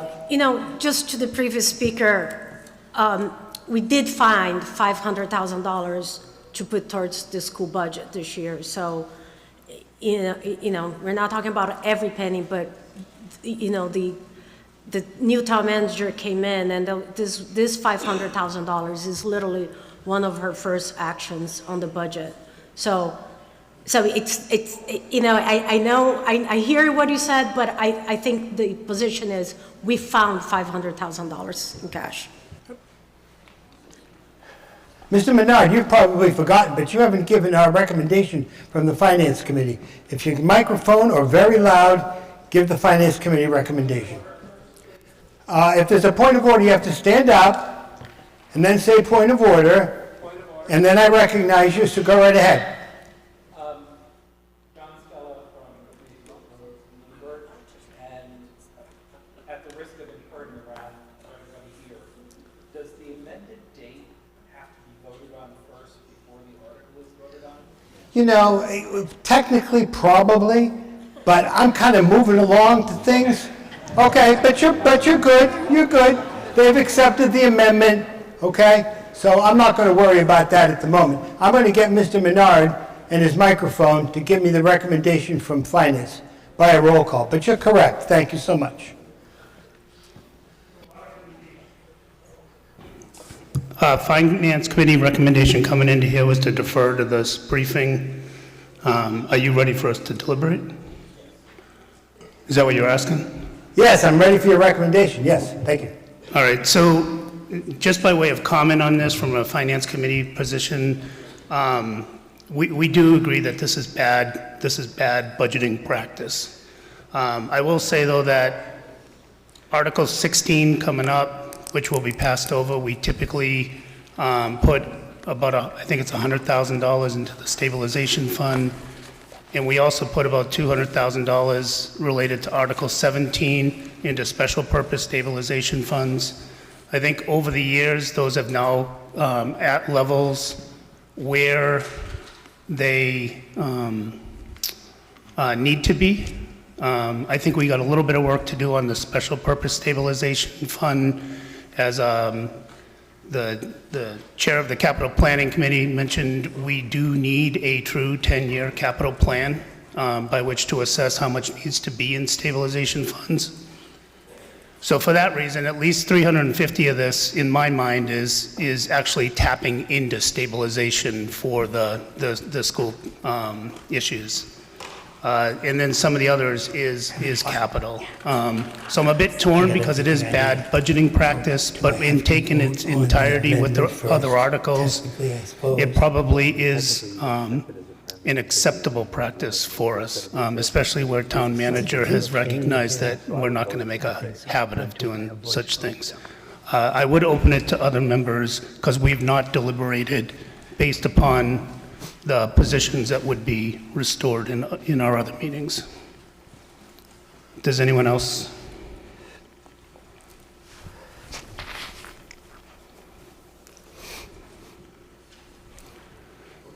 Okay, with that, I would entertain a motion to recommend approval of this article.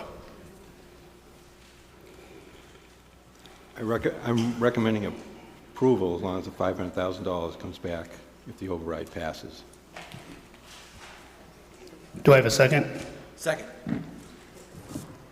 All right, roll call vote. Jean? Aye. Jay? Aye. Tom? Aye. Tanya? Aye. Anna? Aye. Mike? Aye. And an aye for myself. Okay, so we got the recommendation from Finance. And the gentleman back there, you're absolutely correct. And you know what?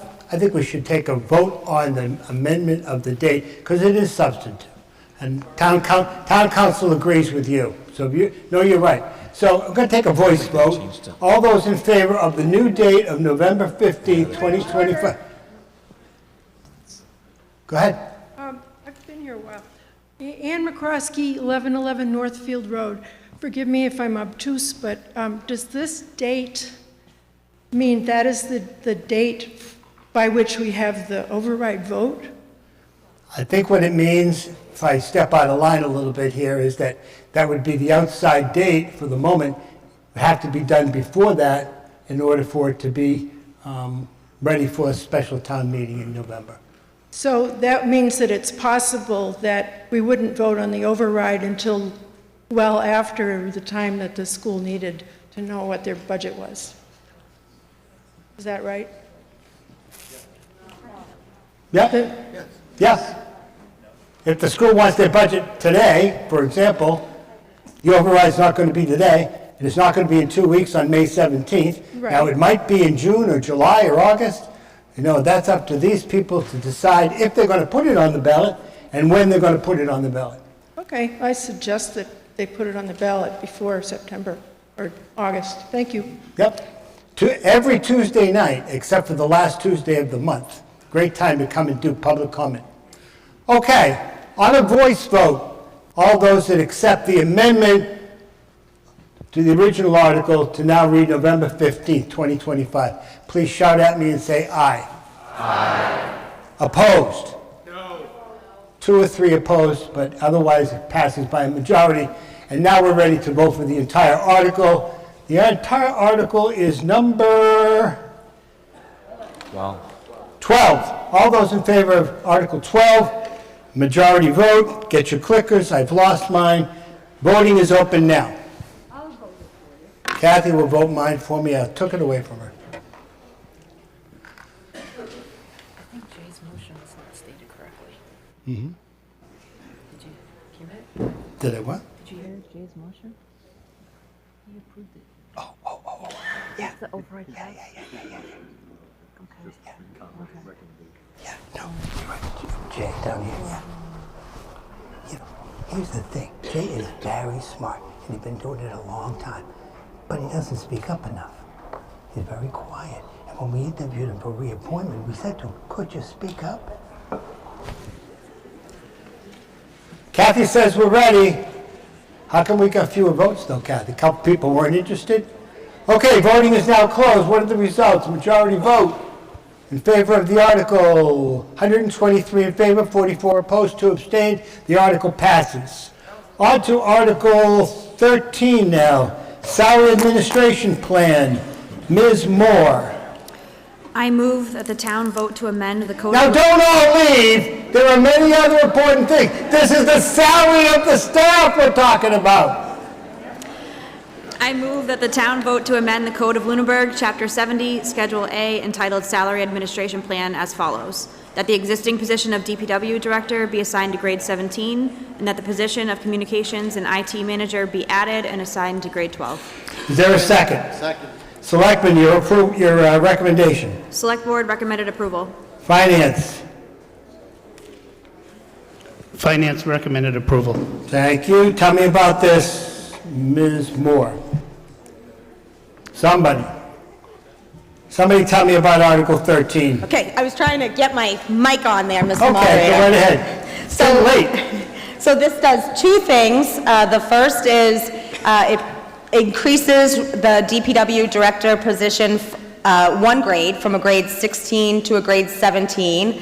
The DPW director is under market, and this is a step in the right direction to get him closer to market.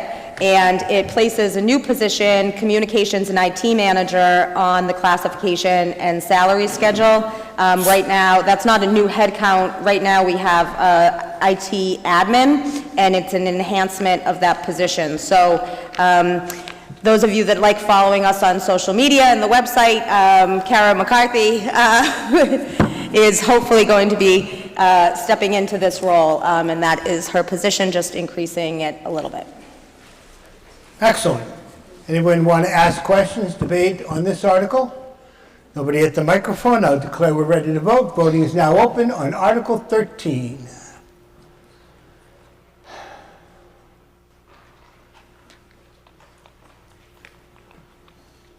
Now you're going to see how many people left.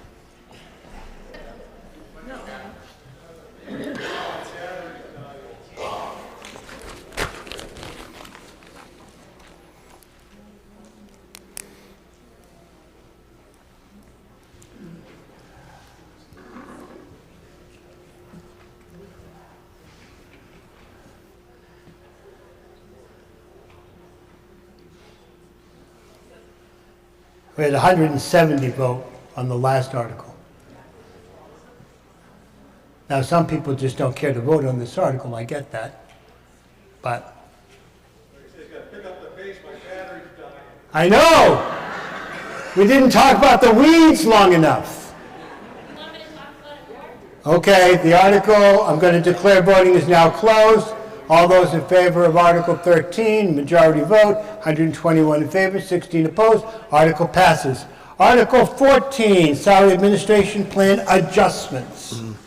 I move that the town replace the current salary schedule in the Code of Lunenburg, Chapter 70, entitled, quote, Salary Administration Plan, unquote, Section 70-3, entitled, quote, Salary Schedule, unquote, subsection A, and specifically Schedule A as referenced therein, as amended with an FY 2026 salary schedule as printed on the Article 14 Salary Administration Plan SAP adjustments for FY 2026 town meeting handout, which authorizes wage increases for fiscal year 2026 for permanent employees not covered by a collective bargaining unit or individual contract. And further, to transfer the sum of $43,406.20 from the FY 2026 Salary Reserve Fund to fund the wage increase for FY 2026 for Salary Administration Plan employees. Thank you. Is there a second? Second. Selectmen, your recommendation. Select Board recommends approval. Finance Committee. Finance Committee recommends approval. Thank you. Tell us about this, Mr. Alonso. or The Ms. article Warren. provides a 3% cost of living adjustment for SAP employees for FY 2026, and if anybody has questions, I would defer them to the town manager. Seems pretty simple, 3% COLA. Nobody at the microphone, I'll declare we're ready to vote. All those in favor of the article, number 14, clicking is now open.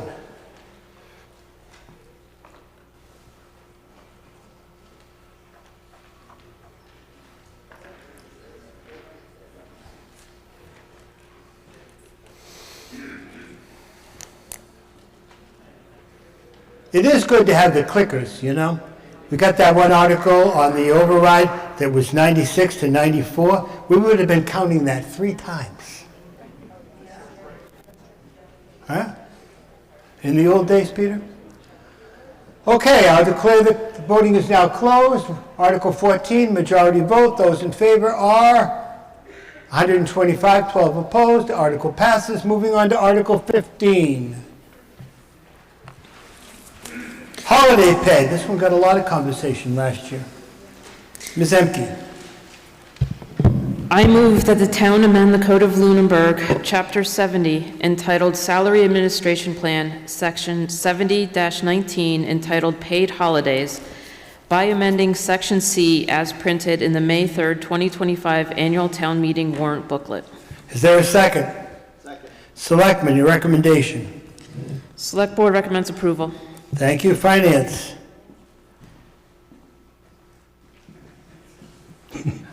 Finance recommends approval. Thank you. What do you want to tell us about this, Ms. Emke? Or town manager? The chief? Anybody? Oh, there he is. Came all the way down from the last row. Absolutely. Okay. Try to make this very quick. When the Well, who the heck are you? You got a uniform on, but tell us. When the Salary Administration Plan was updated last fall, it included holiday pay. He's the chief of the fire department. Hey, I dress up once in a while. Yeah. The Salary Administration Plan was updated to provide holiday pay for part-time personnel. What it didn't include was part-time personnel who do have to work on the holidays, which is primarily some of our on-call and per diem firefighters. Specifically, Sundays are covered by those personnel. Right now, if they work, they just get their hourly rate when they work in the station. And that it's a voluntary thing, and if they don't work, then we have to force in one or more of the career personnel to maintain the minimum coverage at a substantially higher rate. The ask here, and I would hope you would approve it, is just to allow the call people that actually physically work in the station, which is generally 3 in the day and 3 at night, to get holiday pay if any or all of a part of those days are a holiday. Currently, for FY26, it was assessed it's probably less, or at most $6,800 on the high end, probably less than that, and our budget can absorb that currently. And I would just ask for your support to support the people that support you. Thank you. Thanks, Chief. Stay right there if they've got questions. Anybody got questions? We debated this holiday thing for about an hour, the recent town meeting. And we came back to make sure we had an article that was written that was understood. So, seeing nobody at the microphone, we're ready to vote on Article 15. Clickers are now open. Please start voting. I think they came back because we really didn't have anything structured to put before you, and now we do.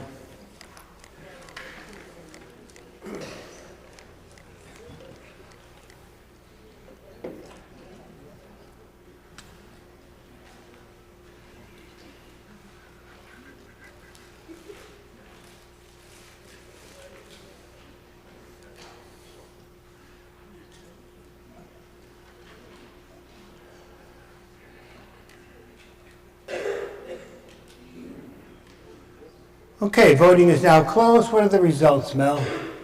Article 15, 123 in favor, 7 opposed. Article passes by more than a majority. Thanks, Chief. Okay. Article 16, Kathy says. Mr. Nuzzulo. I move This is your stabilization fund, folks. Yes. I move that the town pass over Article 16. Okay. There's a second. Why do you want to pass it over, Mr. Nuzzulo? So we are not putting any money from free cash into our stabilization fund this year. The money that we would have done that with is going to the schools as part of the $500,000 that we already voted on. So we really didn't have to include this article at all in the warrant, but we did to explicitly say for the historical record that we are not putting any money into the stabilization fund this year. And that's the recommendation of the Select Board? Yes, that's correct, Mr. I'll Moderator. take that. Finance Committee, was that your recommendation? Yes, sir. Okay, we're good. Okay, all those in favor of Article 16, give me a voice vote in favor of passing over Article 16. All in favor, say aye. Aye. Anyone opposed? Great, passes unanimously. Moving on to Article 17, Special Purpose Stabilization Fund. Same deal. I move that the town pass over Article 17. Why are we passing it over, Mr. Jeffries? For the same reason just articulated by the chair of the Select Board, that the funds that we ordinarily would have contributed to the Special Purpose Stabilization Fund were instead allocated for the purpose of the school committee. Okay, is there a second to passing over? Second. There is. Your recommendation is take no action, correct, Select? That is correct. And Finance Committee, same? Yes. Take a voice vote. All those in favor of passing over 17, say aye. Aye. Opposed? Passes unanimously. 18 was on the consent calendar. 19 is establishing a compensated absentee fund, reserve fund. Article 19, Mr. Alonso. I move that the town accept the provisions of Massachusetts General Laws, Chapter 40, Section 13D, thereby establishing a reserve fund for the future payment of accrued liabilities for compensated absences due to the termination of employment, said fund to be known as the, quote, Compensated Absences Reserve Fund, unquote. Is there a second? Second. Selectman, what's your recommendation? Selectmen recommend unanimous approval. Thank you. Finance, your recommendation. Finance Committee recommended approval unanimously. Okay. Mr. Alonso, what do we need to know about this? I will defer to the town manager. Let's do that. Thank you. So a compensated absence fund is a pool of money that allows us to pay our obligations at the time of somebody's separation from the community. Sometimes we have a knowledge that somebody is going to be separating, and so we plan to pay them out their owed vacation time. But sometimes we're not anticipating such a separation, and we have to scramble to find the funds if it wasn't otherwise budgeted or allocated to pay out their vacation time at separation. This is just a small fund, and we're going to fund it in the next article, if this one passes. This is a small fund that carries over from year to year that would be a dedicated place to go to if a departmental budget line couldn't absorb such a payout. So if I understand correctly, this establishes the fund, the next article would fund it. Okay. Everyone understand? Article 19, I'm going to declare nobody at the mic, we're ready to vote. Article 19, clicking is now open.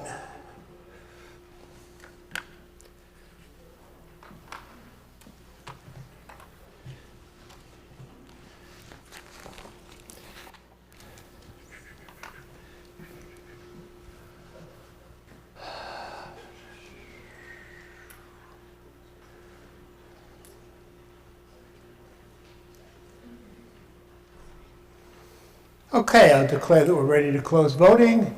What are the results, Mel? Article 19, majority vote, 127 in favor, 6 opposed. Article passes. And the next article actually funds. So Article 20 rather, Ms. Emke. I move that the town transfer from free cash the sum of $10,000 to the Compensated Absences Reserve Fund. There's a second. Select Board, your recommendation? Select Board recommends approval. Finance Committee? Finance Committee unanimously recommends approval. Thank you. Ms. Warren, you going to tell us anything about that? This puts $10,000 of free cash in the fund that you just voted to establish. Pretty simple. Is anybody, well, I don't know. Maybe somebody wants to speak on the article. Nope, nobody at the microphone. He was just getting up to leave. Okay, Article 20, voting is now open.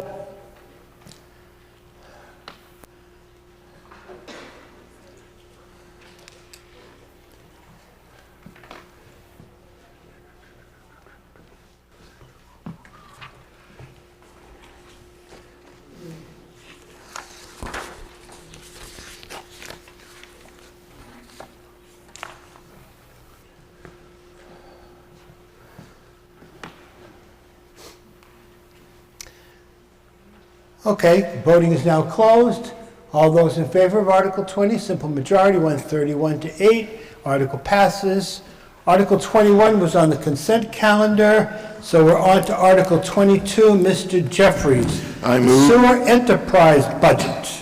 I move the town appropriate from sewer enterprise revenues the sum of $1,276,792.20 and appropriate from sewer enterprise retained earnings the sum of $281,638.61 for a total appropriation of $1,558,430.81 to operate the sewer enterprise fund for fiscal year 26, and further, that the sum of $307,125.25 be included in appropriations from the general fund for indirect cost and be allocated to the sewer enterprise fund. Thank you. Is there a second? Selectman, your recommendation? Select Board recommends approval. Thank you. Finance? Finance recommends approval unanimously. Thank you. I believe we're going to have a presentation from the sewer. Thank you. Thank you, Mr. Moderator. Bill Bernard, DPW Director. So this is just our regular warrant article every year to approve the sewer enterprise fund budget. Couple takeaways from this budget is there is no rate increase this year, but I do want to talk about rising cost a little bit. We do have to pay increased fees to Leominster and Fitchburg. Their rates are going up in the next few years. There's new reporting requirements for the NIPD's permit. That's the permit that allows us to get rid of our wastewater. And we do have rising material and labor cost. And the picture in the slide is a picture of a clog in a pump. So just a reminder, don't flush anything down the toilet that does not belong in there. People have been very good about that, but it's good to remind them. Just an overview of the budget. We have our projected revenues at $1.58 million. There's the indirect cost of $307,000. And expenses, we are estimating at $1.58 million. So we have a budget deficit of $281,000, which we will take out of retained earnings. And this slide just shows a breakdown of our revenues. The biggest revenue is the user charges, so that's the quarterly billing. And then the indirect costs is and betterments. The debt service is a total of $307,000. This slide shows a breakdown of our expenses. And again, the biggest expense is all our wastewater goes to Leominster and Fitchburg. We have to pay for that, so that's the majority of the expense. The other big expenses is we hire a company to maintain our systems. Does anybody have any questions? Yes, Mr. Rogers. Your associate, yes. I hope you're paying him well. Thank you. Thank you. That's great.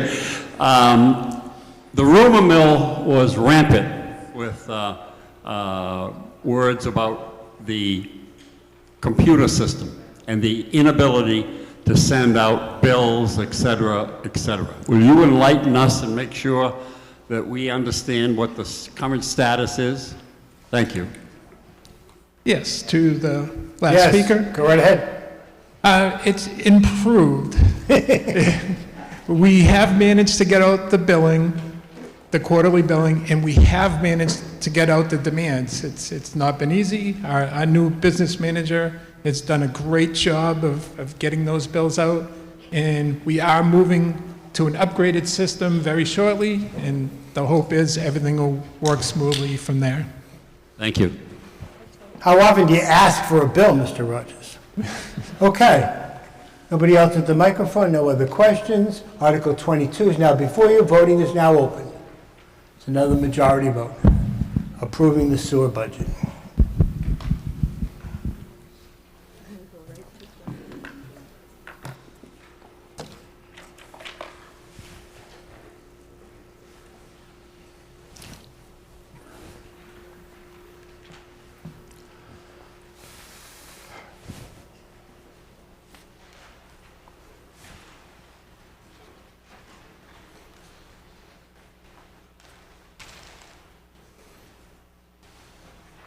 Okay, voting is now closed. By majority, Article 22. Mel, what's the tally?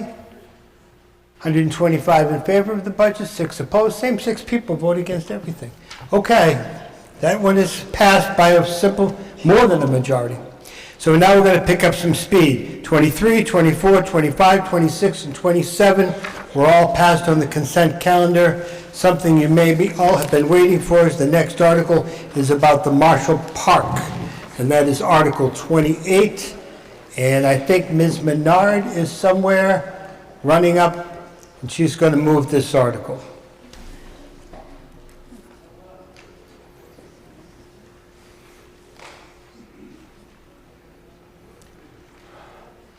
Oh, she's got an entourage.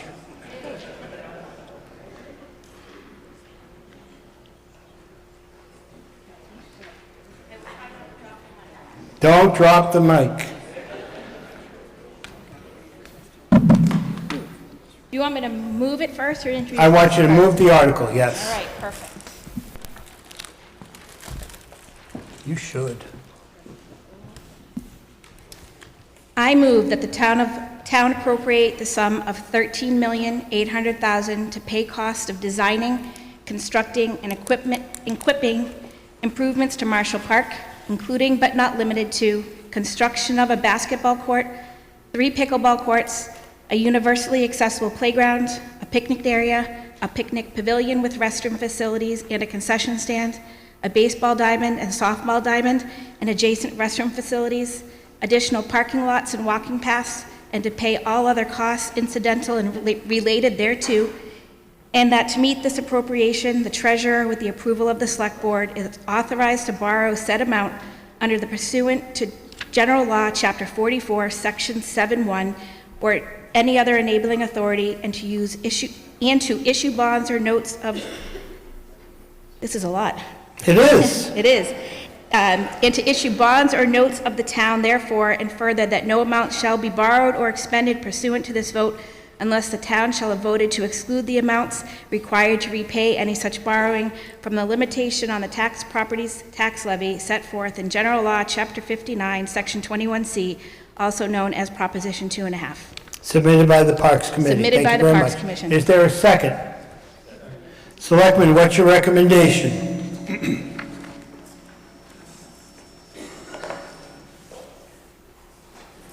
Selectmen recommend approval. Thank you. Finance.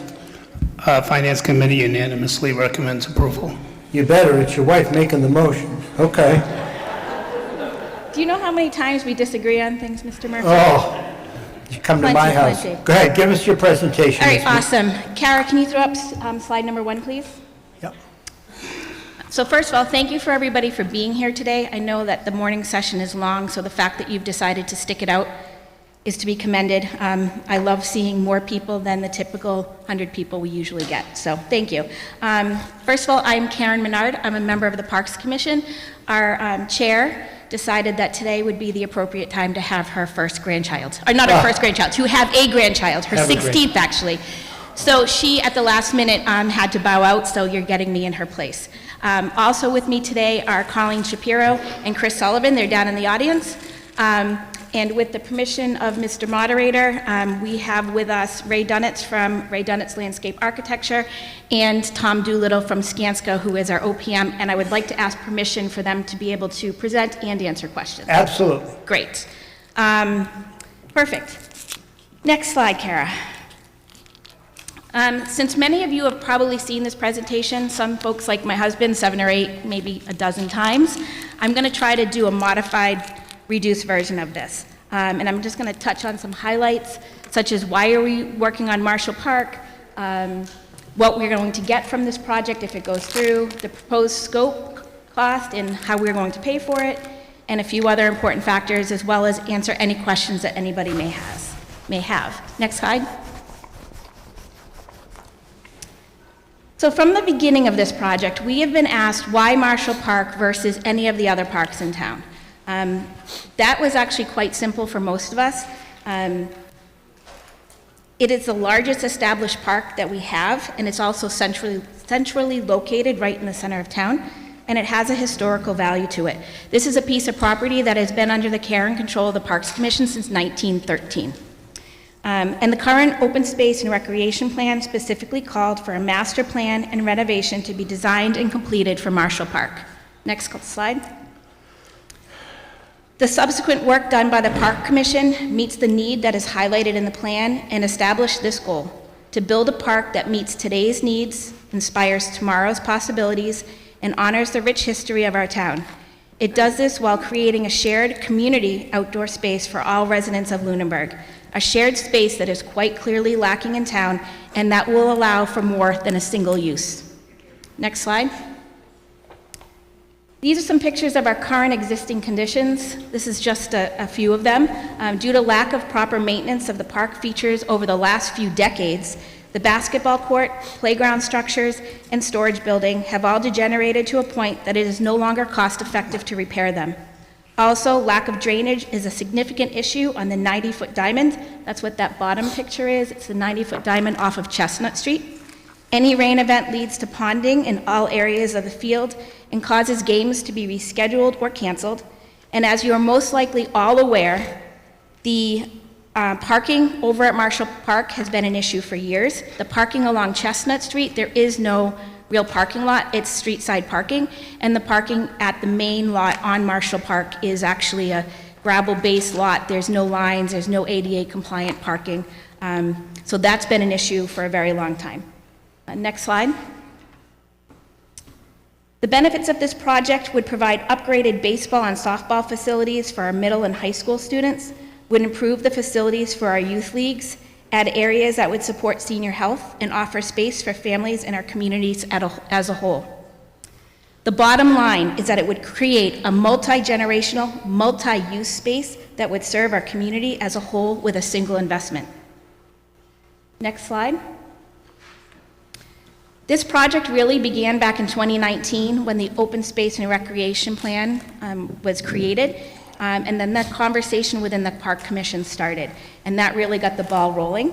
Over the past 5 years, the Park Commission has worked steadily to bring us to this point. The initial funding was approved in 2021 annual town meeting, just like today, through a capital planning request, and that allowed us to develop the master plan. Then in 2023, additional funding was approved at a special town meeting, which kicked off our design phase. And with the help of ARPA funds, we were able to reach the 60% design phase, which is where we are at today. What we are presenting now is a viable and realistic plan that addresses most of the key elements outlined in the master plan. I'm going to ask Ray Dunitz to highlight the next couple of slides.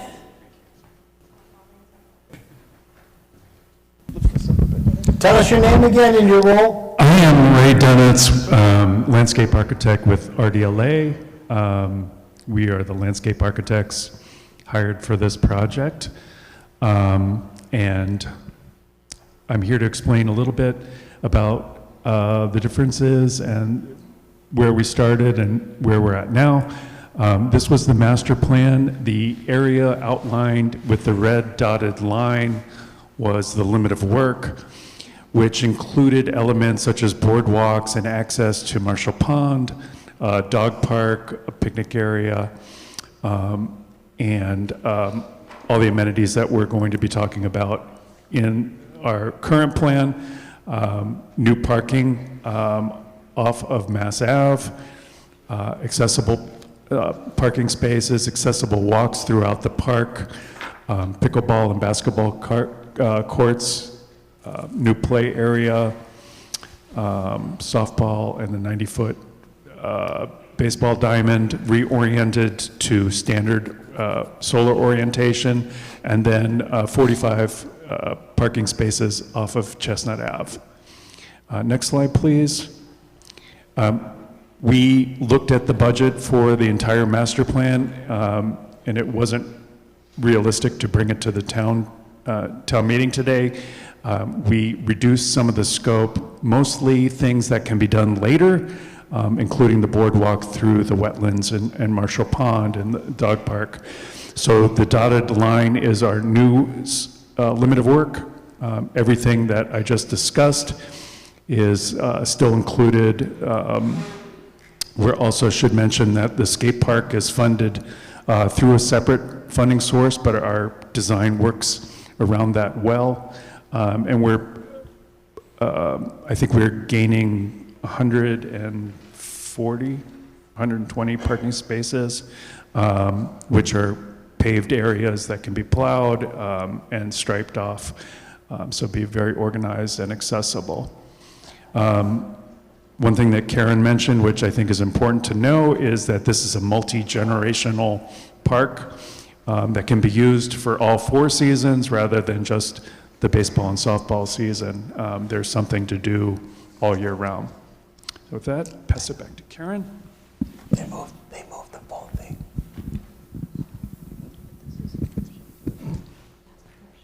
Yes. Carrie, you can go to the next slide.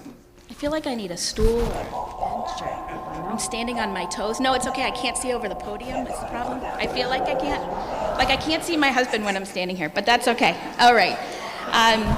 Construction costs. Before you focus, I don't know why we're doing that, but before you focus on that bottom right number, hear me out for a second.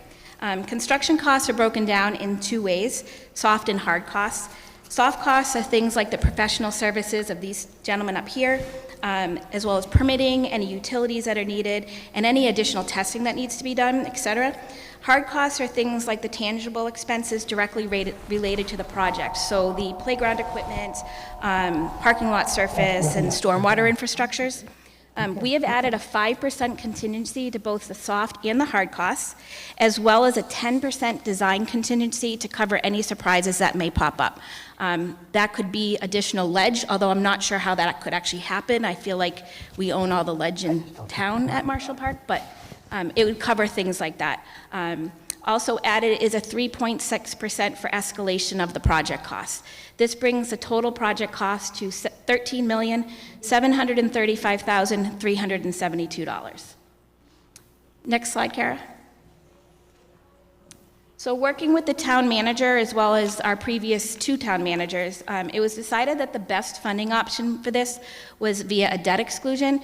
And because this is a debt exclusion, it would require a 2/3 vote today, and it would have to pass by a majority vote at the ballot, which is in 2 weeks.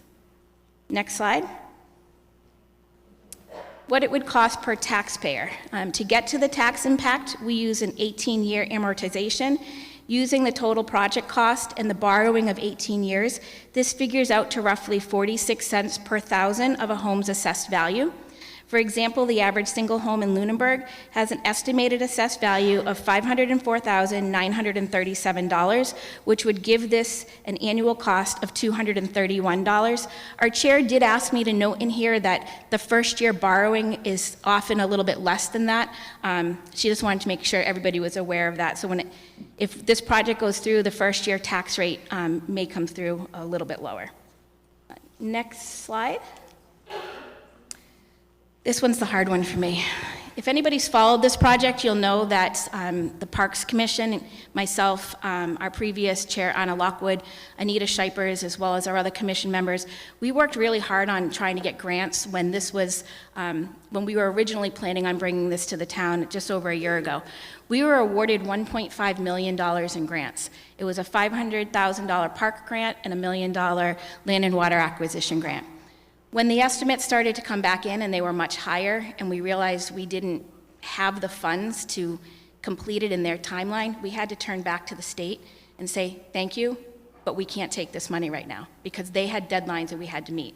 So if I had $1.5 million in my pocket, I've just handed it back to the state. It was the hardest thing that I think as a park commissioner I had done, because we had worked so hard on it and we knew that it was money that was going to be able to be used for this project. We have those grants. We have the applications. It is our intention to, if this project gets approved, to reapply for those grants.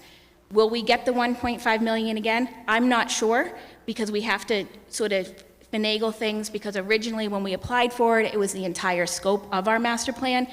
This is a slightly modified version, so we have to go through those, but we were encouraged to apply for those again by the state. It is our intention to not only apply for the 2 grants we did get, we also applied for the ADA grant and we didn't get it. We would apply for that. Kara, can you jump to the next slide? We also applied for the Mass Trails grant and we didn't get it. We would be reapplying for as many of those as we were still qualified for.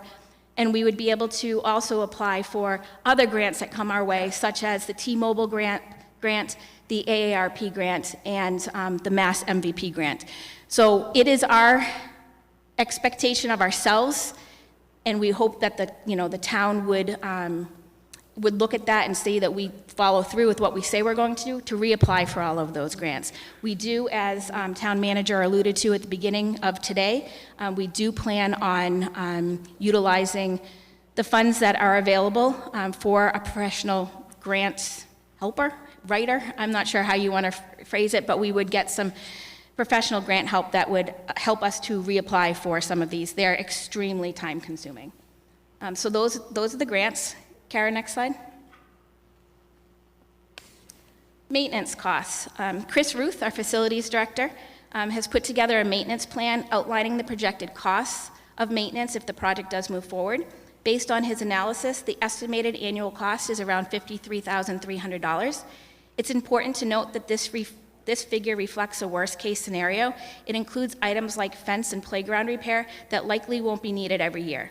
While this number is higher than the current amount budgeted, our facilities director has recognized that the current budget does not adequately meet the maintenance needs and has requested an increase to that line for the last 2 years, and has said he will continue to do so as long as needed. Next slide. This is the project schedule. If this project does get approved and gets the necessary borrowing approvals, we would develop a bid package to go out in October, award the contract in around December. Actual work would begin in March of 2026 and be completed around May of 2027. Next slide. I told you I'd keep it short. The next step on this, if it passes today, is going to be voting at town election, which is in 2 weeks. That is just a simple majority vote, where today is a 2/3 vote. Next slide, Kara. And that's all from us. We are happy to answer any questions. Our whole team is here. We have more parks commissioners in the back for anybody that if I can't answer to, hopefully one of them can. Okay, I don't see any questions. Did I get a recommendation from selectmen? A question? Okay, did I get a recommendation from the select board? Yes, and finance, that's right, I did. Okay, right up here, sir. Matt Snyder, 985 Flat Hill Road. Just a clarification, the approximate impact to the taxpayers is assuming no grant funding, or is that with assuming that we're going to receive some of the same grant funding again? What's the impact of the grants on that figure, please? That's assuming no grant funding. So that's a worst case scenario for everyone. Correct. And do you know what the potential, if we were to get a decent amount of the grant funding, is it cutting it in half? And if you don't know, that's fine, but just... I'm not sure. My guess is, and I'm making a guess after being the one to fill these applications out, I think we may be close to the 500,000 is what we had applied for the park grant. From what I put in that application, I think that we would be close to that if that's what they're still offering. What their decision is, I'm not sure. And I'm not really sure on the land and water. That's sort of a wild card in that. But we worked really hard last year.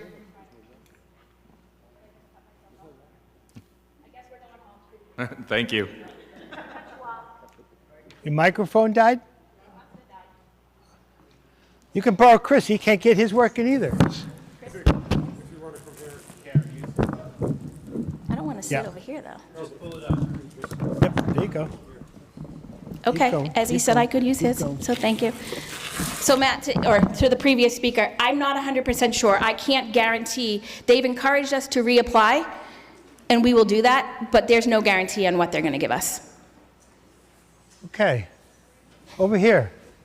Right. Is this on? Awesome. Yep. My name's TJ Laughlin, 207 Rolling Acres Road, and I'm speaking on behalf of the Lunenburg Youth Baseball and Softball Program. I'm the vice president of that program.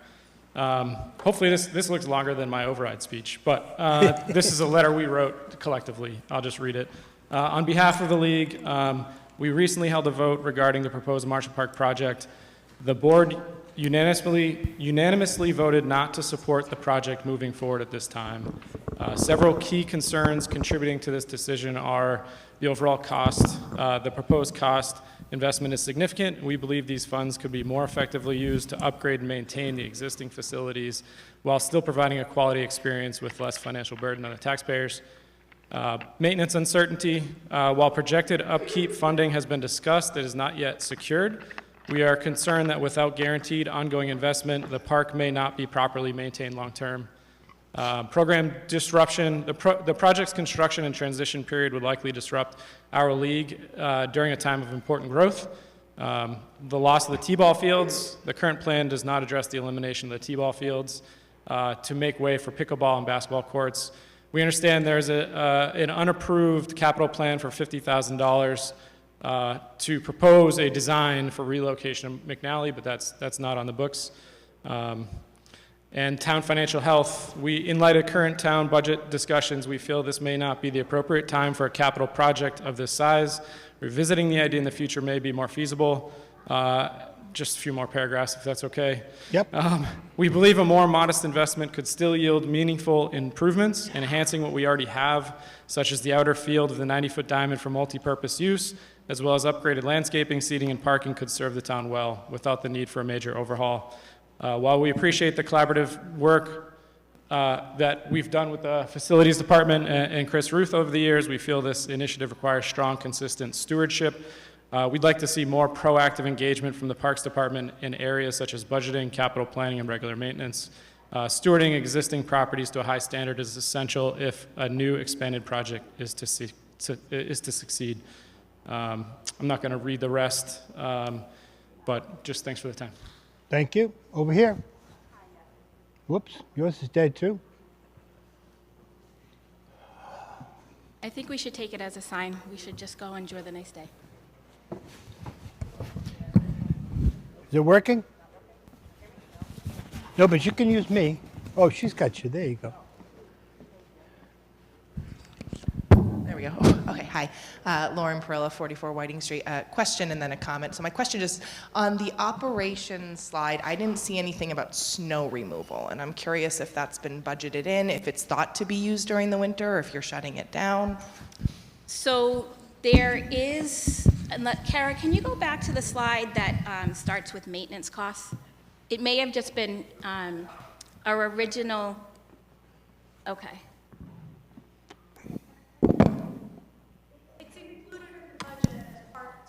Yep, so. You got to come up to a microphone, Yep. Anna. So I can answer. I thought it was still on here. So we had made some adjustments to the slides because we didn't want to keep you guys here for the 45 minutes that our original presentation took. That just would have been crazy. There is no removal budgeted into this, and I do have Chris Ruth here if there's any questions on it, but it would include having snow removal, which is done by the town in the winter months for the parking lots. Chris, does it include the walking paths? Yes, I'm being told yes. Okay. Keep going. Okay, thank you. My other kind of comment is, I think the park, in my opinion, it's a beautiful park. I think I would love to have it. I view it as a nice to have, not a need to have. We're currently talking about how our town is underfunded across all departments. I've heard that said numerous times by people today. Fire needs more money, school needs more money. All these departments need more money, and although this is a debt exclusion, which I've heard people debate is different than something like an override, and it ultimately is still money to the taxpayer's bottom line. And I think us as taxpayers should have all that information to decide on what is important to us. To vote on this project this year, when we're talking about potentially needing a townwide override next year to just kind of keep the ship running, I think is a little bit premature. So I would be in favor of not supporting this, mainly because of timing. I love the concept of the park, but I think that we have to be able to operate the town and the important functions of the town before we're investing in this type of project. So, Mr. Murphy, may I respond to that? Why don't you hold it for a minute? Sure. Let's see if we got some common themes. Right over here, please. Hi, Shiloh Cody, 254 Mass Ave. I've been part of communities as a child and my own children with parks improvements, and both of those experiences as a child as a Girl Scout and my children as Girl Scouts and Boy Scouts in their own communities neighboring ours, those sort of community efforts always came from the community. When I was a Girl Scout, I helped build a park in Fitchburg. When my children were in Scouts, we helped improve Peroni Park in Air. So I would like to know if the scouting community has been contacted or if they are even aware of certain projects that could contribute if perhaps this entire project doesn't go through so we can still get improvements. And I had a question on the maintenance. I love the outdoors. I am outside as often as I possibly can be. I'm a volunteer for Mass Wildlife. I love the outdoors. I want to know why there's a $3,000 internet maintenance line item. Can I answer that? Make a list of all the things you're going to need you to want me to address, get my rather pen? than go tit-for-tat, one That's to one. Make a list of what you need to address. Over here, please. Yep, I just had a couple questions for clarification. If you were to file for those grants again and get the money that we needed, or some of the money that we needed, would the debt exclusion amount permanently be lowered due to those funds? Yes. Okay. Yep. And my other I just have a comment. In 2018, my daughter was born with a physical disability, and in 2019, I heard of the Marshall Park project being started, and I was extremely excited to hear that we would have a universally accessible playground. I understand the timing right now is terrible. I know that there's so much budget, so many budget issues going on, but unfortunately there's no universally accessible playground at any of the schools in Lunenburg. Now she will be losing some of the support staff that she looks forward to at school every day. A universally accessible playground would mean the world to my family. I do understand it's a huge investment and a lot of money on the townspeople's parts. And if it can't happen now, I just hope that it can happen in the near future so she can enjoy that along with other kids that need something like that in this community. A lot of our community buildings are not ADA accessible. My daughter lives in a world that's just not built for her, so it would be nice to see a place where she could go and feel really safe and comfortable and independent. I know I'm extremely conflicted between the park project and all the school concerns we have related to money in our town right now, but that is one piece that I think could be really beneficial to many people in the town, as well as improving our plan for our school budget and getting things back on track. Thank you. She's going to address your internet question. Yes, I didn't hear the answer to that. Well, I asked her to make a list of all the questions so she could address all of them like kind of one fell swoop. Okay?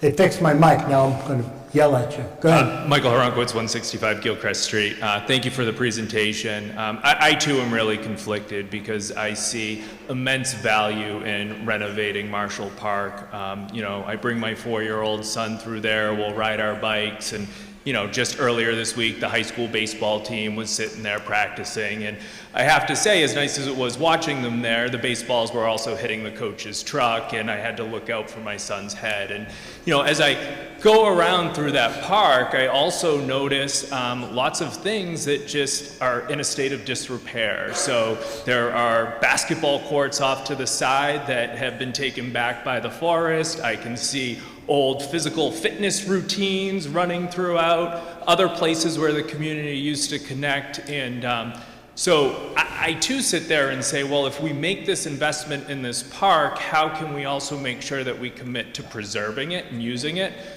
Because I can see that at one time that was a place that was well loved by the citizens of Lunenburg.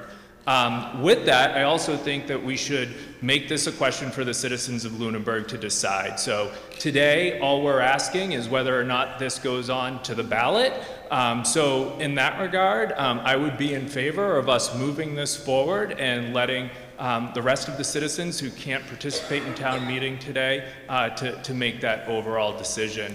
Also, I just want to understand, like, logistically, so if my understanding is correct, you guys had applied for it and received grants, but because we as a town had not given you permission to spend money, you couldn't move forward, or no? I'm afraid to answer you because Go ahead, answer that one. So what happened on that was that we had some cost estimates that came in that we had believed, obviously, to be true and accurate.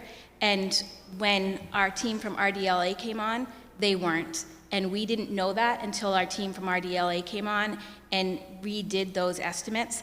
So because of that, we had some ARPA funds that had been made available to us.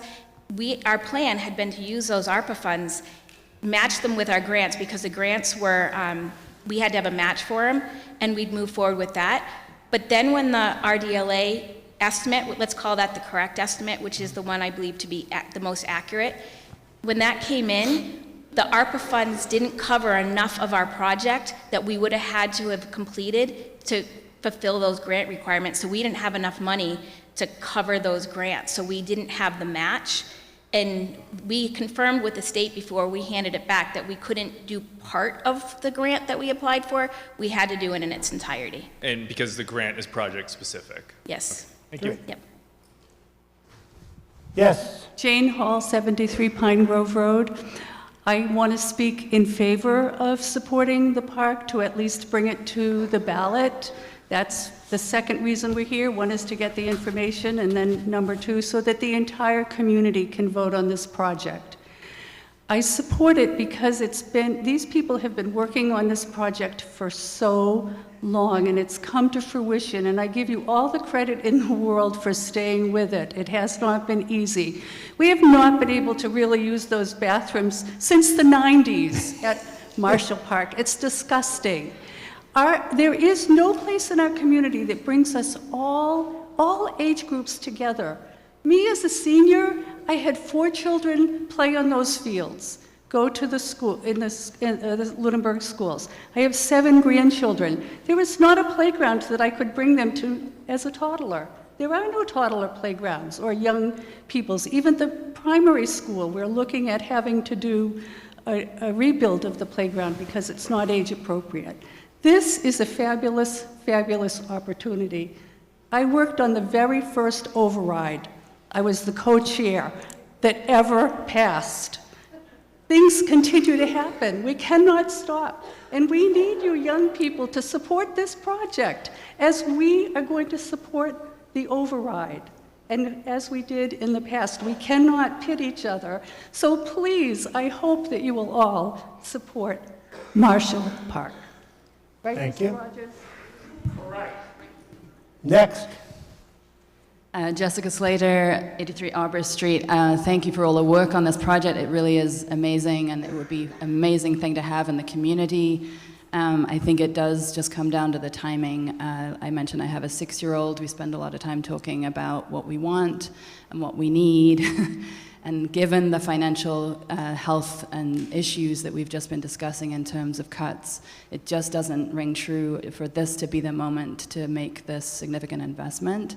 I also just am curious and concerned. I heard a story yesterday about a construction project where all of the estimates and the costs kind of went out the window because of the tariffs and all of the uncertainty more broadly. I'm just curious if that is a concern and has been taken into consideration. What do you want me to do, Mr. Murphy? Because I'm going Go ahead, go ahead. I need to bring go one ahead. of the other gentlemen. There's up no to answer stopping you, this. Mrs. Menard. That's what There's Chris not. said. One of you is probably better equipped at answering that than me. Sure. We'll give you the microphone so you don't have to come behind, maybe. Tom Doolittle with Skanska. We are the owner's project manager. The subject of tariffs is extremely vague at this point. Number one, we don't know if they're actually going to be in place or not. But the important thing to remember is that they are only on imported materials. This project would likely have very few imported materials on it. About 40 to 50% of the cost will be labor required to build the park. The materials would be the balance. Just sort of going through the scope of the work, I think the only thing that we're really at risk on could be steel in the playgrounds, fences, other kinds of components of the park. And even in those products, the amount of steel is only a fraction of the total cost of the assembly itself. So I can't tell you that it's going to be 10%, 15%, any given number, but I think it's going to be, at the end of the day, it'll be a relatively small number, probably in the order of 5 to 10%, but I can't be more specific than that. Thank you. Over here. Oh, Mr. Rogers. We all set here? Okay. I feel like I should sing to you, Mr. Rogers, like together, like duet. Yeah, oh, hey, what a team. I got to keep you guys alive. Right. Dave Rogers, 82 Highland Street. I support this 150%, and I'll tell you why. And I think I'm right with this, that we have retiring debt that's coming off the books, so-called, and that would be equal to, very close to what it would cost us to fund this project. Is that correct? That's correct, I'm told. So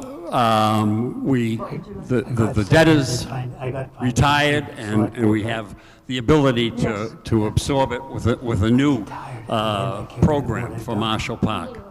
Let me tell you a very quick story about Jason Montgomery Rogers, our late son, who was quite an athlete, and he lived over there with Ron Lamothe, and I mean, it was a wonderful, wonderful experience.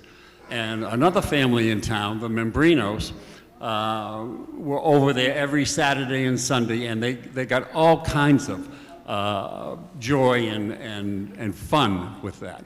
The thing I like about this particular program is that it's expanded for older guys like me. And my wife, God bless her, says, you better get moving, and so I will be over in that neck of the woods a lot, believe me, because I've got to.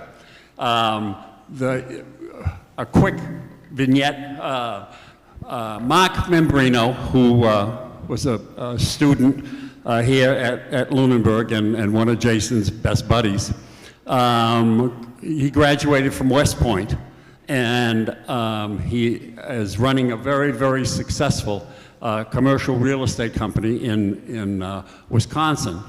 And the name of his company is Marshall Park. That's the kind of, regard they have for this prince of a place. I mean, it's just, I see great things. The other thing that's important is that there is a opportunity for naming rights and all kinds of things. And I will, if I'm still alive. Rogers Park? Oh, wow. No, yeah, take two and hit the left. I will be as active as I possibly can in terms of raising extra money. And believe me, I'm not bragging, but I've raised a ton of money in this town, and Lunenburg is very, very generous. So the bottom line is, the main thing is the financing, okay? It's, you know, as I said, and it will be a gem, an absolute gem. And for that, I encourage everybody to vote affirmatively, and I can't wait to get started on this. Thank you so much. Rogers Park, I love it. Okay, so here, I see you back there, and I know why you're there, I think. So I've got Anna Lockwood, who needs to speak. I already told Mr. Alonso and Ms. Emke that they'd get a chance. So you're going to be after that, and if you're moving the question, you'll be in good shape. Okay, I have to let Ms. Menard have her final word as well. So I got a few more minutes on this. It's kind of a big deal. So here we go. Ms. Lockwood. Thank you. Anna Lockwood, 91 Main Street. So I wrote a very long letter to the Ledger where I address a lot of concerns that a lot of people have raised. I'm not going to read the entire letter, but I will mention a couple points. First, Mr. Rogers is correct. We have retired 3 large buildings, is the library, the public safety building, and the primary school. Those 3 projects together it's more than the proposed Marshall Park project is. So we are replacing that. We're not piling on. I do want to mention something, maintenance has come up a few times for the people that are here. I did address it in my letter, but since it came up, I'm going to mention. Lastly, park maintenance, it's a common concern. If we can't take care of what we have, why expand it? It's a fair question, but the reality is more complicated. 20 years ago, volunteers were responsible for everything: mowing, repairing, improving fields. I mean, if you want to know, Jean Proctor mowed those fields every year that my kids were in Little League. She would pull the trailer, and it was not Dan Proctor, it was Jean Proctor, okay? Today, with declining volunteerism, the Youth League is responsible for less, and the town now budgets $40,000 annually to maintain 6 fields around town. They're mostly used for just over 3 months out of the year. It would be fiscally irresponsible to increase funding for a shrinking user base that only uses these fields for a fraction of the year. Instead, this project gives us a chance to honor our town's baseball and softball history, legacy, while creating a park that serves the whole community all year long. And yes, the project does remove the current T-ball field. I understand the Youth League's frustration, I really do. And yet, when my kids did not do T-ball in town, they played T-ball in the spring in the football field in Somerville. But the town still maintains 6 other fields.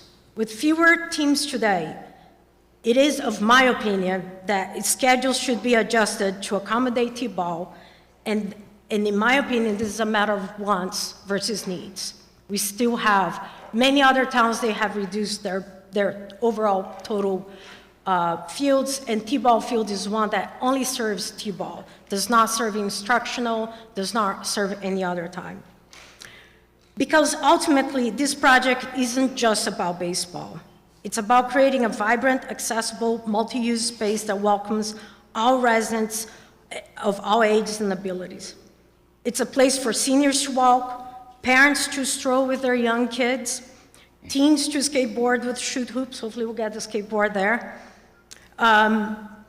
people to play pickleball. I mean, we have a very active, there's nothing better we can do for our health and healthcare costs than all of us stay healthy. Please go for walks and play pickleball. It's about, creating a safe space for grandparents to go watch their kids play. Our population in Lunenburg, we are more than a third of our population is over the age of 60 now. It's about creating a place for all. And I'll tell you, my last comment is the following. My 2 adult children joined us around when we were voting for the override. And I'm going to take that win personally as the two votes that passed it, okay? And here's the thing. This town, over and over and over, has voted in order to support the entire community. So, you know, I hope we can see the value of that this project's bringing for the entire community and vote yes. So that's all. Thank you. Thank you, Ms. Lockwood. So, Ms. Gilman, you may not get a chance because I've already designated that Mr. I'm Alonso, sorry. Ms. Emke are both going to speak. And I'm going to let Ms. Menard speak. And then see this guy over here, he always moves the questions. So I don't know what he's going to do, but you can stand there as long as you like. But I got to take these people in order right now. Just wait a minute, Ms. Gilman, and see what happens. Okay. Mr. Alonso, you're next. I will be very brief. That, you know, I think there's probably nobody who in this room, if you're willing to spend a whole Saturday here, that you have the interests of the town at heart, and nobody wants more than the town to be a fully vibrant community. We spoke a lot about, you know, public safety and DPW and the roads, and a lot about the schools today. But one of those things that we don't touch about often are the cultural and recreational opportunities in town. I've lived in town since '98, and hear from people who lived here, you know, well beyond that, and talk about the heyday of Marshall Park and Whalen Park as wonderful draws to other places in the state and the country to come here to, certainly to Whalen Park, to see things. It is a wonderful opportunity. We don't spend a lot on recreational things. Most of the parks in town since I've been living here are almost all done by huge donations and in-kind donations. Here's an opportunity to restore what I hear from many people, we heard from Mr. Rogers, was an incredible gem in town. And I applaud the committee for all their hard work. I'm not voting for it because they worked hard, because if it wasn't a good plan, I wouldn't vote for it. But it's a good plan to restore it. And I think that their attention to maintenance is something that I've asked for as well as other people. I think addresses the needs going forward so that it doesn't fall into repair 30 years from now like it did now. So I urge people to vote for it as well. Okay, Ms. Emke. Thank you. I have a question. When Parks presented this project to Select Board, there was discussion about an option for reduced scope. Is that still an option? So yes, it's not obviously our preferred option. There is an option, if we so choose as a town, that would basically take the project and it wouldn't touch the parking over on Chestnut Street or either of the fields. It would just address everything coming in off of Mass Ave. Can you provide a cost? I can. Is she allowed to provide a cost? Yeah, sure. Okay. Yep. This I'm going to do a couple of things since you brought it up, Renee. This is a lesser cost option. Where did it go? Okay. I don't know how to use this, as you can all tell. I'm now into everything else. Okay, bear with me. I think all right, this is the end of our slides. Gets the home budget, we're in trouble. Okay, so this is the possible reduced funding scope slide.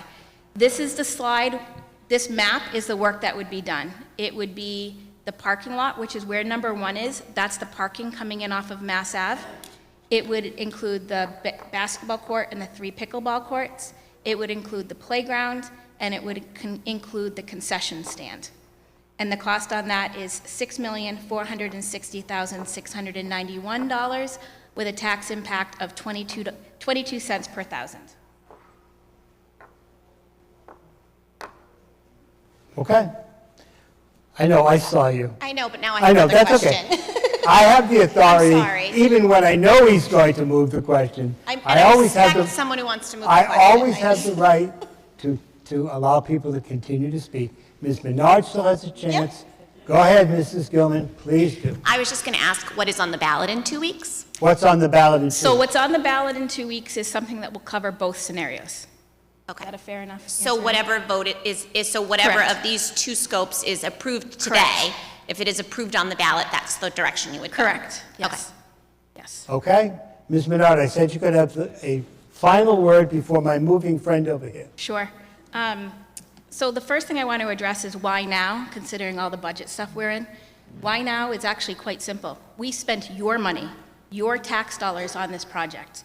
This is how we got it started. It was an approval at town meeting a few years back that started the initial master planning process of this.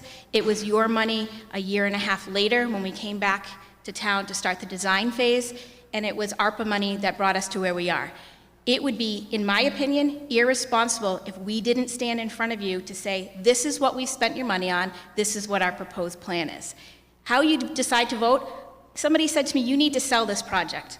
To be honest with you, if what we've done doesn't sell it enough, I don't want to stand in front of you and tell you how you have to spend your money. I support this project. I think this is a project that would bring community, have something for every age. Right now, I'm not sure if everybody's aware of this, some of our seniors are.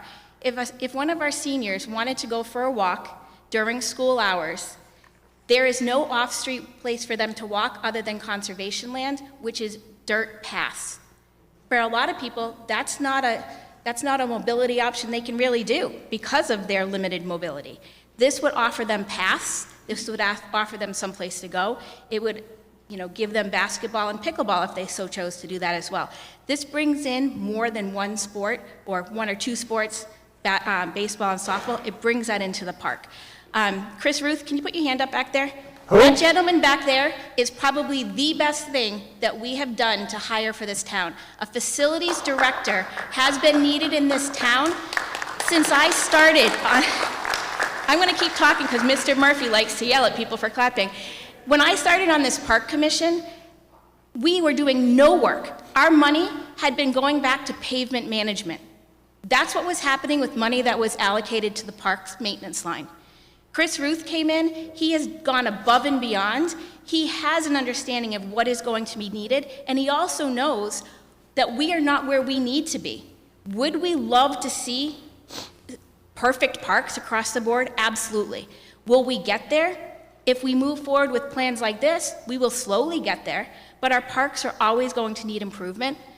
So there's that. To answer the question for the internet, that $3,000 budget line is on there because it would allow us to run security cameras. It would also allow for the automatic locking that town-wide we're getting. It's town-wide, correct? Yeah, it's town-wide, so it's like we'll call them smart locks. I'm sure there's a more technical name. So it would allow those to all continue down there. Is it something we could open up to residents, to have, Wi-Fi down there? Possibly. I don't really know the ins and outs of that specific line, but those were the reasons for that line item. Did you get a chance to answer it all? I think. If I missed anything, I'm sure somebody will yell at me. Oh, well, no, we won't, because, go ahead. Clark Knudsen, 487 Holman Street. I move that we vote on the issue at hand. You say you move the question. Move the question. Okay. Is there a second to moving the question? Second. Okay. So that requires a 2/3 vote. Mel, if you can get it up there for the 2/3 move the question vote. It does seem like we have expressed a lot of our opinion. I do think we're ready to... Am I moving? Can you get that up, Mel? All righty. Well, hold on. We got nowhere to go. No one's voting. It's the matter of moving the question. Requires a 2/3 vote. And since you can't yell loud enough for me to know which is 2/3 and which is not, you can guess. Then we get it to hand. Okay, moving the question. All those in favor of moving the question, you can vote now in favor of yes, or if you want to keep talking, you're going to say no. You click and vote now on stopping debate. That's all that you're doing now, voting to stop the debate. Yay, you want to stop. Nay, you don't want to stop. You want to keep going. You've got no life, and you're going to stay right here forever. Sometimes it feels that way, Milbury. Sometimes. Oh, Milbury's over here. Okay, voting is now closed. What do we got? Yes, 143 over 16. 2/3 have voted to end debate. Debate is now ended. The article is before you. It's my understanding, although there was some discussion about a lesser proposal, what you have moved is 13,800. 13 million. 13 million, don't I wish. 13,800,000 for the improvement in Marshall Park. Voting is now open. Please vote.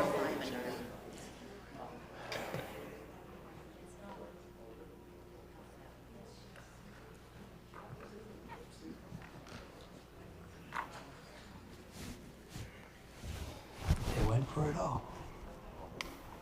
See what happens now. What's on the ballot is 13, I think. Oh, are they? Oh, I don't know.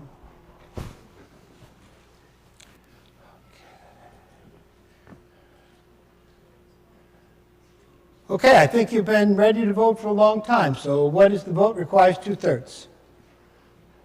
Mel, voting is now closed. What is the tally? And somebody do the math. Whoa. Does not cover 2/3. It's a simple majority, but not 2/3. The article is defeated. Number 29, you can write the numbers down for anybody that wants to look at it later at home. If you don't want to watch 6 hours of this, 85 in favor of the article, 63 opposed to the article. And before it could pass, it would need 2/3. We now move on to the next article, which is the municipal building design debt exclusion, and I believe that is Mr. Jeffrey's bailiwick. All right.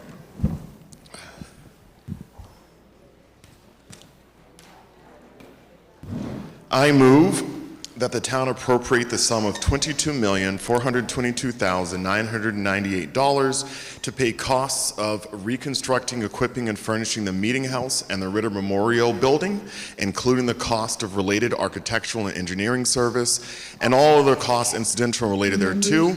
And 2, constructing, equipping, and furnishing a new town hall to be located adjacent to the Ritter Memorial Building, including the cost of related architectural and engineering service, and all of the costs incidental and related thereto, the anticipated scope of which, the anticipated scope of such work being more fully described in the report presented to the town by Taylor and Burns Architects dated February 24th, 2025, and that to meet this appropriation, the treasurer, with the approval of the select board, is authorized to borrow said amount under and pursuant to Mass General Law, Chapter 44, Section 7-1, or any other enabling authority, and to issue bonds or notes of the town therefore, and further, that no amounts shall be borrowed or expended pursuant to this vote unless the town shall have voted to exclude the amounts required to repay any such borrowing from the limitation on the town's property tax levy set forth in Mass General Law, Chapter 59, Section 21C, also known as Prop 2.5. Thank you. Is there a second, please? Second. Second. Finance, your recommendation. Finance recommends approval 5-1. Select Board recommendation. Select Board recommends approval unanimously. Thank you. Mr. Jeffries, make your presentation. All right. So first, good evening.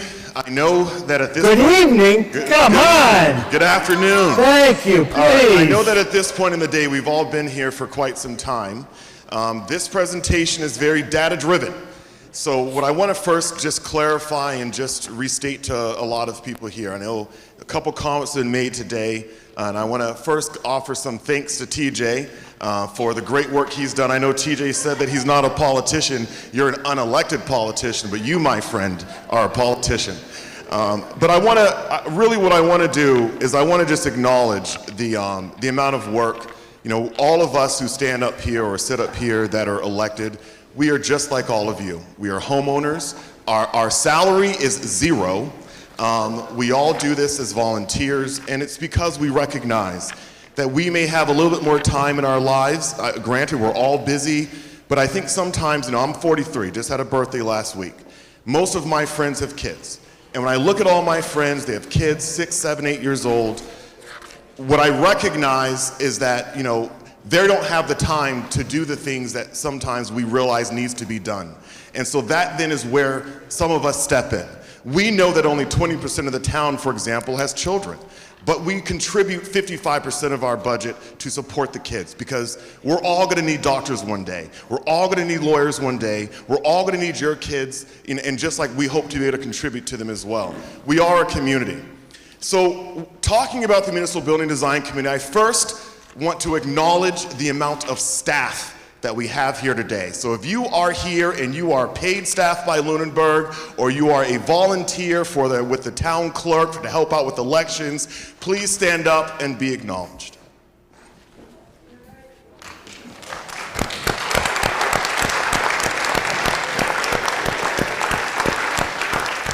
Thank you.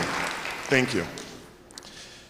So what we're going to cover today is we're going to cover the committee scope, the why, some history, community engagement, new school district offices, new town hall, meeting house, building in the Commonwealth, cost breakdown, the impact of delays, and a timeline. So this presentation represents thousands of hours cumulatively of work and almost $1 million of your taxpayer dollars to get us to this point. So the scope and charge as amended. Representatives from the Select Board, School Committee, Finance Committee, Planning Board, and again, 3 citizens at large.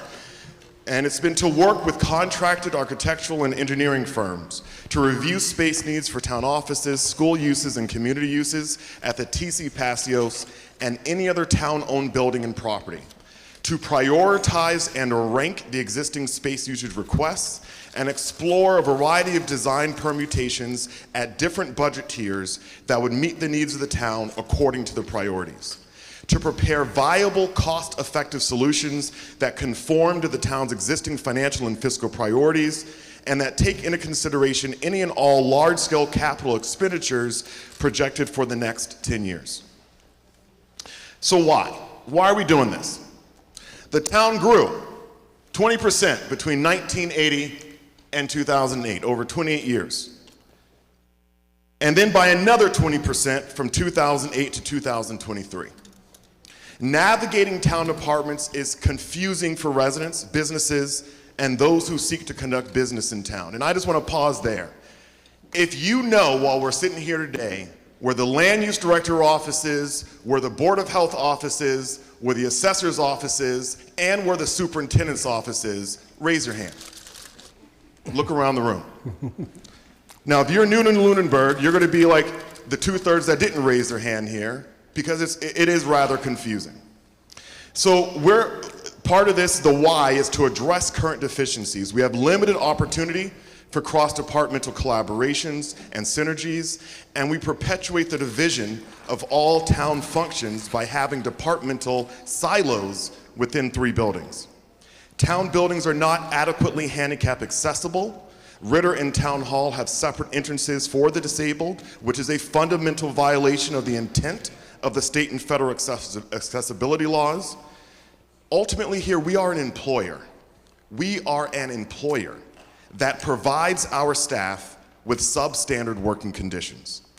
So we are seeking to maximize the value to the taxpayer while encouraging a more efficient and unified culture with increased professional supervision. So if I can click on this link here, and I might. So what we're going to do is this going to bring up hopefully a quick video that we filmed the other day. And let me pause it for a second. There are some spaces that we know people don't go to. This is a very 4-minute video. We're going to walk through it. There's no talking here. So this is the Ritter building. And you can't see this. I might need someone to come up here and show me how to project what I'm looking at onto the screen. I'll help. Because I was advised that clicking the link would just work. Did we lose Kara? Okay. There we go. There we go. Oh, perfect. All right. Yep, if you can click play and don't go too far, because I want to need you back. All right. So what we're doing is we're in the Ritter building here. We're just coming down the stairs, which this is where currently we have a meeting room at right now. We're showing that this is the lower level of the Ritter building. We're walking, just down the hallway. I sped this up a little bit. This is just showing our current IT somewhat room that we have in here. It's just giving you a good depiction. Look at the condition of this wall coming up there. And then we're going to show some of the areas that we do invest in, which is like the staff break room area, which is much better condition for the staff that work out of this building.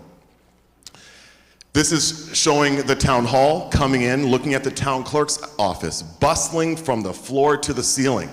It is entirely too small.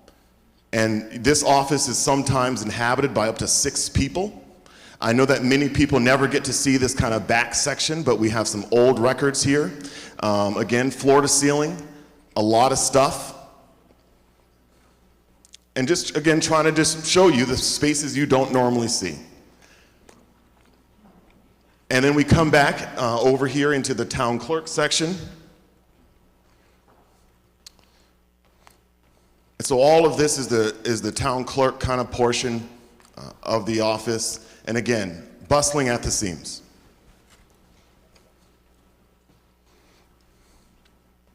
And I'm just, I probably should have sped this one up just a little bit more. All right, this one is going into the finance, tax collector, treasurer's office. So what I'm really highlighting here is how uneven this entire building is. So I'm getting down and showing you that every single piece of furniture is propped up because nothing is sitting on an even floor. Now, when that happens, that is a structural issue, right? We know there's a problem here. This should not be happening, but this is everywhere. If you want your pins to not roll off the table, again, this is where our finance director works. And this is the office. So again, just highlighting that this building is well past the point of needing to get addressed. This again, we're back in the Ritter building, and I probably put these in a backwards order. So we have a lot of records that we are mandatorily have to keep. So I'm walking you through here how we actually get to some of these records that we store. So we come into what is now the building commissioner's admin office. Look at the ladder, how close this is to the desk. This is the only way to make this room work. So this is how you get up into the attic of the Ritter building. And I'm walking it, so this is sped up, but it's a little bit more real time.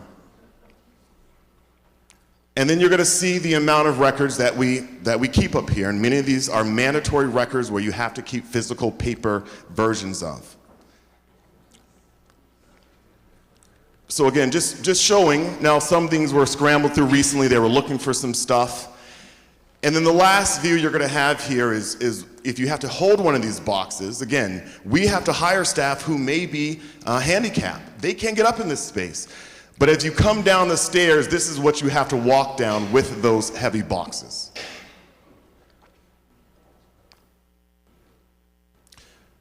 This is showing what the basement of Town Hall is. The intent here is the basement will still be a basement.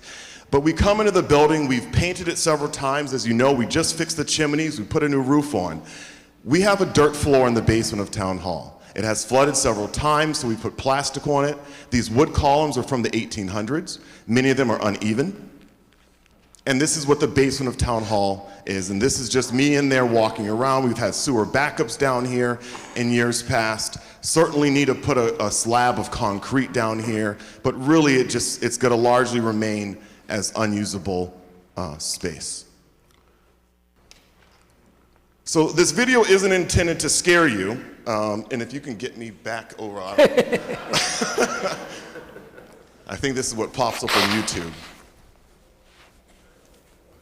I don't know how to get the presentation. There we go. There you go. So this video isn't intended to scare you. This video is intended to show you the impact of deferred maintenance and for me to impress upon you that now is the time. Now is the time. All right. So we're going to run through a brief history here. In the 1980s, the town formed a building committee to modify the uses of Town Hall to accommodate a growing town. After a few years, town meeting did not approve those plans and they were not advanced. After the new library opened in 2005, the town started using Ritter Building for municipal offices. The 2013 annual town meeting authorized the creation of a building reuse committee, and that committee met from July 2013 to April 2017. Again, 7 members of the committee from 4 of them serving on multiple boards, met for several years. The 2015-2016 school committee identified the TC Passios as surplus property, and by a 2/3 vote, the annual town meeting, the legislature, all of us, transferred custody of the property to the select board for municipal purposes. Town meeting funded the TAPE study and Vertex study to identify how to reuse town buildings and assess existing conditions. The Building Reuse Committee was focused on both commercial and municipal uses in town center. At the same time, the town created what we now know as the Architectural Preservation District, which, in summary, provides for historical building preservation in the town center, and it promotes commercial density in the town center. Annual town meeting in 2018 and 2019 voted down all of the requests to sell any municipal property in the center of town. We tried, and you said no. So, in 2019 annual town meeting, it did authorize the sale of the building, as we discussed earlier, but not the land known as the Brooks House. 2019 annual town meeting authorized funding for engineering and architectural services to consolidate town offices, school offices, and community space at the TC Passios building, which is an approximately 55,000 square foot building. The TC Passios Building Committee met from October, and this is from October 2019 to November 2021. 2021 annual town meeting provided additional funds to complete design work. I'm going to pause here and just reiterate what we're talking about. What we're talking about is, I mentioned earlier when I gave the Brooks House presentation that we attempted an override in 2012 to address TC Passios and to address the Brooks House. It was denied. So we are at this point because town meeting consistently wants us to find the most cost-effective way to resolve it. And I think we are here today. At the 2021 special town meeting, the TC Passios Design Committee expected to seek $23.5 million to reuse the TC Passios building. Due to the pandemic, construction costs skyrocketed to nearly $30 million 6 months after we received a cost estimate. Due to the financial impact on other projects not addressed, a decision was made to pass over the article and for the committee to take a cost-effective approach to address additional municipal buildings. In January 2022, the TC Passios Design Committee became the Lunenburg Municipal Buildings Design Committee with an expanded charge to consider Town Hall, Ritter Buildings, Brooks House, and TC Passios. And after meeting with town boards and committees, the LMBDC created a plan approved by the Select Board. So I want to pause here again. When TC Passios stopped being a school, we thought that the most cost-effective way forward was to take that building and convert it for town and school and community uses. What we identified was that because the building is so old, because the codes have changed so much, that we would spend $14 million just on code upgrades alone. That's nothing really programmatically changing in the building. And that is how we landed at a cost estimate close to 30. It did not address Town Hall. It would not have addressed Ritter. I think we thought that that would have boxed in too many other projects. And so at that point we said this is not cost effective. Our initial hunch that maybe it would be was not correct. And so we pivoted. This, again, is the pivot. So TC Passios, we discussed earlier, and the town meeting already approved funds. And the intent here is to use the front wing as a community center and to demolish the central and north wings. Long-term disposition of the property is tied to Turkey Hill. Potential future uses as a playing field, parking lot, and/or public bathrooms. I'm going to stop there and explain what that means. That means if you tear down the middle of the building in the north wing, you create more space for playing fields. Anyone who's gone to any sporting events knows that parking is a nightmare. We know we need more playing field space. It creates that opportunity for that space. Brooks House, we identify as surplus. Town Hall would become the meeting house for municipal meetings, community groups. This is for the scouts, the nonprofits, those support groups that we heard so much from in this process that they just don't have a space.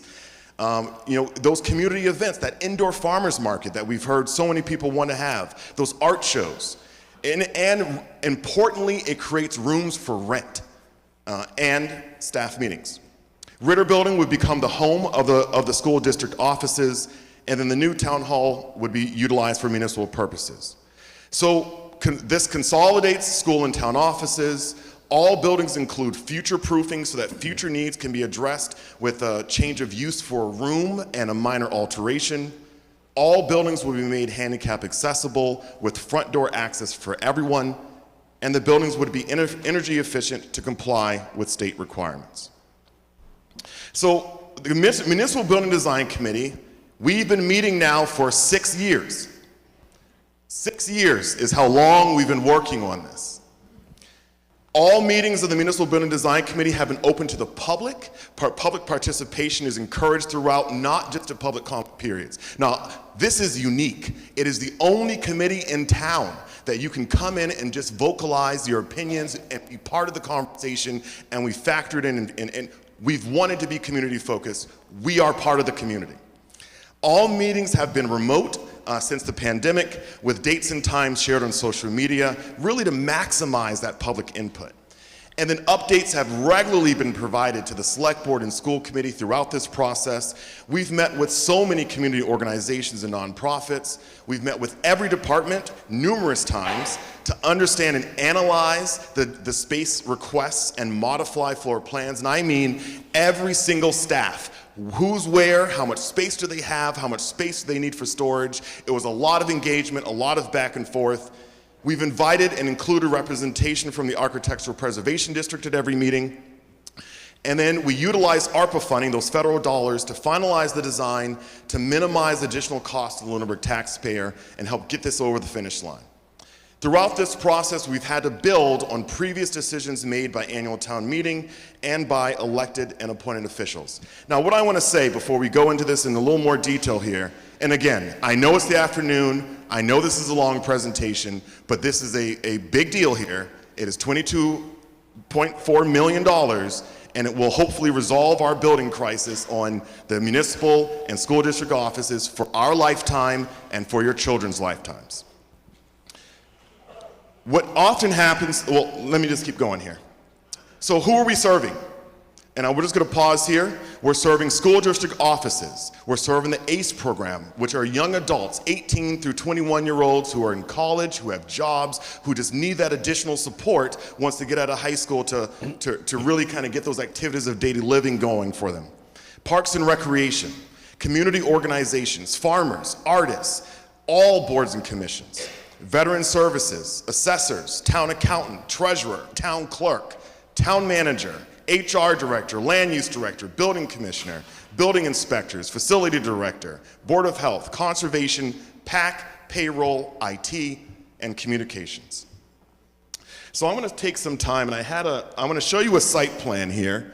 And what I want to highlight here, and I know that not everyone's used to looking at these, but if you can follow me for a second, we're going to start in the right here. Right now, if this is the Ritter building, this right here depicts the Ritter building, and what this depicts is the new town hall. If you arrive at the Ritter building and you are a person in a wheelchair, the only way to get into the building is to come down the emergency access, come across the lawn, and go knock on the backside of someone's door. That is a second-class citizen status. We need to fix that. In the town hall, which we show up here, the only way to come in the building again is to come down that ramp and come in that side door. Where's Mandy Gilman at? Mandy, does the town own the ramp that is next to town hall? You do not. All right. All right. So what we're showing here is we're showing what this new site plan would look like, where we have the meeting house at the town hall. Our parcel for the town hall is about a foot around the building. We don't have really any space around town hall. What we're showing here at the Ritter building is the Ritter building, again, these are preservation projects. The best way to preserve a building is to keep using it. We have an annex or the new town hall where the buildings are connected. We're to go into this in more detail. We utilize that 30 School Street site because the Village Center District allows for that off-site parking, or we can use another parcel for the parking. We preserve the remainder of that site for future community uses. And what we create here in this kind of greater detail is we specifically said, hey, we want to make sure that we have some parking spaces close to the door, so that way if you need to pop in for less than 15 minutes and pop back out, you can do that. So we create some temporary short-term parking spaces near the entrance to the school district. We do the same thing near the entrance to the town hall, and then we also create an ADA lot over near the entrance of the town hall. Going into this in more detail, this would become the new entrance for Lunenburg School District. We've heard earlier today that they're moving out of the T.C. Passios. Why are they moving out of the T.C. Passios building? I don't want to be funny, but let me try and make an attempt. If you or a loved one has been diagnosed with mesothelioma, you may be entitled to financial compensation. We've all heard that commercial. TC Passios building has asbestos flooring with water dripping on it. 20% of the building is unusable, friable asbestos in the air. It is a safety hazard. That is why the school district is moving out of the building, because it doesn't work for them anymore. The electricity in the building, current technology, what happens in the summertime when you turn your AC on, Liz, and I know what you're gonna say, it kicks off the breakers in so many other rooms too. It is not designed for what it is currently being used as. So this will give the Lunenburg School District a home. This gives them a home.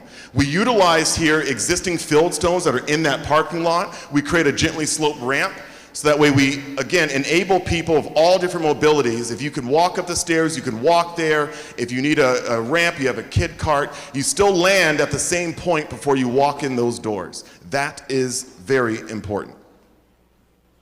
Now, I'm going to go over some floor plans, and if you're not used to looking at these, this is going to be a little more detailed, so let's start right to left. So right to left, if you are coming into the school district office, you're going to come into this through this door. We have space for the ACE program. There's now a reception area, so that way when the parents need to have those one-on-one meetings with school district offices, you now have a space to do that. We keep the bathrooms in the same location. Again, footprint doesn't change too significantly. Use is what changes here. We put in a new Lula lift. Later on in the slides, I'm going to show you what that looks like, but it's basically a less expensive version of an elevator. We create on the lower level the special service executive suite, so it kind of becomes a bullpen. That one room I showed you in that video earlier today becomes an area for offices. We create that in that staff kitchen that's down there in the room next to it, ACE kitchen and laundry and a student bathroom. The special service director gets an office down there. MEP means mechanical, electrical, and plumbing. It's where the existing mechanical room is. And then we have, again, the special services. So here is the break, basically. I know it's kind of going in and out, but here's the break. So what you have is a school district building that is fully accessible, and you have an entrance. Although this looks like one large building, it is two distinctively different buildings that are connected. And that is part of the interior standards, Department of Interior's design standards, that when you add on to a historic building, the add-on needs to look distinctively different. You're not supposed to replicate an old building when you add on to it.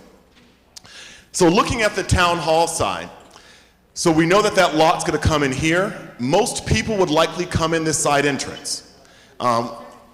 We do have the entrance along Mass Ave, but most people would come in the side entrance. When you come in, this now becomes the treasurer tax collector office. You have a window here to be able to get serviced. For the accountant, we put another window in there. Anyone who's come there to pay a bill, you know that sometimes you got to wait in line. We were mindful of the placement of the town accountant office, so that way they get visibility into that service window. So that way, if you know someone's on break, they can easily pop out and service the member of the community. And similarly with the treasurer, we also put that office close to the window, so that way if a resident or someone is there, you can easily see that and pop out. We create a bullpen area. Adjacencies were something we were being mindful of. We know that the town clerk and the accounting and tax collector work hand in hand throughout the day. And so it was important to have them near each other. So if you're the member of the public, you come in the door, you're easily able to meet with the town clerk, you're easily able to pay your bills, you're easily able to go to the assessor's office just as you are now. All those first floor town hall functions would still be on the first floor of town hall. And we've created a copy room, a centralized elevator, that's an actual elevator, and then we have two sets of stairs, egress requirements as well to be able to get up and down this building. We bring the facility manager in here, Veterans Affairs are over here, Parks and Recreation Director comes over here too. When we get into the second floor, there's no second floor in part of the Ritter building, but the second floor of the school building becomes where we again have a lot of those administrative functions for executive assistants, HR payroll. We create an office for the HR business manager and finance director. We create an office for the school superintendent, and that overlooks what used to be the old stairs. One of the cool things we learned is that we believe there's a time capsule located right where this clicker is kind of pointing. So one of the things that we may be able to do in this process is open it up. That'd be kind of cool. All right, we also have space for the Director of Teaching and Learning. Now, we are showing in this kind of a door to separate. We expect that most staff are going to come in from the town hall side, but this isn't going to be a pass-through. This is not for members of the community. We do expect them to be, again, treated like two separate buildings, but in the event of an emergency or staff coming in, they are connected with shared resources. The second floor, you come up to the second floor, you get off the elevator, you walk up the stairs, and it's all those inspectional services that we have. So we have a larger area now where the planning department, the conservation agent will be working together with the land use director. We have an area for the building departments to be. We have the public bathrooms, and then we have the Board of Health up here as well. One thing that we were mindful of throughout this whole process was cost effectiveness, looking at how to be the most efficient with the floor design. So this then, you should have seen the storyboards, and I'm sure many of you have seen a different version of this presentation before, but this would basically be the look if you're at Bad Larry's and you're coming across the town. This would be the look that you'd be looking at. And then, with the nice 4th of July, because if all goes well, this will open in time for our 300th anniversary. And on that point, I want to say, our town is about to be 300 years old. We have never built a town hall. The town hall we have was an old church that was donated to the site and repurposed. So this just shows, again, different views of what this would look like coming from the parking lot, just to give you kind of a feel for those renderings. This shows, coming into that front door of the building. We're creating public spaces here. And if you come in the front door, this is what you're seeing. And I want to just pause here to talk about a couple things. What we're showing is a tile floor. That means maintenance. You don't have to replace the carpet. That's one less thing you have to do. We're trying to maximize the use of natural light, which helps decrease electrical costs. So we see windows in the upper portion, and again, this helps spread the light across the building. We are also using some wood-type material for half the wall. It's one less thing to paint, one less thing to repair, one less thing to have to handle. And as you come down the hallway, as you look, you can see the same signs that we have for the assessors. A little further down is town clerk, and again, around that corner is where you'd have the treasurer and tax collector. If you land up off the floor and you walk off the elevator, this is what you'd be looking at. If you look back towards Main Street, to your left over here is where we would have all those building departments, again, maximizing the natural light to, again, windows don't have to get painted. Windows don't have to get painted. And we've created a lower level here to accommodate for PAC. And PAC's different variety of needs. It also becomes a location for the mechanical, electrical, plumbing rooms, and it becomes a location for the electrical rooms. And what I want to highlight here is we're mindful that, you see this space that we're calling unexcavated. We wanted to make sure that we're far enough away from Ritter Building as we begin to dig, so that way we don't affect the structural integrity of that building. So these are all things that were thought of throughout this process. And this just shows a rendering of kind of, if you're looking at the building smack dab from the middle, kind of what you'd be looking at. We create on the front side what looks like a bridge. A lot of this building is on the back side. We've tried to make it as symmetrical as possible from the front side for aesthetic purposes. But on the back side, you can see that what is a much larger kind of building bridge on the back is a lot smaller. Again, a critical feature is maximizing the use of natural light and really trying to showcase Ritter in all its glory. Now, this slide kind of just shows some of the challenges that we have on the site, which is that Ritter Building is so far, the first floor, first level is so high up off the ground that we do have to, in this bridge, it is a ADA compliant slope that allows us to make that first floor, the first floor, the second floor, the second floor, and again, depicting what is now going to be a basement for PAC. PAC had unique requirements where they did not want to, or, based on the nature of what public access does, they don't need windows. So I mentioned to you future-proofing. What does future-proofing mean? Future-proofing means designing things in a smart way so that way we're not in front of you in the foreseeable future to say we need more money because we didn't build a building big enough. So certain things I want to highlight that are future-proof spaces. So as we look over here at the ACE program, maybe in the future the ACE program will be in a school. Maybe when Turkey Hill gets remodeled, it will be relocated. That provides the school district with adequate office space to account for up to six additional personnel. We don't think they're going to need it, but again, it provides that opportunity for them.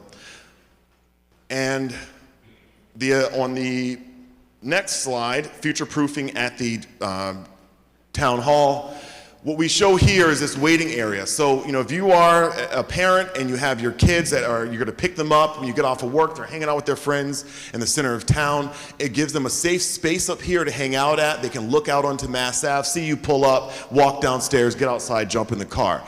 But in the future, if we realize that we need more space, we could block this area in and turn it into an office.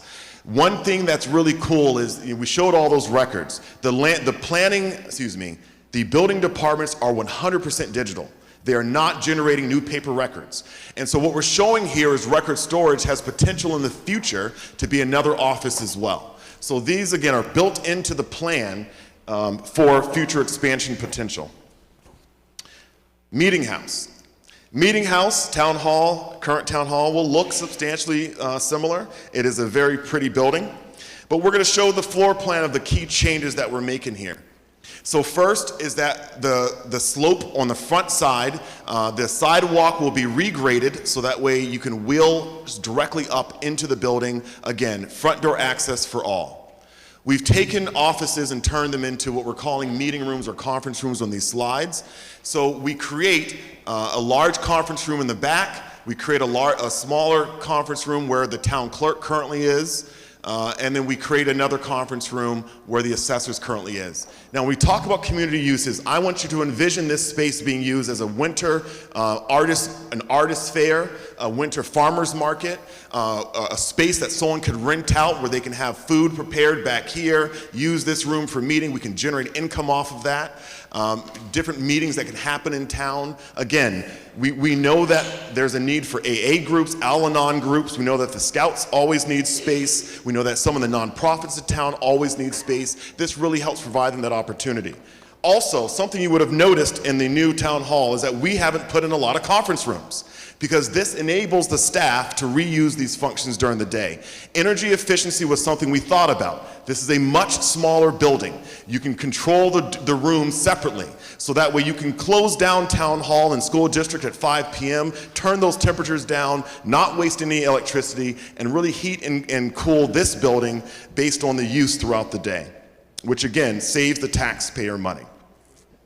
And when we get into the second floor, what we look at is with the creation of a gallery. We've heard from the artist community, from students, that they would like a space to display their art.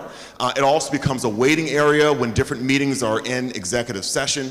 And right now, anyone who's had a wait knows that you're often down the stairwell in what is now a really tiny area. So this really just improves that, allows us to showcase some of those great things that we already have here in Lunenburg. So all we're doing in this building is removing what's now the town manager and HR director's office.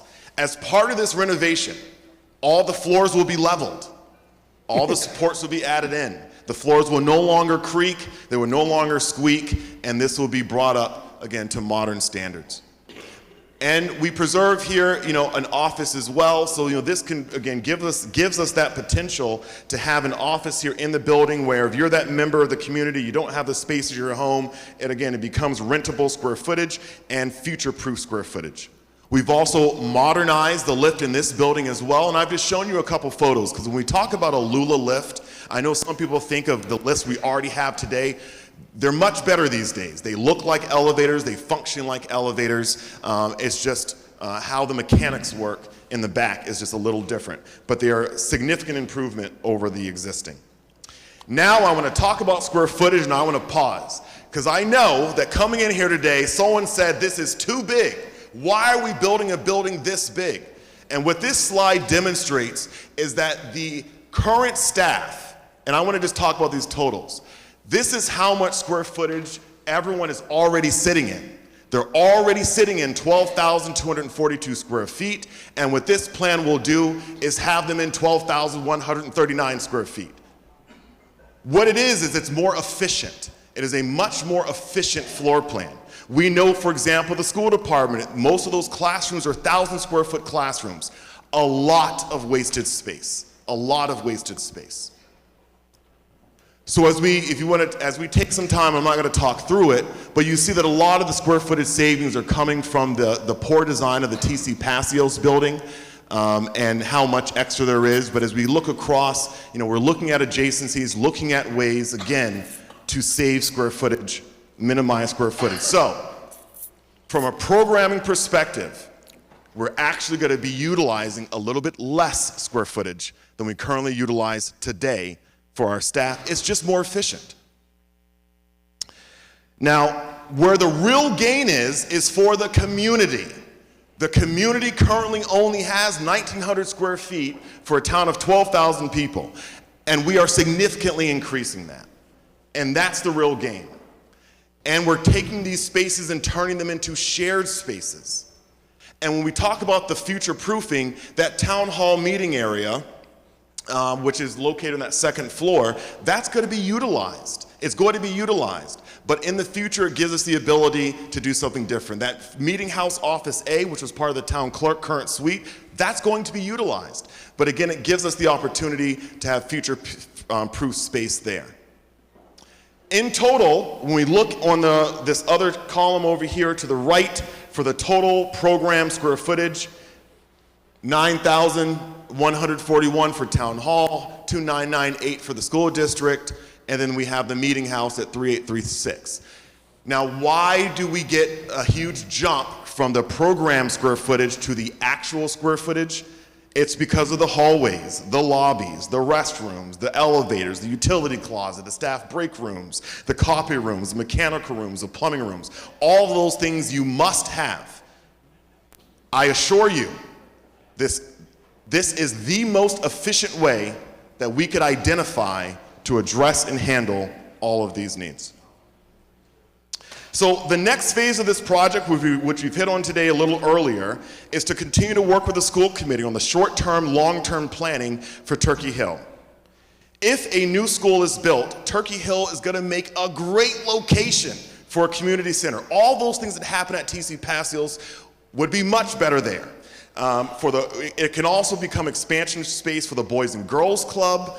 It could be a food pantry. Townwide voting could happen where the Turkey Hill Middle School is now. Community kitchen, state delegation, local offices. They pay rent, by the way, and continue to maximize a gym for the Council of Aging, Adult Activity Center, summer athletics, and other programs.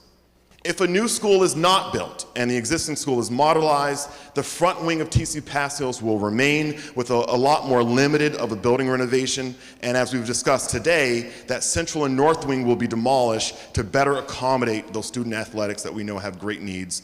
And then for the Brooks House, to convert it to private commercial use with minimal investment from the town.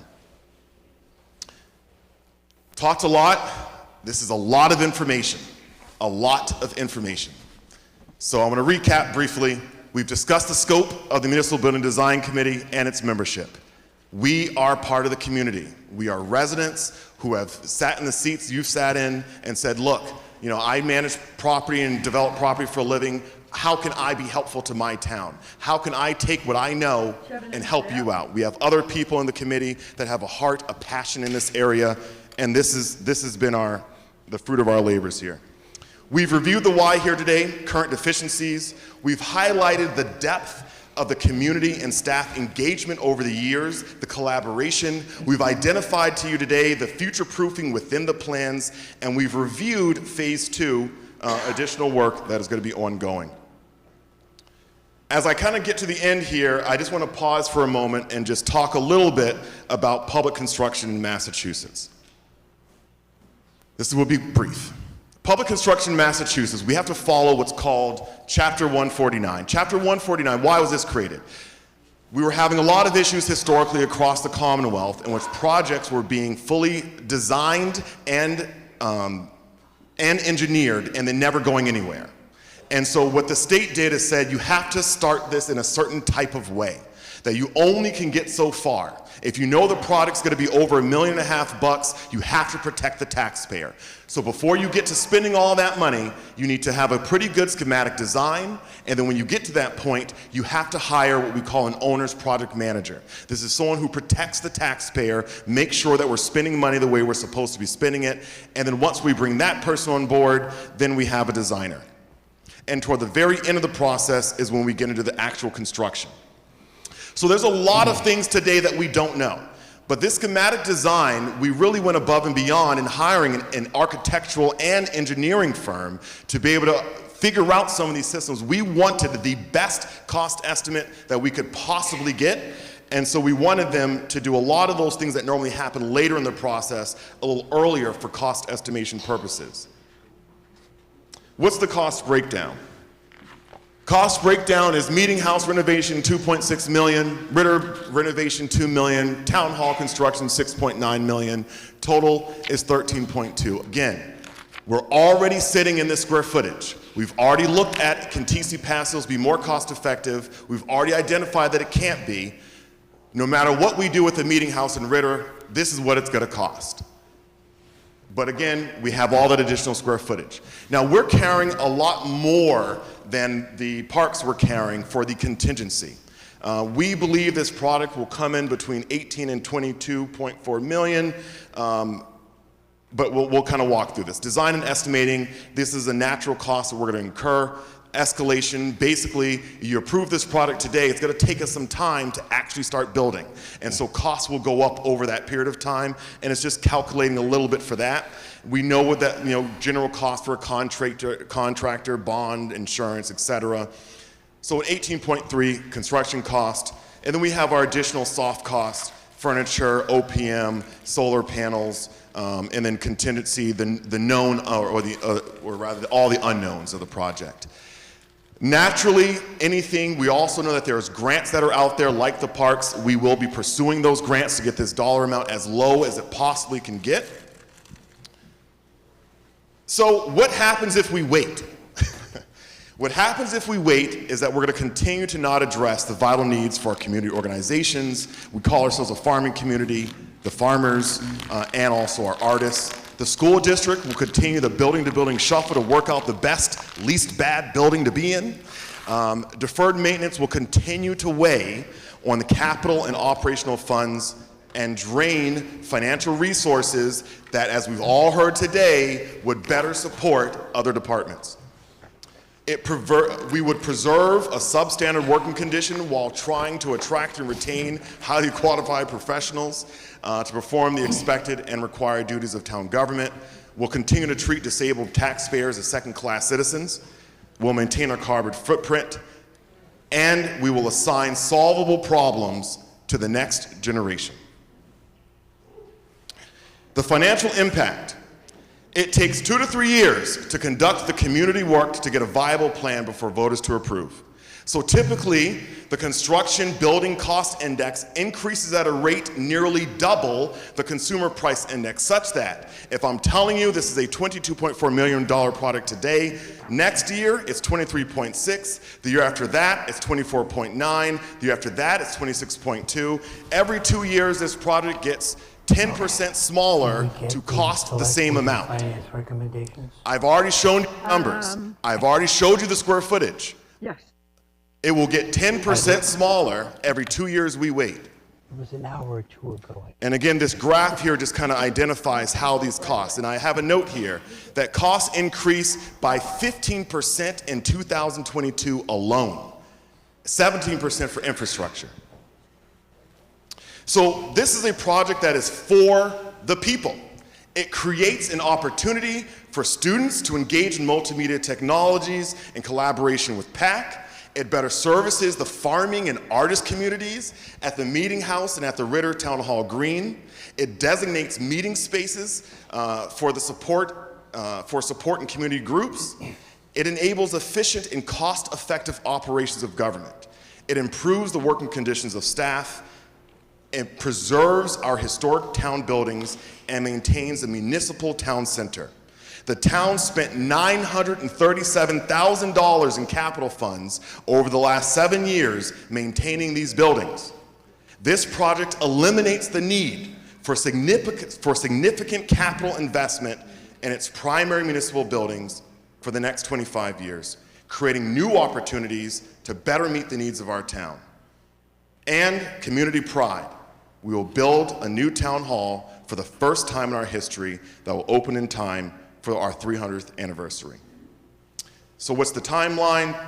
Timeline is that if this gets approved, and it gets approved at the ballot this summer, we'll hire the OPM. As we go into the fall, we'll hire the architect and engineering firms. They'll work between the fall and the spring to complete those construction documents, such that by late spring, early summer, we'll hire the contractor, and next summer, construction will begin. The beauty of this plan is we were mindful of the cost of having to rent out temporary space. So this plan enables us to build a town hall. It takes everyone out of the Ritter building, out of the existing town hall, puts them in it, and then renovates those 2 buildings. Again, cost effective. And then we're all in time for our grand opening in the summer of 2028. I want to thank all the people who've worked over all these years to help us get to this point, and I will pause for your questions. I didn't see the moderator's office. Okay. There's got to be some people that want to ask questions, comments. Kathy doesn't want to allow it. She wants to go home. Go right ahead, Mr. Tata. Introduce yourself again.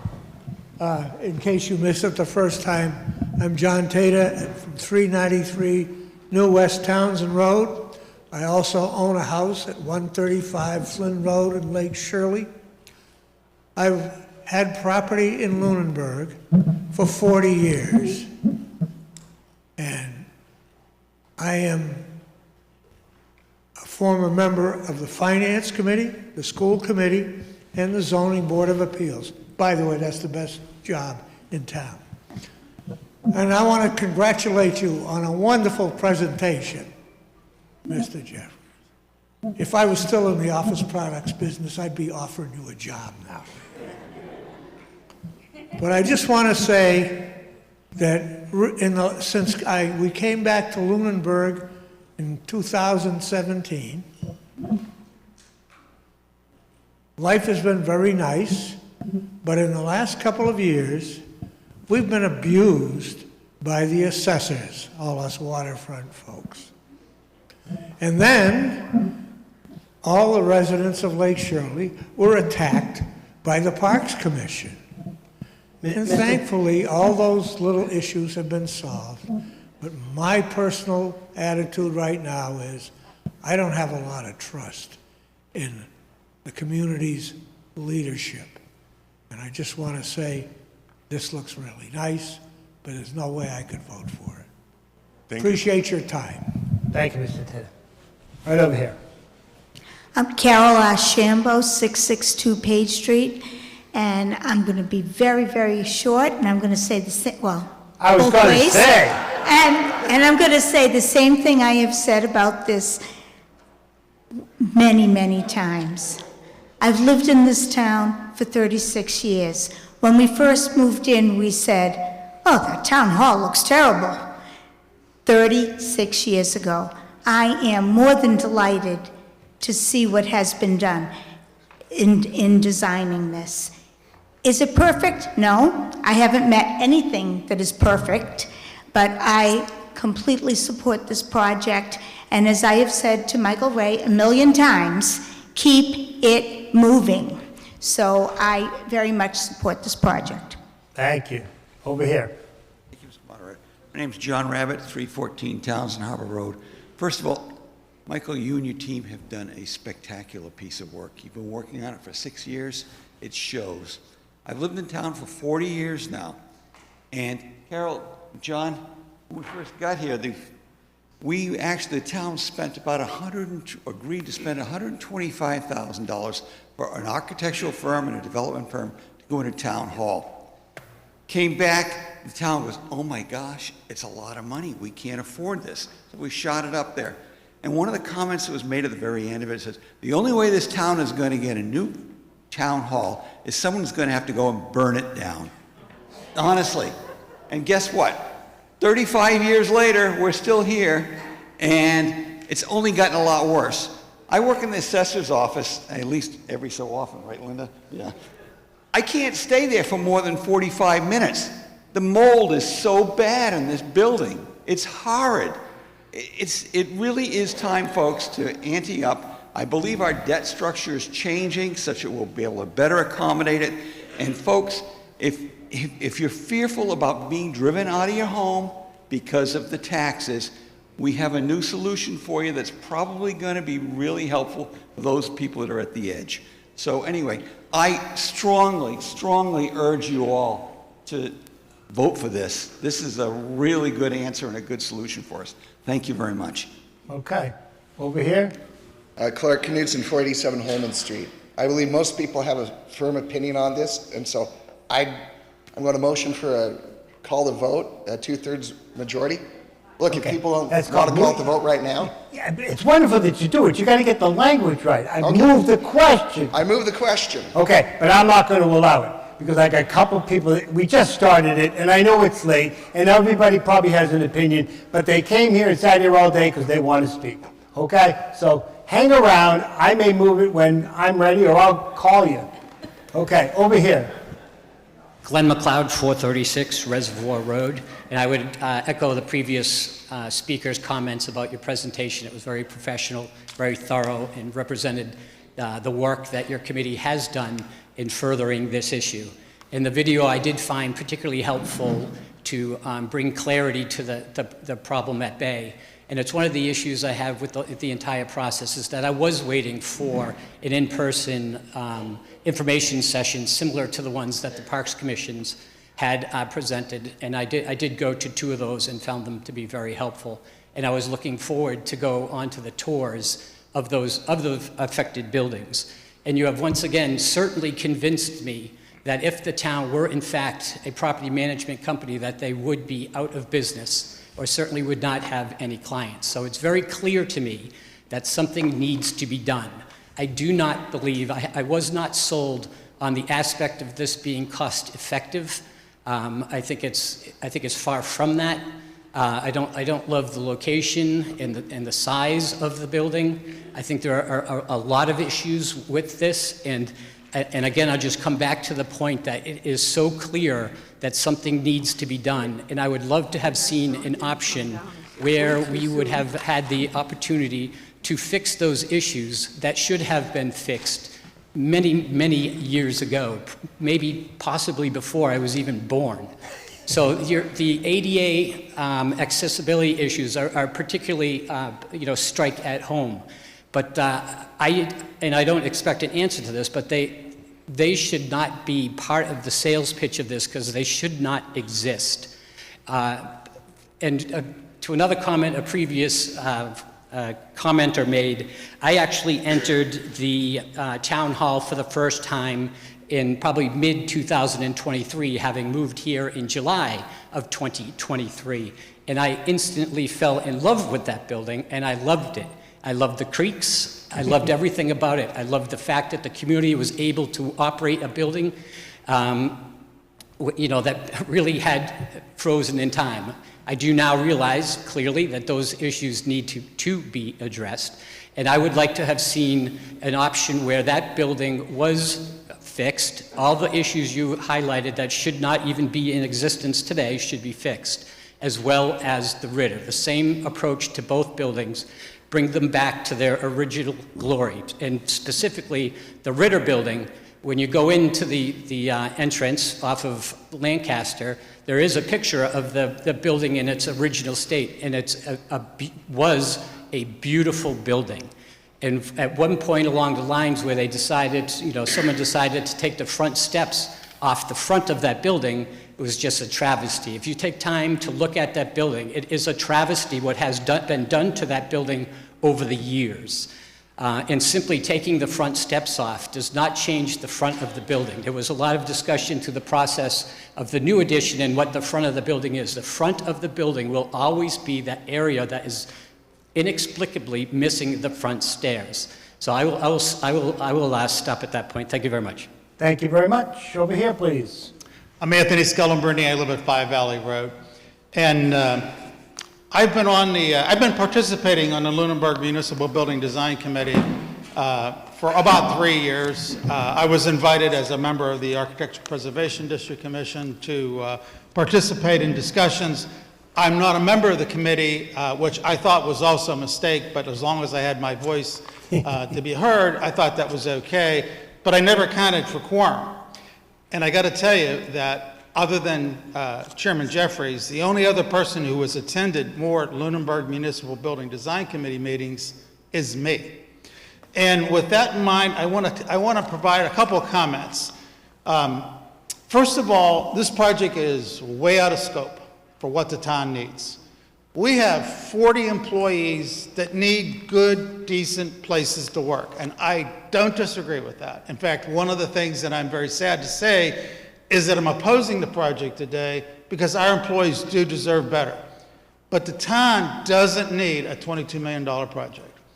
In the world of building management, you say that if you have 40 employees, you provide them with about 200 square feet of space for each of your employees, and that includes things like an accounting for break rooms, because 200 square feet is actually pretty large. The square root of 200 is 14 square feet, or 14 by 14, and that's a pretty good space. So the generous amount of 200 square feet of space for 40 employees is 8,000 square feet.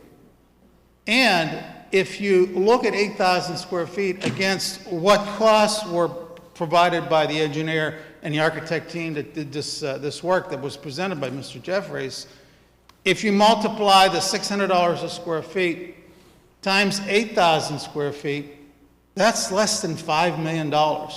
Double it. That's now a $10 million project. Now, I think that, how did we get to this point?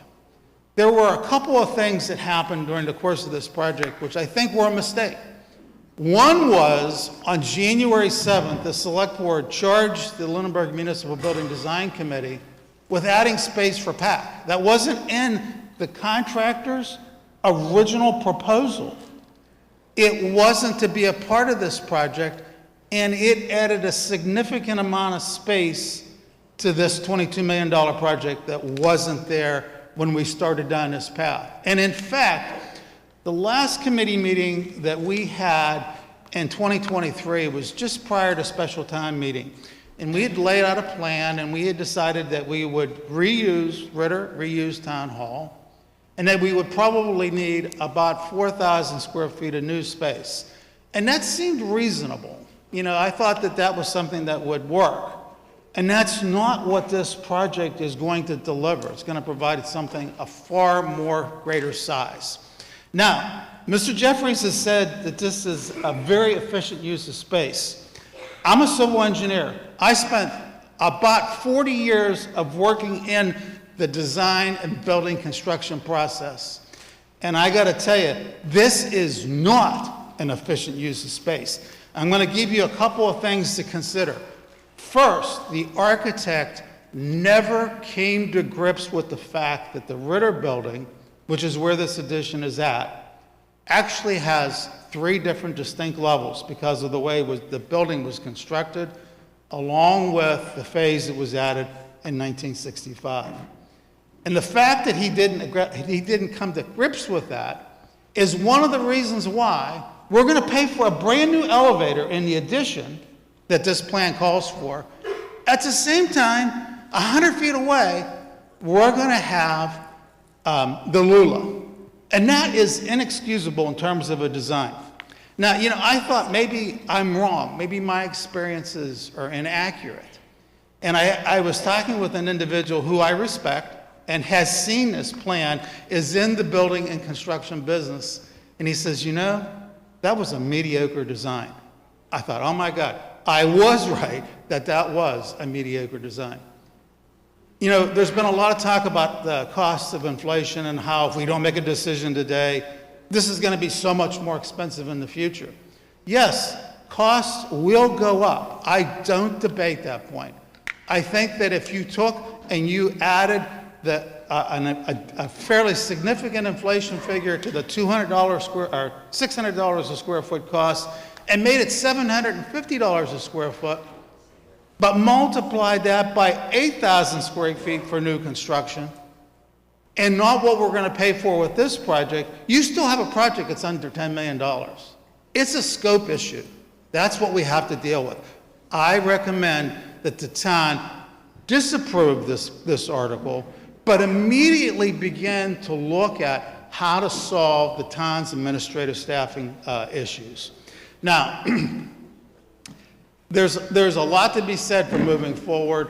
I hope that we do that quickly. I think the town employees deserve nothing less than a good place to work.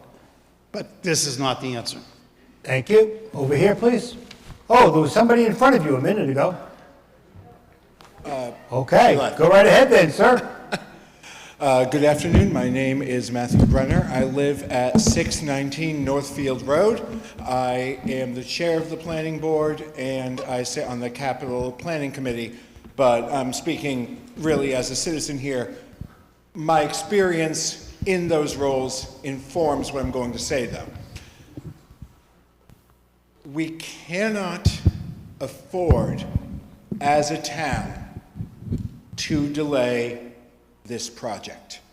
My biggest concern with the amazing presentation I just saw from Mr. Jeffries is I fear it underestimates the cost to this town in terms of delay. I've sat on the Economic Development Committee. I still try to stay in touch with what's going on there. I've attended a meeting and will be at future meetings with the Lunenburg Business Association. We are losing businesses coming to this town because our government infrastructure is not adequate. Now, they don't say, I don't want to come to Lunenburg because your government infrastructure is not adequate. They say, I can't figure out how to get a permit done because I have to go here, and then I have to cross the street, and then I cross the street again, but oops, I shouldn't have, and I don't know where this office is. It is difficult to open a business in this town because our offices are not co-located. Communication between offices is different. When I'm sitting in the planning office, and our administrative assistant, Logan, fantastic guy, has to run across the street to bring papers over. That is time that could be spent getting government work done. And this is beyond really the capital planning issues, where I can tell you these construction projects, even smaller than this, they're going up fast. I believe, sincerely, they are going up faster than what Mr. Jeffries showed us, because that's what I'm seeing on that committee, and that is what I'm getting when I speak with builders on a regular basis. I like this project. Maybe there's room for improvement. Sincerely, we cannot afford to wait, and there's safeguards built in for our fiscal safety as well as the long-term use of the building. That is very smart, and I'm grateful for it. Thank you. Okay, over here, please. Robert Bowen, 1686 Mass Ave. When we had our first town manager, who was then called a CAFO, right, he proposed a massive building project for the town. To build a new school, to build a new public safety building, to build a new library, and I think there are one or two other smaller buildings. Huge price tag, $40 million or $50 million. Went down in flames at town meeting. And then slowly, over the years, we built a new library, we built a new school, we built a public safety building. One at a time, slowly, at a higher cost than if we had approved that whole project initially. Thank you. Over here. I need a midget mic. Debbie Lincoln, 46 Hemlock Drive. You just voted to demolish part of the Passios building, which houses the PAC Studio, which is here today filming us, which films all the events for the schools, our town committees, and you have just, Mr. Scullambrini, decided that you don't have a home for them. And I'm sorry about the price tag, but I think they are one of the most important things that we have in this town. And all the other plans did nothing with PAC. They had no home. So if there's a little price tag for them, I think they are the most important thing in this town if we want to communicate. So I'm sorry if they come with a price tag. I think we need to house them. Thank you. All right, what's up? Well, as I believe everyone's opinion is pretty firmly entrenched, I'm going to call to vote. Okay, again, you got to work on the language. Move the question. I move the question. All right, okay, he wants to move the question. Now, and I'm going to let you do that, okay, clearly.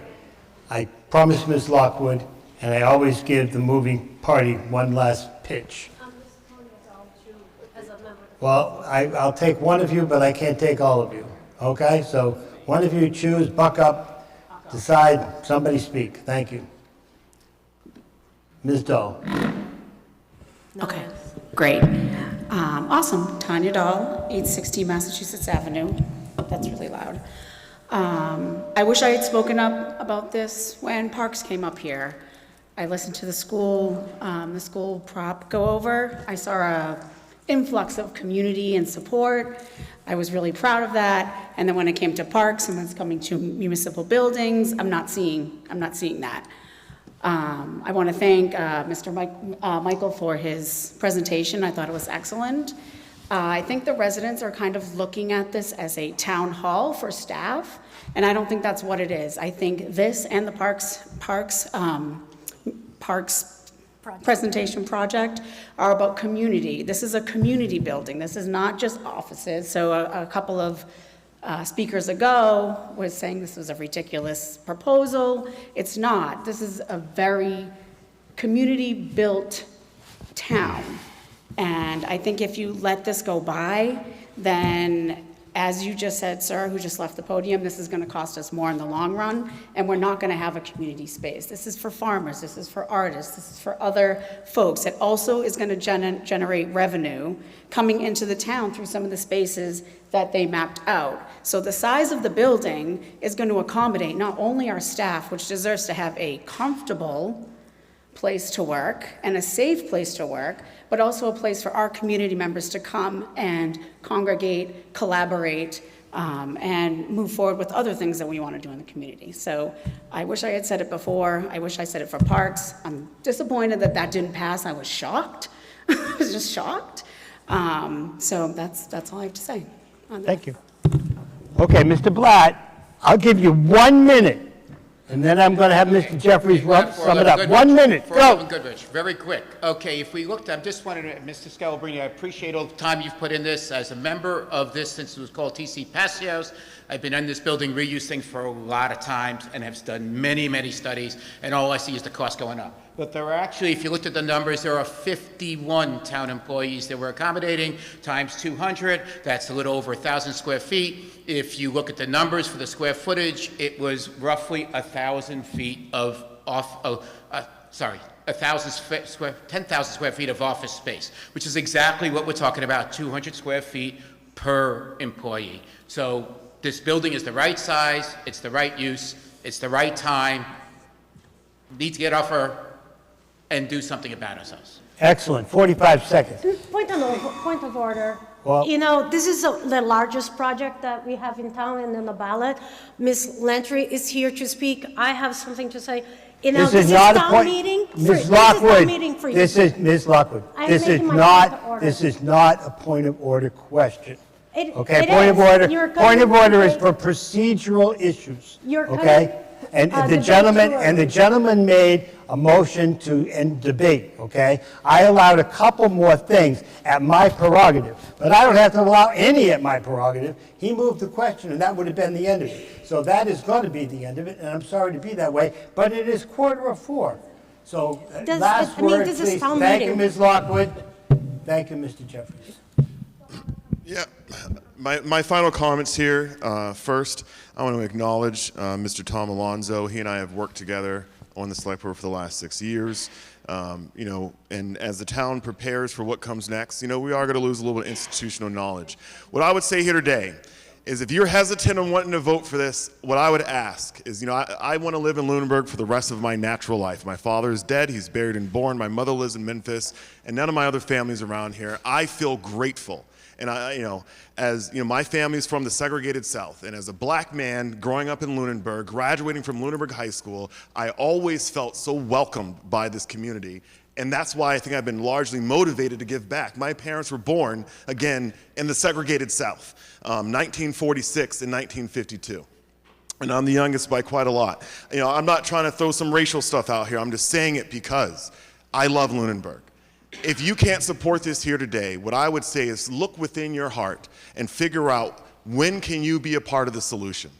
When can you be a part of the solution? It's been a lot of work to try to bring everyone together. We all buy homes, we all have aesthetic interests. We know this design's going to change over the course of the next year or so. You know, there's a lot more money, 1.9 million that will be spent in additional design money. There will be opportunities for more public contributions to this. What you see today is not the end all be all. But if you can't support this today, what I would ask is look within your heart. When you ask each other to work for 6 years and things fail, we're probably going to need a new committee here. But look within your heart and say, how can I be a part of the answer here? Because that's what we need. We need solutions. We need to work together. And I want to thank everyone for hearing the presentation. Thank everyone who's participated and contributed to it. And I trust that we have your support. And again, thank all the staff. So, Mel, the first thing is, are we going to end debate? Because that's what the man made for a motion, okay? So we're first going to vote on whether or not to end debate. Now, if you want to keep talking, you will vote not to end debate. Okay, should we end debate? Yes, no, voting is open.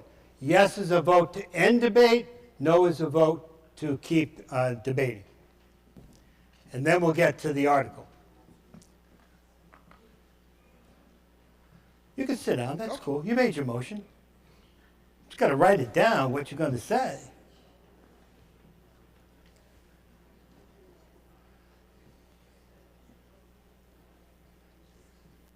Even though the question itself is 2/3, but motion to end debate is also 2/3.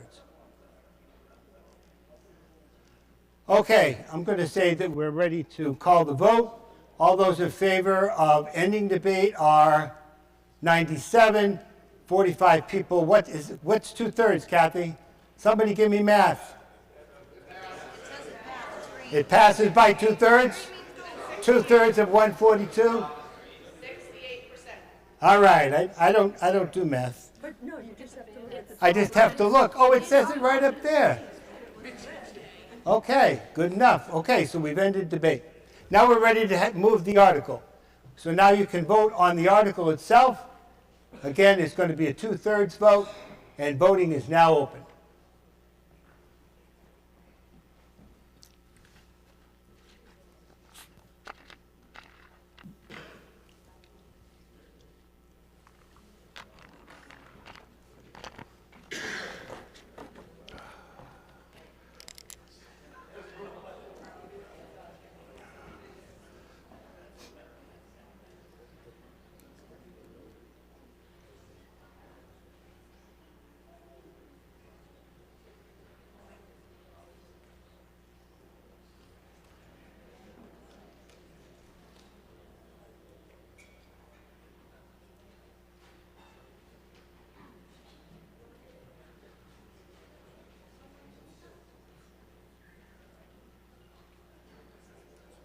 Okay, I'm going to end the voting. What are the results? 2/3 vote. Mel? Come on, Mel.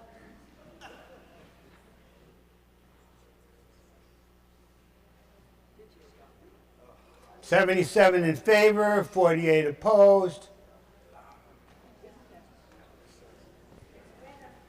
Failed. The article failed. Did not get 2/3 vote.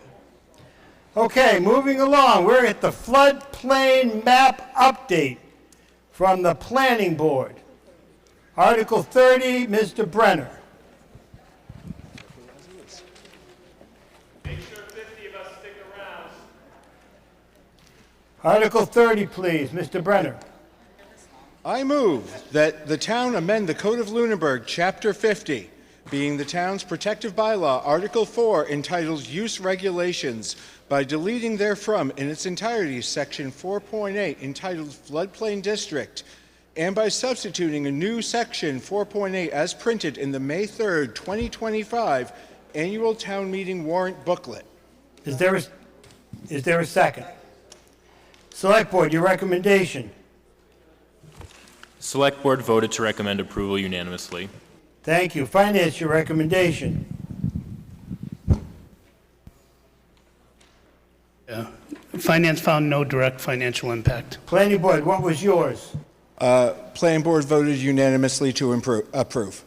Thank Or you. to recommend approval. Why are we doing this, Mr. Brenner?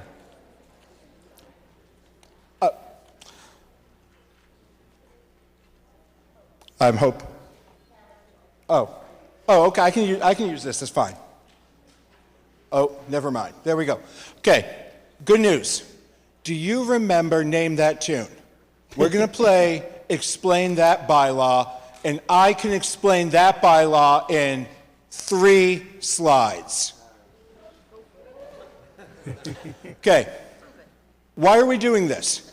Because, well, our floodplain maps are really old. That's not the town's fault. That's the feds update these, and they finally updated the region. And what you're going to see is basically this is necessary for our town. Without this what does it do? Well, without it, no one in town will be able to qualify for the National Flood Insurance Program. That means currently there's about 18 properties in town that use the National Flood Insurance Program. If we don't approve, they will no longer qualify. We have homeowners in town who will have to get their insurance through the private market, and if you follow the news, that is unaffordable and drives people out of their homes across the country. You see right there, I even gave you the little dollar packet with wings emoji to show it flying away. With this bylaw, what we're doing is the properties in town that currently receive or would qualify for National Flood Insurance will still qualify. There's some small changes to approval overall within the 1% risk flood zones, and I'll kind of explain that a little more in a moment. This is an update pushed by the feds that if we don't do it, people are going to lose their insurance and possibly their homes. Notable points in this bylaw. There's a whole lot of text. A lot of it is just background, how things are handled, updates. Again, 40 years is time. But the big changes, it updates our 43-year-old floodplain map. Now, we've talked about water maps before, and people have said, well, do we really have to accept it? In this case, the answer is, I mean, maybe not, but if we don't, again, people lose their insurance, and the maps apply anyway. This is just us recognizing that the maps exist. For people who have property in the 1% zones, again, right now, 18 residences in town, small. For people who have property in the 1% risk zone, work done in the 1% risk zone, not the rest of their property, just the flood risk area, needs approval by special permit. We've talked about this before at other town meetings. Special permit is a way for the planning board to basically, we don't only look at the property right there, we looked at the broader impact. And again, for a flood zone, that's necessary. This isn't our decision. This was put forward, again, by the feds. For the rest of town, pretty much no change. This impacts the flood areas only. Now, there is a map update. And does it impact you? The good news is FEMA has put out tools to help you see if it affects your property. The problem is I can't just give you a link real easy like on a handout because it's one of those to use the app. It requires like 17 random letters and numbers afterwards in the link to function. I tried shortening it, I couldn't. So to the tools that will help you, I can get those out on the town socials early this week. And if you're saying, but Matt, I don't have town socials. Yeah, I don't have social media, I don't have good links. We can get the links out there other ways. Heck, make a call, make an appointment to come by the planning office if you need, and I can show you. But these are small changes overall across town. We're doing this to stay current with what the feds need to maintain the insurance for those who need it in our town. That's it. Okay, cool. Anybody at the microphone to ask them any questions? Oh, go ahead, Ms. Lizio. Yep. Ron Delicio, 181 Reservoir Road. I just had a question. When I heard this discussed at the planning board meetings, I thought I heard said that residents whose property is now in the flood zone would be notified. Has that occurred? That has when we said we wanted to do that, our office was in a lesser state of flux than it is now, unfortunately. And the lowered person hours combined with, I could get into details, the old maps for Lunenburg are paper, not digital, because they're 43 years old. And so they're not as easily cross-referenceable. I'm going to be honest, I've sat in the planning office for hours, and I found that I was trying to comb to find all the addresses, and it was literally going through like the whole town parcel by parcel. Oh, wow. Yeah, I'm sorry. I wanted to give that to you. What I can give you instead are links so that you can check your property. Again, you probably know if you're in an area that might be at risk of flooding, but I can send this out to you, as well as the feds have all sorts of information to help. But one of the takeaways is, regardless of if we pass it or not, the maps change, and all that's different is if your property is affected, you would no longer qualify for national flood insurance. Okay, we're ready to vote. All those in favor, voting is now open. Article 30, it's a 2/3 majority vote. Stay right there, Mr. Brennan, because you got the next article. Oh, you know it. I do.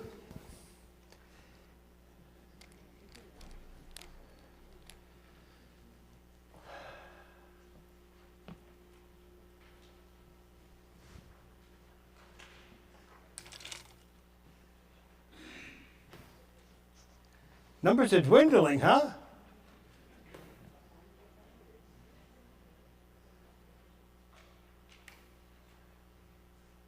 Okay, I'm going to say voting is now closed. Article 30, 2/3 majority.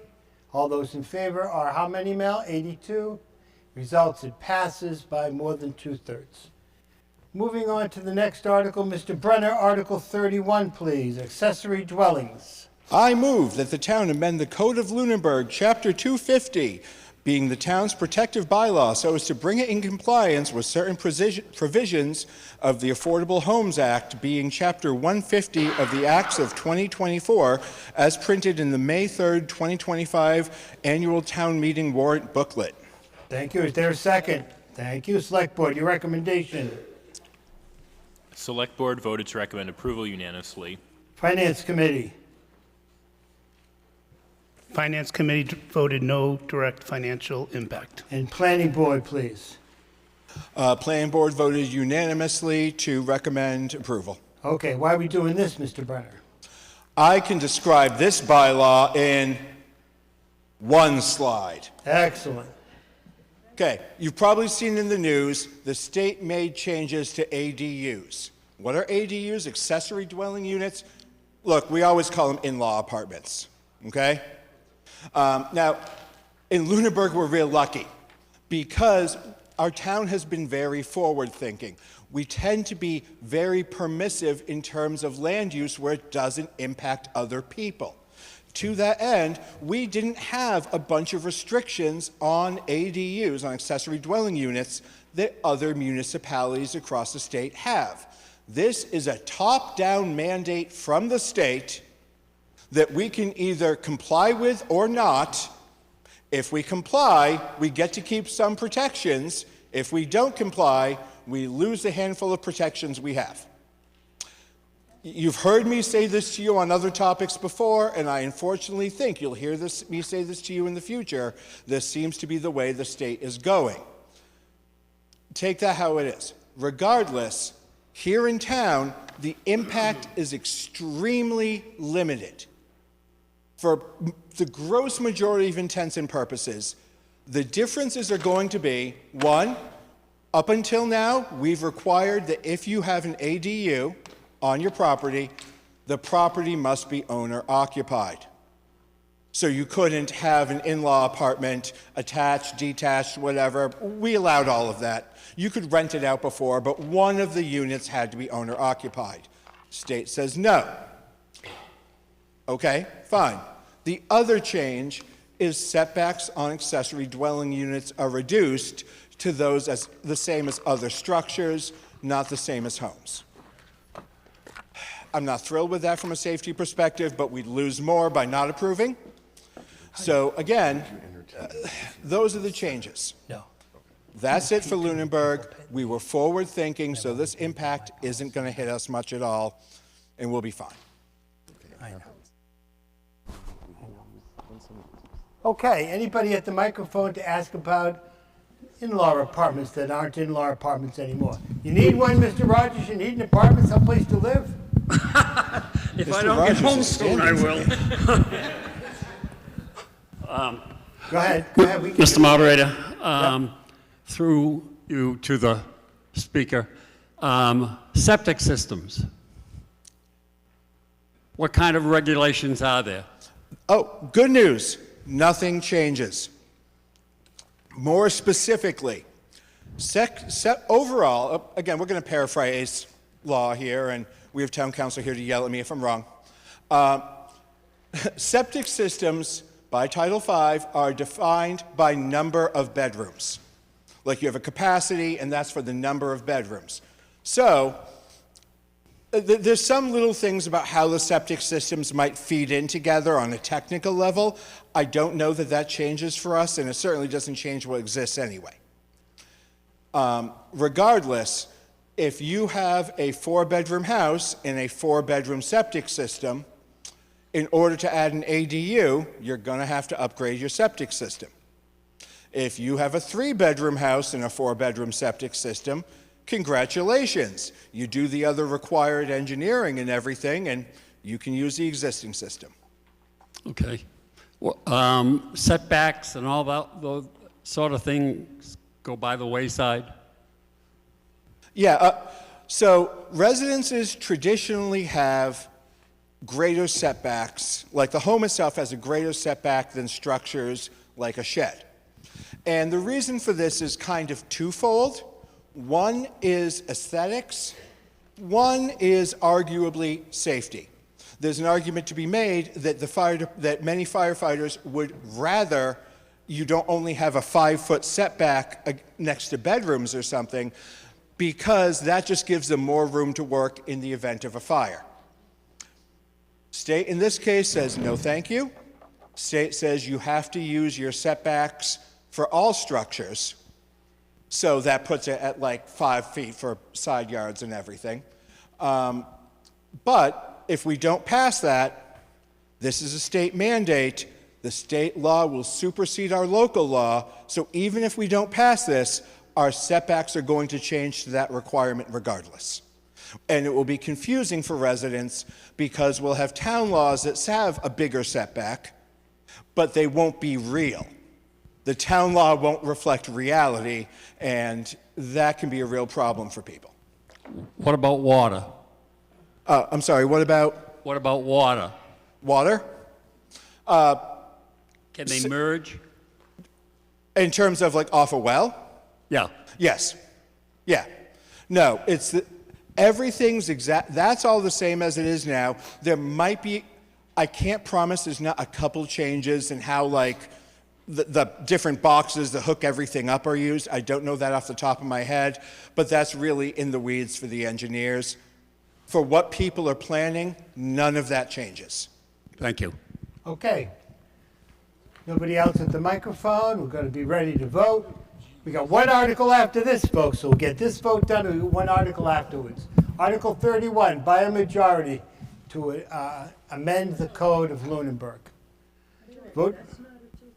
Huh? Kathy says it should be 2/3, Mr. Costa. Mr. Moderator, it is not. It's a simple majority. I appreciate Kathy's comment. The rule used to be zoning bylaw amendments were always a 2/3. Over the course of the past 5 or 6 years, the legislature has made a number of changes, saying that certain types of zoning amendments can be subjected to a lesser quantum of vote, a simple majority, and this is one of them. All right, there you go, Kath. Now you know. You're updated. All right, majority vote. Voting is now open. By a majority. Let's go.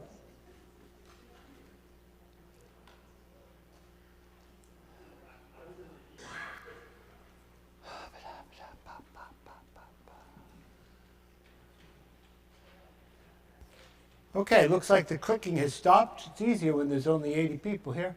Okay, what are the results, Mel? Voting is now closed. All those in favor of Article 31, 84, one abstention. Look at that, nearly unanimous. All right, that passes by almost unanimous. So 32 and 33 were in the consent calendar, so we're passing over those. But this time, the final article that's on the warrant today is a citizen's petition. Mr. Bowen, come on up. Yeah.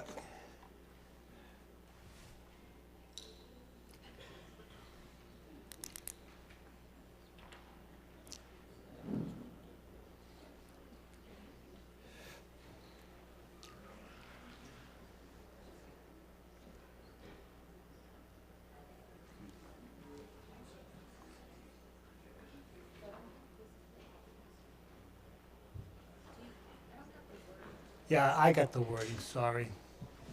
I don't know where I've got it. Just listen to what he says, and I'll get it from him in a minute. Ours says pass over, but It's not passing over. I don't know, but we're not passing over. Okay, Mr. Bowen, do you have your motion? Because they don't have it. It's pretty simple. Well, say it, and then they'll write it down. Oh, okay. I move, go ahead. Give us your name and that kind of stuff. Yep, go right ahead.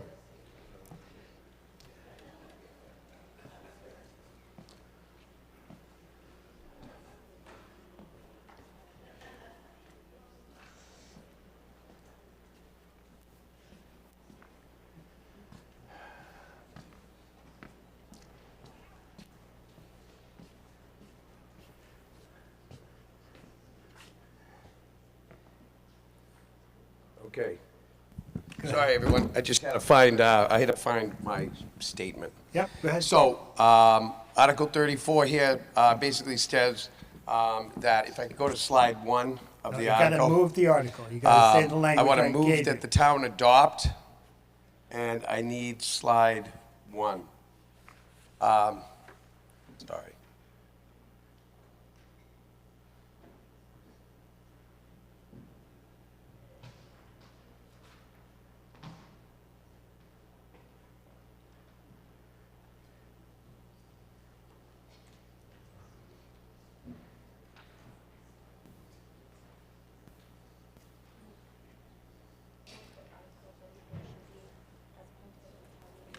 Hold on, I got to read it from here. Go ahead.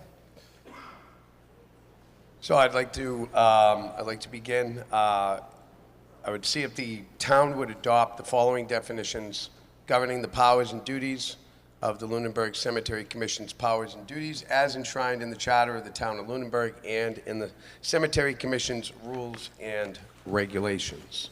That'll be fine. So you've moved it. Is there a second? At least Jean Marie was going to second it. Okay.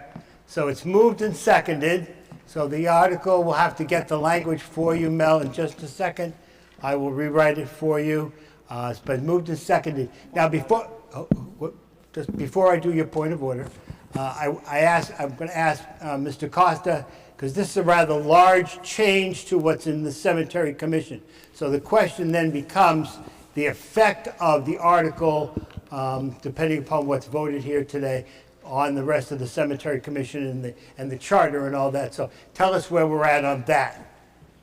Sure, I can do that, Mr. Moderator. So I've already spoken a bit with the proponent of the article who's at the podium regarding my opinion on the article. So my opinion is that this was submitted properly as a citizen's petition. Any petition submitted with the signatures of 10 registered voters for an annual town meeting is appropriately placed on the warrant. So the article is appropriately before you and it's been moved. The concern that I expressed to the petitioner is that the citizen's petition attempts to do a number of things, and it's identified by numbers 1, 2, 3, 4, and 5, and they're in bold and printed in your warrant. The first is to adopt certain definitions with respect to the town charter as it relates to the Cemetery Commission. The second says to direct the Cemetery Commission to do certain things. The third is to direct the town manager to do certain things. The fourth is a restriction on changes to rules and regulations of the cemeteries, dictating how those get made. And the fifth is also restricting how the Cemetery Commission can use certain money. And so my opinion on this is that this is an advisory article only. And what I mean by that is that it's not a binding vote of town meeting. Town meeting doesn't have the authority to do the sorts of things that are proposed here. For example, in item 1, adopting definitions for a charter. If you want to adopt definitions in a charter, the charter would need to be amended. And the only way the charter gets amended is through special legislation, and that's a whole different process. Similarly, with respect to items 2 through 5, giving direction to the Cemetery Commission or direction to the town manager, that's not the role of the legislative body. So that's not something that town meeting can do. They can make their wishes known, and so this can still be voted upon, and if the vote is overwhelmingly in favor, it sends a clear message to the town manager or the Cemetery Commission as to what the desires of those in attendance are, but it's not binding, it's not obligatory, it's not mandatory. It doesn't require the commission or the town manager to do the sorts of things that are stated here in the article. That's my legal opinion on the force and effect of the article. Okay. Did you still have a point of order? I do. All right, point of order. Legal question. Go ahead. So I want to verify that the way the motion was read, which only incorporated item 1 of 5, as town council just noted, is that sufficient for us to talk about the whole article? I just want it to be introduced properly for discussion. Right, understood. Did you hear the question? Go right ahead. So what I might suggest, Mr. Moderator, I heard part of the motion as well, and I was wondering if something might be printed on the screen, and I was going to await an opportunity to review that before I commented on it. I might just suggest that Article 34 be moved again and simply be moved to adopt Article 34 as printed in the warrant, because it does it is comprised of multiple parts, and we do want to be sure we capture it all for purposes of discussion and vote. You get that? I do, I have it. Say it. All right. I'd like to make a motion to move warrant Article 34 as it is written in the warrant, as it is in the booklet that has been authorized by the Select Board and the town. Second. And it's seconded. Now, you got that, Mel? Pretty much? Go ahead. And we'll tweak it as if we have to, Mel. Okay, good. Now, ready to make your presentation, Mr. Bourne. Okay, hi everybody. Some of you already know me. Some of you have seen some of the presentations that I've brought at different town meetings before the Select Board with regard to the cemeteries. And what I'd like to do is I'd just kind of like to give you a little bit of background about how a cemetery and the statute of Chapter 114, which we quote in our charter, has come about, okay, to begin with. So that statute was formed and passed in 1889, okay? So when that was passed in 1889, it was specifically passed because there were some families that weren't able to take care of, or they were not families able to take care of their dead. So the state stepped in and said, we'll create perpetual care, which came 30 years or so later in 1919, okay, with regard to how to handle money, finance with regard to cemeteries that towns decided to take over as opposed to private cemeteries, okay, at the time. But what I want to do is as I go through this article, I'm going to give you just a little bit of an understanding based on that history, okay? The statute of 114 has never been repealed. Nothing has ever been repealed. So when you're talking about something being repealed, it means, oh, we're going to make it new and different. No, so we have to look at the statute from the statute's own language, which its language is from 1889. It is not from 2025. So as we focus on that, and if you were to shepherdize this on your own in law, you would see, okay, that there are certain meanings to certain words. There are certain words and how they are written to certain direction, okay, and how commas take place, and so forth. So if I could just continue to inform on this aspect, okay? You have to look at the law itself and its framework, okay? When the law was created, okay, in 1889, Chapter 114 as created, okay, you have to look at the etymology of the definitions wherein was at the time, okay? Like I said, this has never been repealed, okay? And accordingly, legal writing, as it is written, uses a certain number, and some of the folks in here will understand what a restrictive modifier would be in writing law or in forming a sentence, okay? So now, restricted modifiers in law, when viewed, is by the exercise and the use of punctuation. And in that punctuation, there are rudimentary interpretations that come in the writing of statute, okay? Or court opinions. Okay, what I'm going to show you, okay, as we go through this, if you heard, this is information, okay? I'm showing you that when you take into context the wording of statute, it's clearly, okay, that words such as like sole does not mean unfettered discretion to do what I want. Care, okay, which is a care of duty, which is I take care of, okay, as described, okay, to care, okay? And then cemeteries, okay, by reviewing, the cemetery commissions review the town's responsibility to make sure that the town is taking care of the dead whose family is not here, okay? And this is the purpose of this statute, okay? So the dead is honored in their end, okay, is basically why they did it, because there was nobody to care for them. They are advisors. They are overseers. The listing that is in the charter, in the statute, all those commas are, I'm going to explain to you, are not, they're specific, they're not like verbs. They're not specific. You do this, you do that, you do this. And you put the word I before it. I do this, I commission, I do this. It doesn't work like that, folks. Okay? Why? Like I said, family was not allowed. You go by some cemetery graves, you'll see on the graves it says perpetual care written on the grave. Okay? There's a reason why it says perpetual care written on the grave. Okay? It's because that's a grave that needs to be taken care of by the town. Okay? Families otherwise took care of the perpetual care who were alive. It was never paid for. Okay? And that came out of your sale of lots money or burial rights money at the time that they called that. Okay? To take care of those graves, not to take care of your entire cemeteries.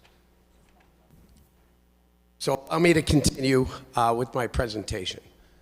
Okay, the cemetery warrant article is for this year for an understanding. The purpose is to give the inhabitants of Lunenburg direct oversight by providing a clear understanding of powers and duties of persons within authority over our cemeteries, along with fiscal discipline, cemetery management, present and future development and maintenance of our cemeteries, but specifically for the stated purposes of creating transparency and protecting from waste, fraud, and abuse, patronage, and inerments within a division of our government which is not financially sustainable on its own.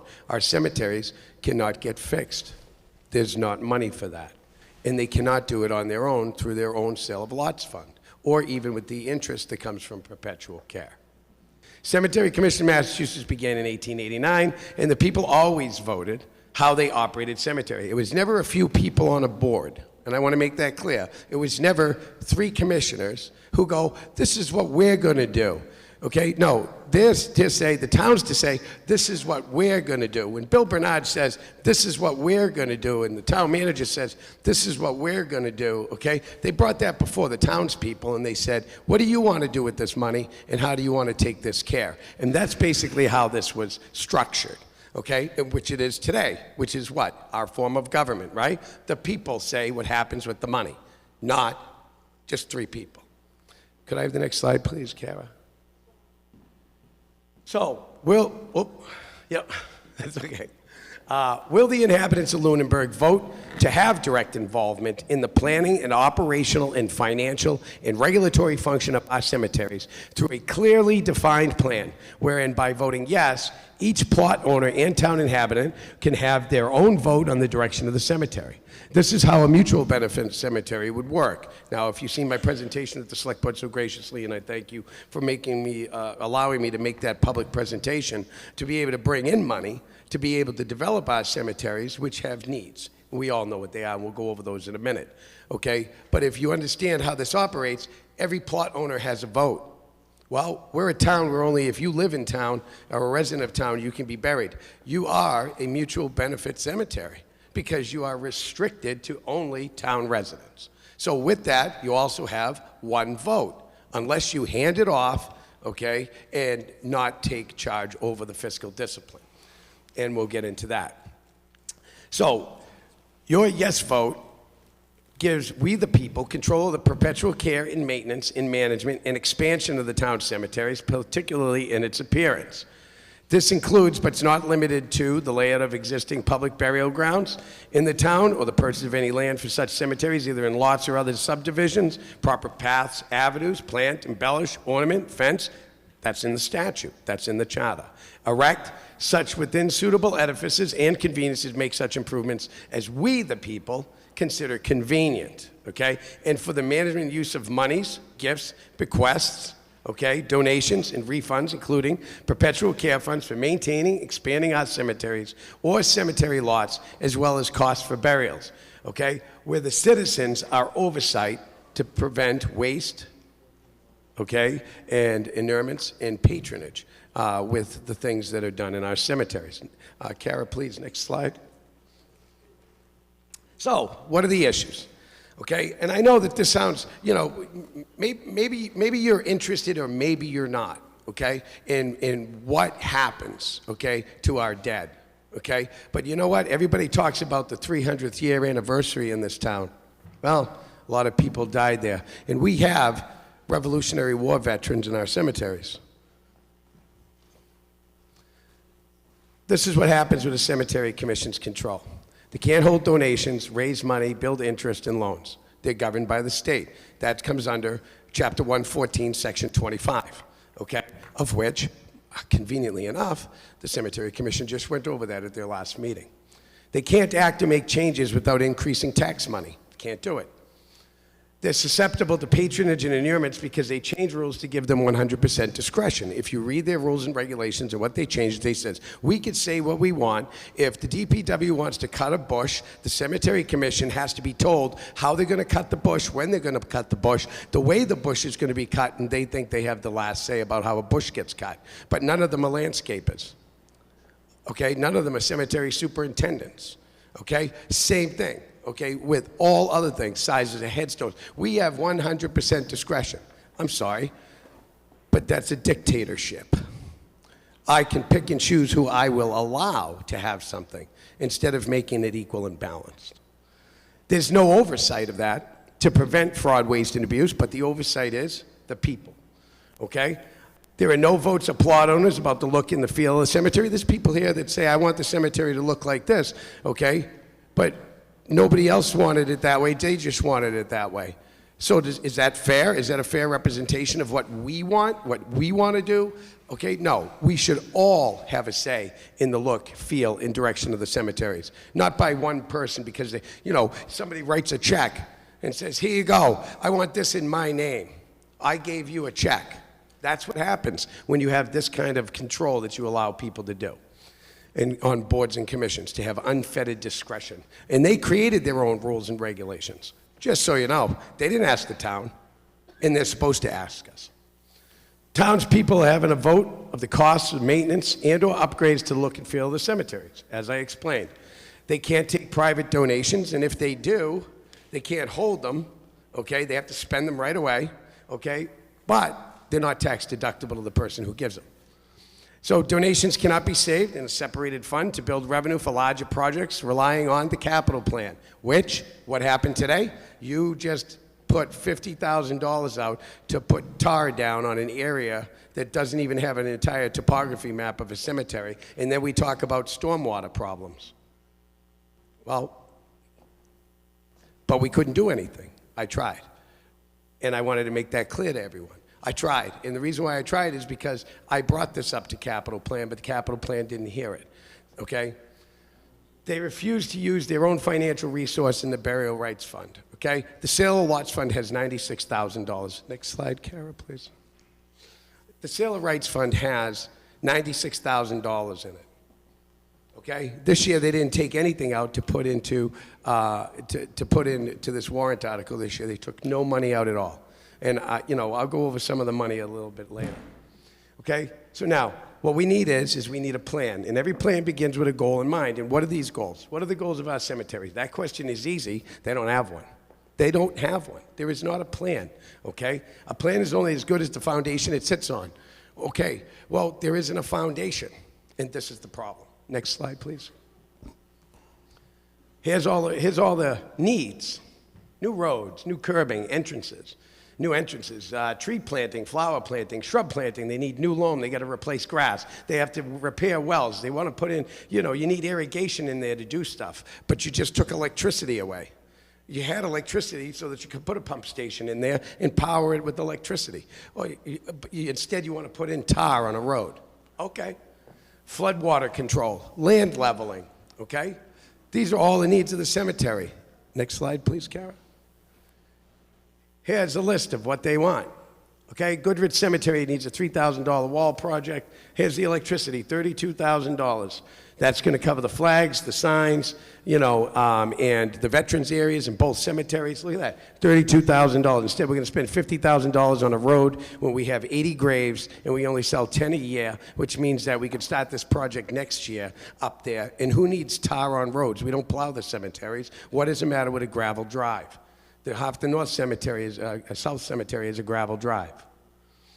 For the time being, you got headstone repair projects, grub control, okay? $532,500. Some of these are Band-Aids, okay? Some of these are Band-Aids, but some of these are necessary, right? Where are your shrubs? Where are your shrubs for the North Cemetery? Well, there they are. But we're gonna build out an area up top instead of fix what's already broken. Next slide, please. Here's the money.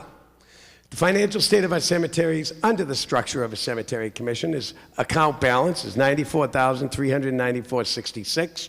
My numbers might be a little bit off. Some things have changed, okay? But not a lot, okay? The balance from fiscal year 25 carried over was $10,000. They had unexpended money of $4,650, which leaves them with $6,000. They have a skirt to put in. That's what the unexpended funds were for in the South Cemetery. Perpetual Care Fund has a balance of $219,000. Usually they get about 1.8% interest. That's $20,000. The DPW annually through us gets $20,000. So the balance available for fiscal year 2026 is $46,089.27. Now, don't quote me on being perfect on the number. I mean, I don't want to sit here and have to bother Ezekiel, okay? But I'm going to tell you that the balance is roughly about what money that they have right there available between perpetual care money that they saved, the money that we gave to the town, from the town. There's your $50,000 if you wanted it. So they had $50,000 there. They're going for $50,000 at the capital plan, okay? And Bill says we need $252,000 worth of roads in the cemeteries to be done. But here we go. Let's put a Band-Aid. Next slide, please, Kara. All right, so let's define the responsibility. Said board shall have sole care, superintendence, and management of all public burial grounds in its town. Okay? That's the law. You can read it. Section 3.5 of our charter says the day-to-day care and maintenance of the cemetery shall be under the supervision of the town manager. Next slide, please. That's the responsibility. So now we come to the warrant article. Let's take a look. Sole, what does sole mean in law? Sole means separated, meaning not I'm in charge, the only one. It's not like a grantor grantee real estate transaction. This behavior, sole, care, meaning duty of care, which is a legal responsibility. Definitions of what you have. Superintendents, the function of watching, guarding, or overseeing. Management, to direct the transactions of government. Ready? And who creates the transactions of government? We do. So we tell them what to do. They don't say what they're going to do. We tell them. Town, as in body politic, okay? As it states in statute and the rules and regulations, it states in part, and subject to the approval of the town, may make such regulations consistent with law as it deems expedient. When have they come to us to change rules? When? Never. Next slide, please. Number 2, shall we direct the Cemetery Commission to act like they should as an oversight elected body for which has been directed by statute, enshrined in the law, and as pursuant to the charter of the town of Lunenburg, which has enshrined the supreme power and duties as supervisor of the cemetery's day-to-day care and maintenance authority to the town manager. She runs it, and per charter, she actually delegates it to Bill Bernard, the DPW director. Next slide, please, Kara. So here it is again. Let's just read this again with that context in mind. You ready? So, said board shall have sole care, superintendent, and management of all public burial grounds. Now, insert the words. They shall have what? Separate care, right? Overseeing, okay? And taking care of government actions, okay? Based on when they get told to by the people. Over our town burial grounds, and go right to the end. In May, see the comma, see the semicolon as I explained to you, okay? And subject to the approval. That doesn't mean that they can exclude this. They have to include it. But have they done that? No, this past a year and a half ago, they changed the regulations. Subject to the approval of the town may make such regulations consistent with law as it deems expedient, okay? Well, I don't remember voting it, do you? In the day-to-day care and maintenance. Next slide, please. It's the same for the town manager. So now, what are we going to do? We're going to ask the town manager just to do her duty, okay? Under your charter authority over town property, Article 4, and her granted authority, pursuant to Section 5.1, to conjoin, merge, the power and duties governing the supervisory authority of the cemetery property, multiple parcels of land owned by the town, by changing the wording of the power and duties granted to the town manager and to the Department of Public Works, the words which will clearly reference with the word property or land, by adding the words including all cemetery lands, which is under the authority of the town manager and the Department of Public Works, who presently share supervisory duty. Bill Bernard, okay, is the supervisor, okay, appointed by the town manager over all public lands, including cemeteries, okay? It is not the Cemetery Commission. It is Bill Bernard. In the town of Lunenburg, excepting the school department and the Conservation Commission. I just didn't put the Conservation Commission in there. Could you go to the next slide, please, Kara? So, here's her power and duties. The town manager shall be the chief financial officer for all agencies. She'll be the chief administrative officer, directly responsible to the select board and the administration of all affairs for the minute and responsibility under this charter. Her powers and duties shall include, but aren't limited to, don't worry, I didn't list the whole list. She got a huge list. I don't know how she does it, but she got a huge list. Next slide, please, Kara. To have full jurisdiction over the rental and use of all town facilities and property except property under the control of the School Committee Conservation Commission. There you go. So who runs your land? Not a commission, not a board, your town manager. Who delegates that to the DPW director? Okay, we're asking her basically, hey, right? Start telling people what to do with the land, okay? And start having the other people tell us what to do with the land, unless you bring it before us to this meeting. Next slide, please.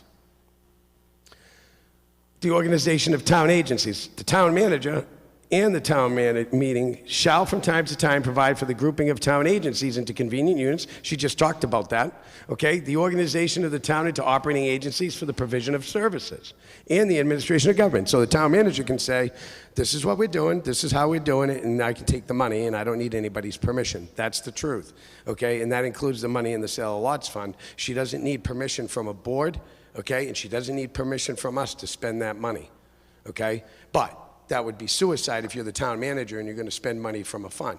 But I want you to remember something. The sale of lots money are for the people who bought plots. That's their money. Okay, all the people that have been dead in there for a long time, it costs $5 to $6 per plot. There's about 5,500 graves. $5 a month to care for them. $5, okay? So you just think about the money and what the money they don't have. So she's able to sit there and allot the provision for services. She can do that, and this is what we're asking her. Next slide, please, Kara. Bylaws. I'm not going to go through this. We all know what a bylaw. If we go down to the bottom, it says it's creating a entirely new bylaw. The authority vested in the town manager to act already exists. We're just asking her to act, which she can. And this vote will direct her to act and to exercise her power and her duty over the town lands so that when something isn't being done, okay? So your cemetery commission didn't have a meeting for 6 months last year, even though they had a quorum. 6 months, not one meeting. They just convened in, I don't know, December or January, okay? After 6 months of not being there. Okay? And they had a quorum. Nothing got done. I'm still looking at arborvitae trees that are broken in the North Cemetery and not being cared for because there's an agenda there. Next slide, please. Okay? And this is it. This is what she can do. Reorganize, consolidate, abolish in the manner provided in Article 5, okay? The town manager has the authority to make this change on her own to make this clarification. We're basically just directing her to do it. We want you to fix them arborvitae trees, get it done, please. Okay, we want you to put electricity in those cemeteries, please. Get it done, please. Okay? This is what we're asking, okay? You want stuff done, you got to ask for it. Next. Somebody stand, Mr. Clark, what? It's a legal question. Go ahead.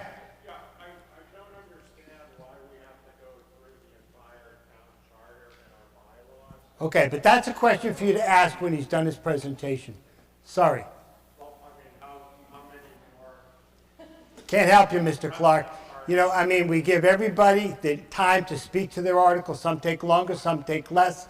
Citizens petitions particularly have to be given some deference to make a presentation. So I'm going to let him finish. When he's finished, then you can have your comment or your questions, okay?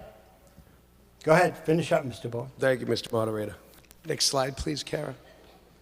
All right, so number 4, all changes to the rules and regulations of cemetery shall be made under the following schedule and process, and only upon approval by a majority vote of the inhabitants of the town of Lunenburg at annual town meeting or special town meeting. So annual town meeting, okay, if we read through this, which I will to clarify, okay, if it has to do with money and budget, it's an annual town meeting. If it has to do with rules and regulation change, it can be at either meeting, okay? So the Cemetery Commission shall be permitted to make a rules and regulation change, not requiring the expense of any money, only by a submission of a warrant article at the annual town meeting or special town meeting for a vote of the inhabitants of the town of Lunenburg, subject to the approval of the article by the town manager, 2/3 majority vote of the Finance Committee and Select Board. Okay? Next slide, please, Kara. Okay? That's pretty simple, right? That's just asking for people to look at it and approve things, right? Why? Because it's our money that we're using, obviously. The Cemetery Commission shall be permitted to make rules and regulation change, requiring the expense of any money, including expenses derived from the following funds, but not limited to: sale of lots, perpetual care. Remember, perpetual care, that's all the interest. That's $221,000. You're lucky you get $4,000 out of that every year, okay? Or a family trust fund, a gift or donation, or any and all monies allocated or procured, including the granting of any refunds, okay? Only by a submission of a warrant article, which shall be presented with a comprehensive, collaborative written plan. Not, I'm going to do this with the money because I can, because it's mine. That's where you're at right now. And that's what you've been hearing. That's my money, that's our money, and we want access to this and to do that. That's what you're hearing now. We don't need that. For its specified use, which includes the presentation from who?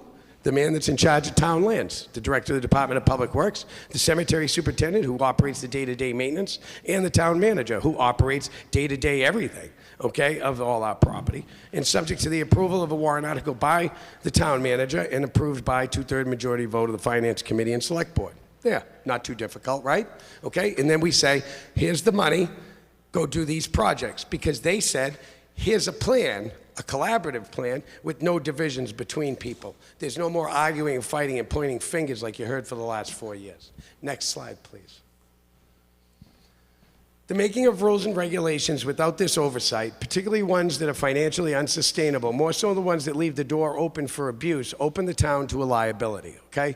Giving a commission discretion of headstone, bench size can lead to inurements for contractors or other businesses, could lead to patronage to some citizens by them using a board discretion.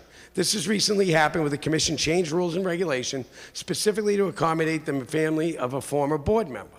The commission even used money from the sale of lots fund to pay for their foundation on their private plot and the engraving on their private plot of an oversized bench, okay, for this family. I mean, that's a nice gesture, but that wasn't their money to use.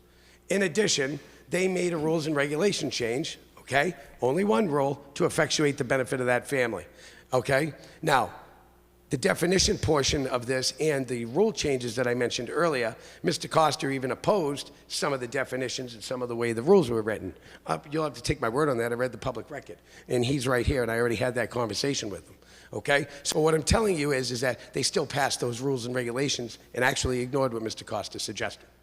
Okay? Now, the granting of the commission to make decisions regarding care, maintenance, and the direct operations of the cemeteries where they lack experience or skill to effectuate these specific duties is why they are under the Department of Public Works. Okay? They are only advisory. DPW director has supervisory over all town lands. Next slide, please. For example, a liability is the promise of getting 3 to 4 inches, no less than 2-inch grass, which the finance or manpower available are not able to sustain such rules and regulations. That's a DPW matter. You can't tell Bill, you're going to do this, or we're going to take money from our fund, okay, $3,500 every time they need to mow the grass, so you can get grass mowed because we're dissatisfied. That's a liability, okay, that they created in rules and regulations. A liability also is giving discretion over headstone bench size, which interferes with day-to-day maintenance. It's a financial and DPW concern, uniformity concern, aesthetics, as well as unfair for residents who've been turned away in the past. It's susceptible to abuse and selective patronage, as I said, that some residents can get one, but others can't. You're going to tell me that's all fair? That's not fair.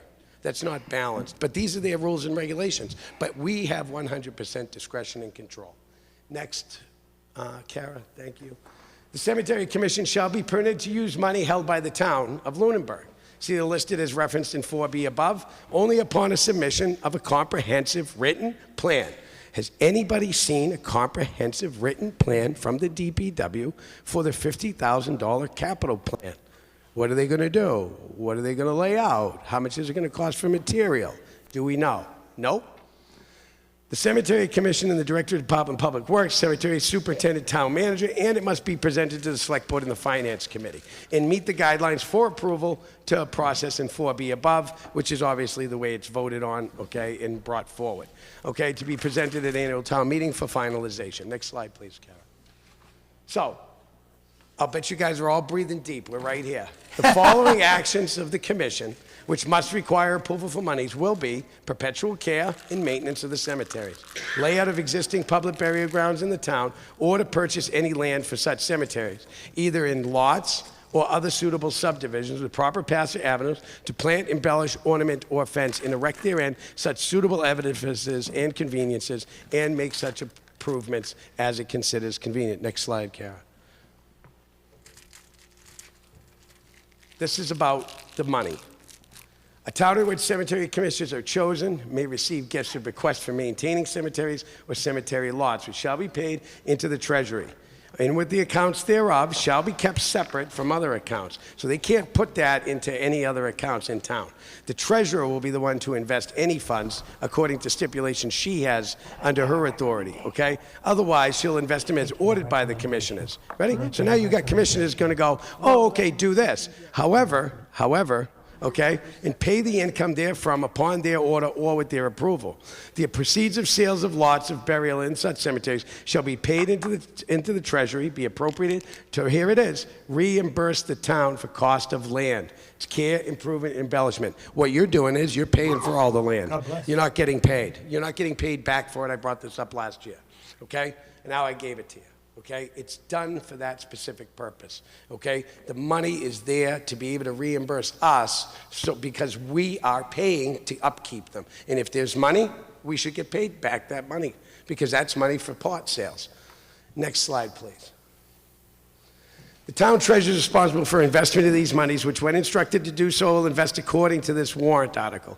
Who better to know best the use of finances in the course of distribution? An independent commission with no oversight or knowledge of costs without consulting the expertise of the DPW. Abiding in this law as the town has been allowing is written, wherein it states, otherwise he shall invest them as ordered by the commissioners, has proven to be riddled with waste, fraud, and abuse.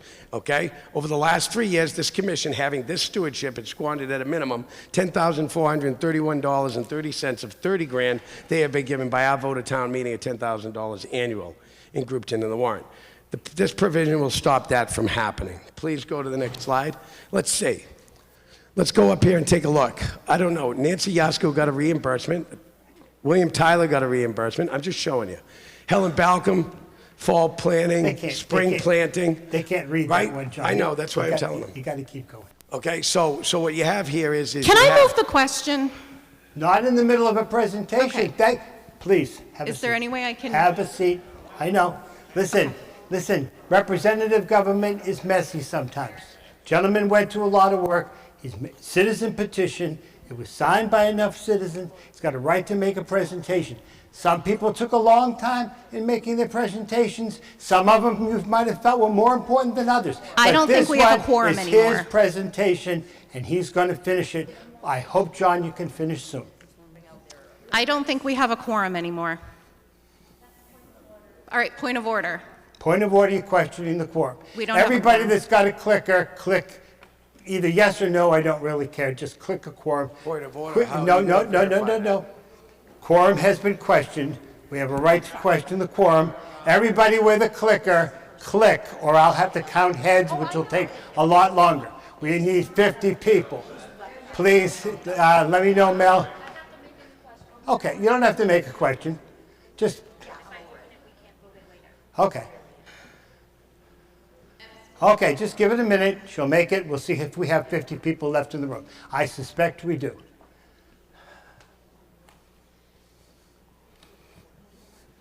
I said this is the purest form of democracy. It is.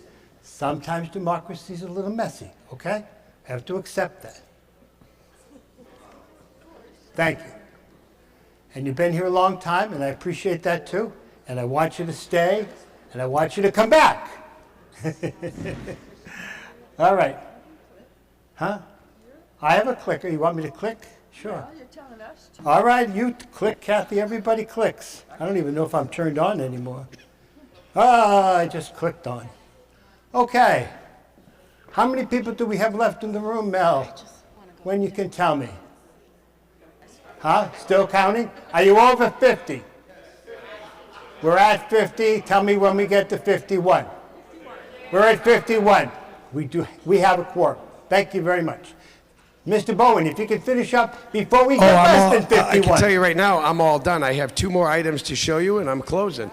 Close, please. So we have a double purchase here, okay, on the bottom here of $2,000 a piece, $1,200 and $800, okay, which clearly shows, okay, it does the same thing.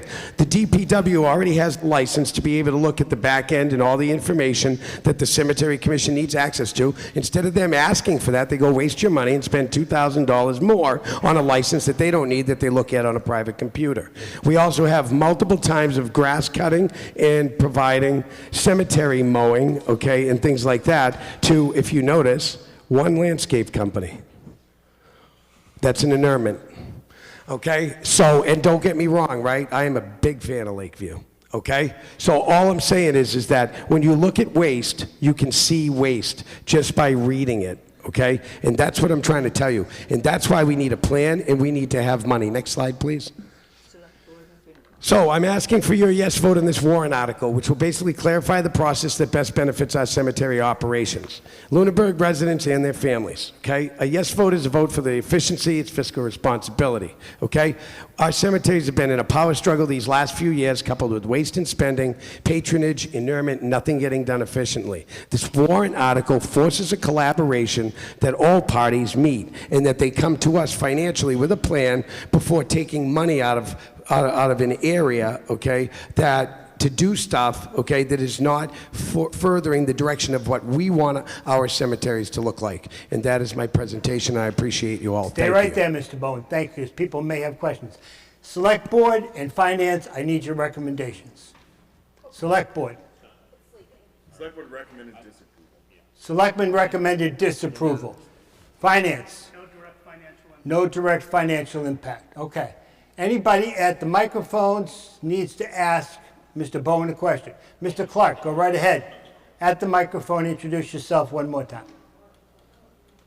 Mike Clark, 275 Cross Road. I'm also a cemetery commissioner. Most of the stuff has come from our meeting minutes and what we've discussed in the meeting. So saying we don't have a plan and we're not running through this, that's where he's got his information, his financial numbers, right out of our meeting minutes, handouts from Ezekiel. So I'm wondering, his point on the $50,000 capital article, that we don't have a plan. The first part of it is to, I have it right here, is to fund the engineering firm to create the plan. And that's what we do with everything in this town. We come up with amount of money we think is suggested to do it, and we put it on a capital article, and then we proceed with it. And the plan is to propose grades, roadways, plot areas, the software that we use, which he said we're buying inappropriately, is called Cemetery Management Information System. For some reason, a cemetery commission isn't supposed to have access to software that manages a cemetery. That's kind of interesting. His number of plots are wrong on how many we're selling a year. It's how many plots we're selling, not how many burials. It's how many people want plots. And it's 10 plots a year in South Cemetery, 28 a year in North Cemetery. So we're at 38 a year. And according to the cemetery superintendent and our DPW director, we're down to 10 sellable lots in South Cemetery. We're down to about 80 in North. We're really have to move quickly on this. He's embedded the Finance Committee approving on all expenditures and plans, but the Finance Committee has just stated this has no impact on them.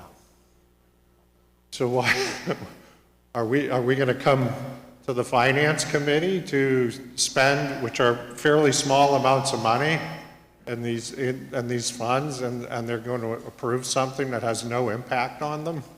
I just don't get it. And these funds are from people buying plots. Our funds were not in the town warrant this year. We didn't vote for that because it affects tax dollars. That wasn't part of the $47 million. These are separate funds that are to be used by us for perpetual care and small capital projects within the cemetery. And to say that you can't do some bush replacement or take down a dying tree or rebuild a rock wall until you go to town meeting or special town meeting, that's kind of, I don't know. I don't think the people who have actually spent the money to buy the plots and are buried there and have their loved ones there want to bring repairs and maintenance and perpetual care of the cemetery to town meeting and have somebody reject spending the money that they've invested in the cemetery for their plots. Thank you. So anyways, I would encourage a no vote. Thank you. Thank you, Mr. Clark. Right over here. Stephanie Trudell, 54 Houghton's Mill Road. I have a couple of clarifying questions I would like to ask. How many people are on the Cemetery Commission Board? 3. 3? How do they get there? No, Mr. Clark, no, Mr. Clark, I'm going to try to control the meeting. Please sit down for a minute. That I will ask somebody to give me the answer. I didn't ask Mr. Bowen. So, thank you. How do they get appointed to the Cemetery Commission? They're elected. So these are elected officials by Elected people officials, in the town that are making decisions? Yes. Thank you. Good, thank you. Anybody else at the microphone needs a question answered?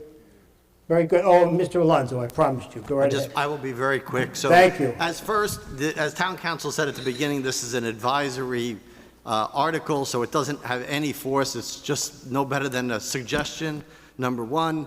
Number two is the whole government is set up with elected and appointed officials, especially elected officials who take care of policy in their sphere of influence, and they have to work with the town manager and the town government, people who are employees, and that is sometimes has tension. That tension has to be resolved by them, not this body. This body is not going to be helpful in doing that, and doing some of the things that are outlined here would prolong and make decisions arduously long and unworkable and impractical. So I could not urge people more to vote against this.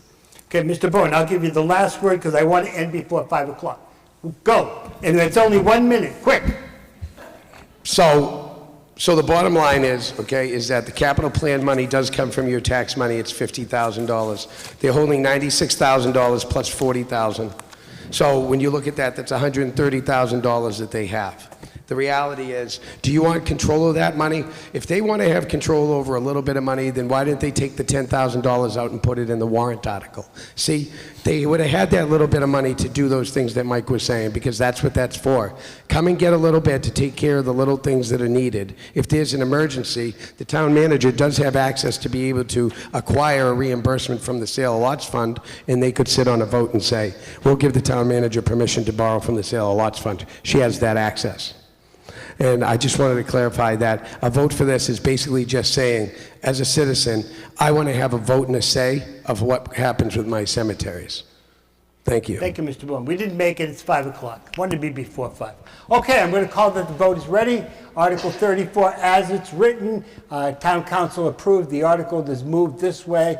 So if you're in favor, you'll say yes. It's advisory. If you're opposed, you'll say no, but either way, it's advisory. Majority vote. Look, there's still 65 people here. You see, I knew it.